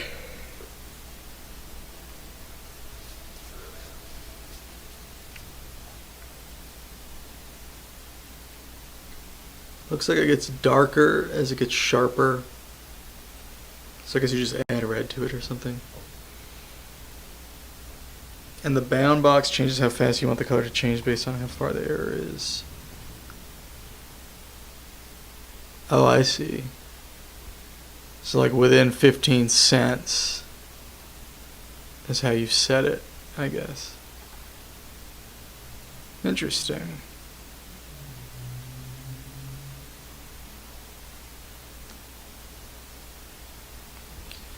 Well, that's cool because you get to see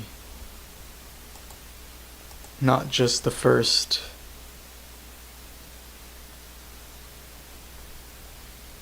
whatever harmonics, 23 or whatever they put on those charts, 25 I guess, in whatever random intervals that pop up, but you get to see like the first 64 harmonics. There is look at that to see what 34 has. Well, it doesn't give me my errors though, right? My errors are all off. But oh, that was in the image you sent? Oh, I see. My bad. Oh, okay, here we go. I wasn't paying attention. Okay, I see. It's 34 now. So these are the errors for 34. So yeah, that all lines up with the wiki. And then yeah, so you can see that like the errors are pretty bad, but a lot of them are. Actually, 7 and 19 are in the same direction. That's kind of interesting. But they're both really bad. And so is 21.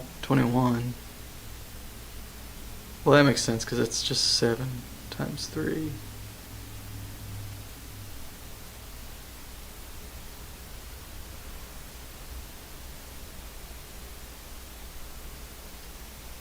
So everything related to 7 is really bad, but then there's like random 43. 43rd harmonic is also similarly bad. So like the intersection of 43 and 7 and 31 kind of lines up.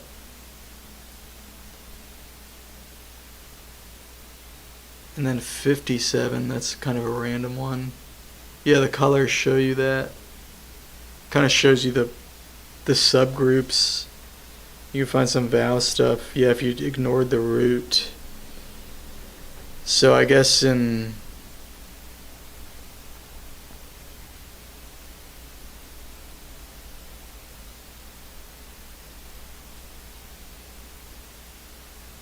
how do you know what the interval is, though?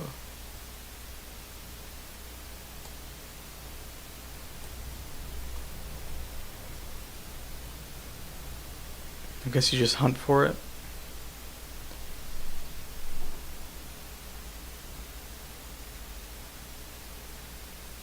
Oh, it says the Edo sense right here. I wish it gave you Edo steps, too. I guess that's not that hard to figure out, but because the Edo steps are right here, so you can just kind of match them. I kind of wish the Edo steps were just like written right here next to this. But yeah, you can just match it up. So like 43 is 14, and then 31 is 32. So if you did 32 and 14, or the next 14 above that, the 14 is just the fourth. And then the 31 is,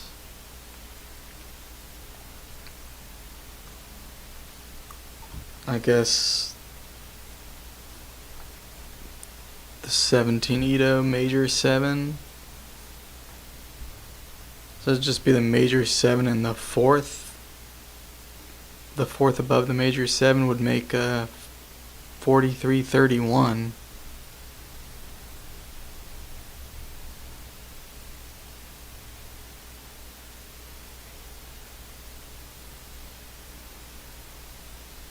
.35 is the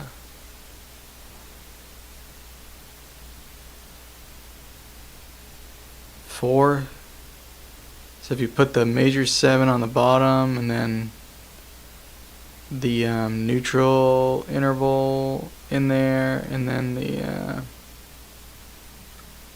fourth on top. These are all 17 Edo intervals too. That's interesting. So you could just stack those, I guess, and you'd have a vowel, I guess, 29, 35, 43.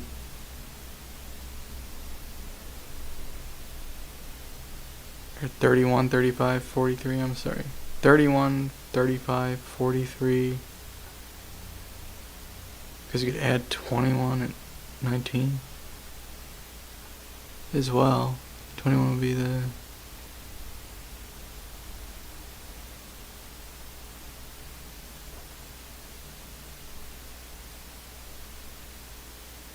eight steps, and then 19 would be the 19 would be the 8 steps. 21 would be the sharp 4. Or the sub 4, I mean. Oh, there's a 34 Ito interval. So you could just combine all those blue ones because they're all like similar. They're all within like 5 cents. I guess you could get a vowel with that. Maybe the 11-cent one on top would be debatable. Yeah, it's pretty cool. You do 7, 19, 31, 43.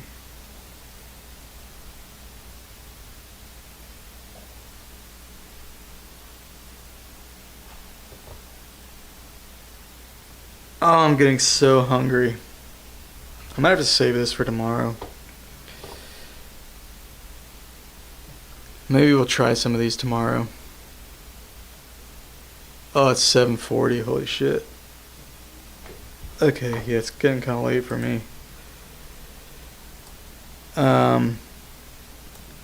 Yeah, I'll try some of these chords out tomorrow though. Yeah, 34 is really cool. I kind of like that it sounds so clean too. Because I feel like if you're not really into Zen, like if you just hear the triads and stuff, they're gonna sound pretty good. I feel like most of the tunings I mess with, you kind of have to be open-minded. I feel like that's kind of an advantage of like 34 and 31. Is that you don't even, like some of this stuff can just pass. In a weird way, I feel like 22 is like that too. Not that it passes, but it's just like, it's really easy to get into. It's like not that, I mean, it sounds weird. It just sounds like a little weird. It's almost like a perfume. But like 27, I was like, I can't tell anymore though. I don't know if my ear is just totally fried. But like when I first heard 27, it was like, oh man, this is too rough. The fifth was too sharp. But like now it's like, it kind of just sounds normal. I don't know if it would sound normal to a newcomer when I'm playing it. To me, it just sounds like regular shit.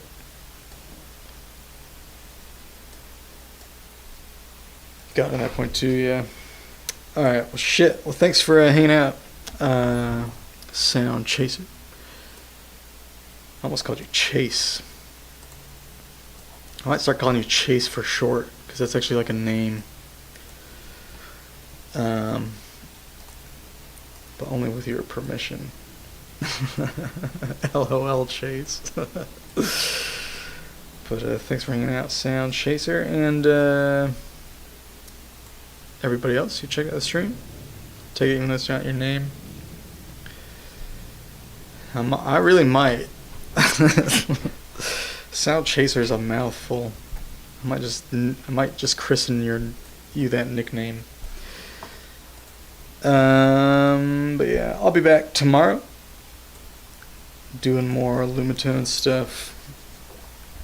So yeah, I think I'll send this, or maybe I'll just mention it to Paleac next time he jumps in the stream. Cause yeah, I bet he might be interested. I think he might. The stuff he's been talking about wanting to do with the wiki is like really similar to this. I think he should see it, at least. All right. See y'all next time. Have a good rest of your day, rest of your night. Great browser version of this would be awesome. An awesome tool. Yeah, we have a ZenCalc, which is sort of similar, but yeah, it'd be cool to have like just like this on a page on a website. You could literally do this stuff. Just type it in. There's color horizons. Is that similar?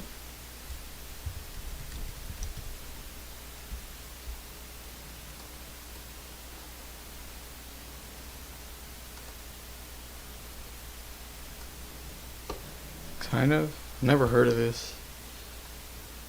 Man, there's so many microtonal tools I've never even heard of.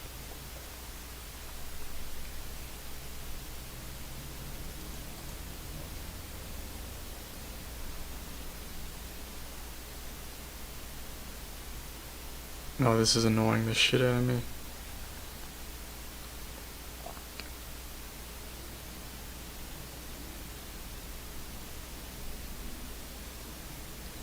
Oh, I've never been so pissed off in my life.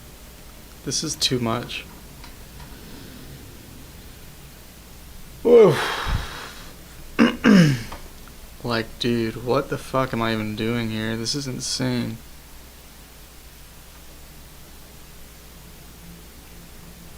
Okay.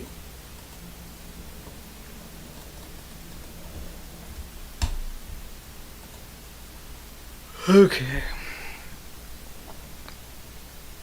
So it gives you the Ito steps here.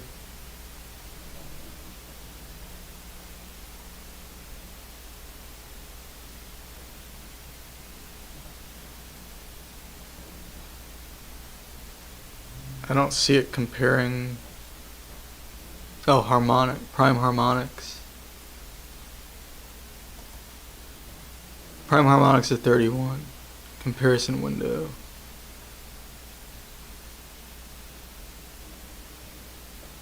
Oh, okay.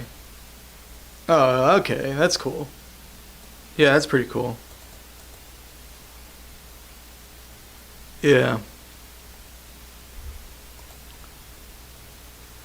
That makes sense. Harmonic series to 31, that's more similar to what you've done.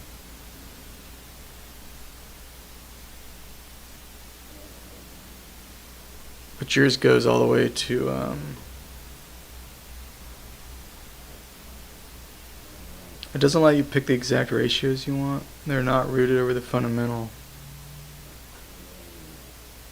Oh, I see.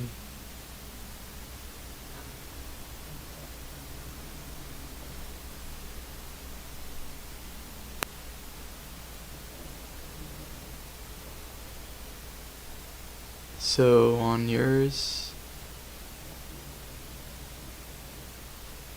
oh, I see, you have your denominator over here on the left. So they're all rooted over the fundamental.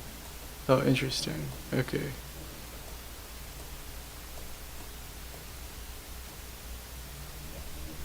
So where does it put?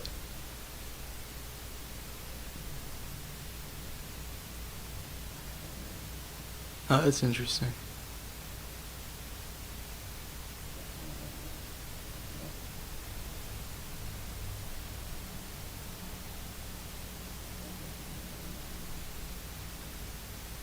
You can put whatever ratio you want on the left. So you can change the denominator to whatever you want. Oh. I see why this is so complicated too, though. Like, it's hard to get everything you might want. Because, I mean, it is good to see where you have like a 9-7 or whatever. But if you see where you have a 9 and you see where you have a 7, you can just kind of put 2 and 2 together too. So I kind of think rooting everything the same way is gives you all of the subgroups. But I guess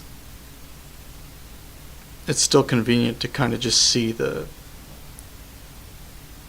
different fractions. But yeah, no. Because yeah, if you know where 9 is,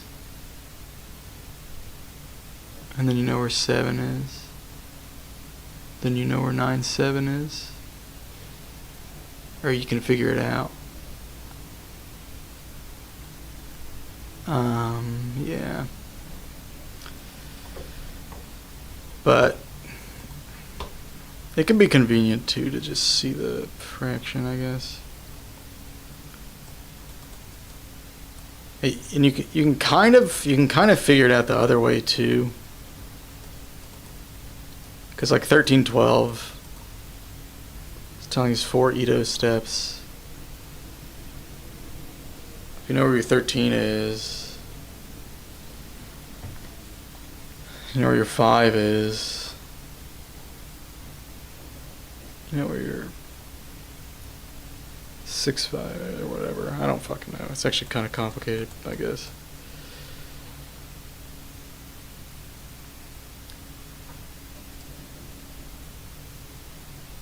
And what is 12 normally? It's just like a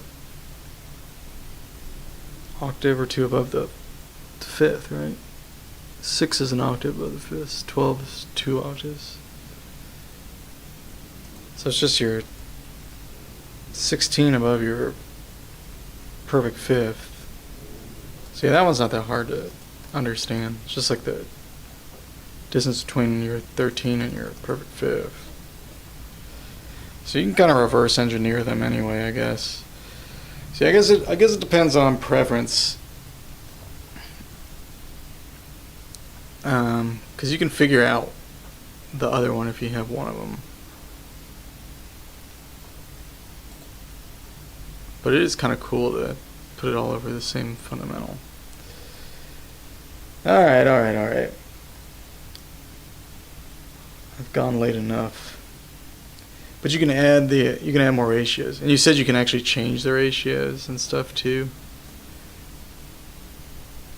Like if you really care about 9-7, you can add that. Oh, that's so sick. Oh man.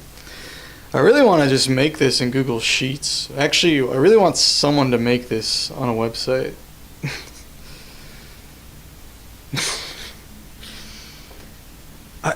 I think you can share Google Sheets with other people.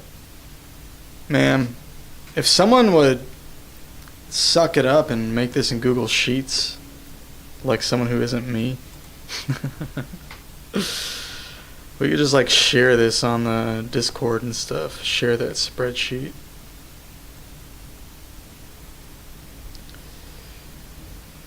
Maybe you can figure it out. I think that would work. I'm pretty sure like if you just made this spreadsheet and then sent it,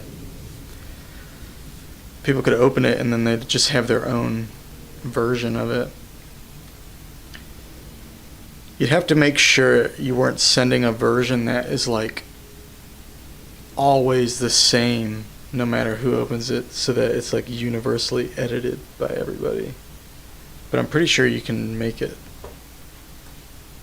where it's one way or the other.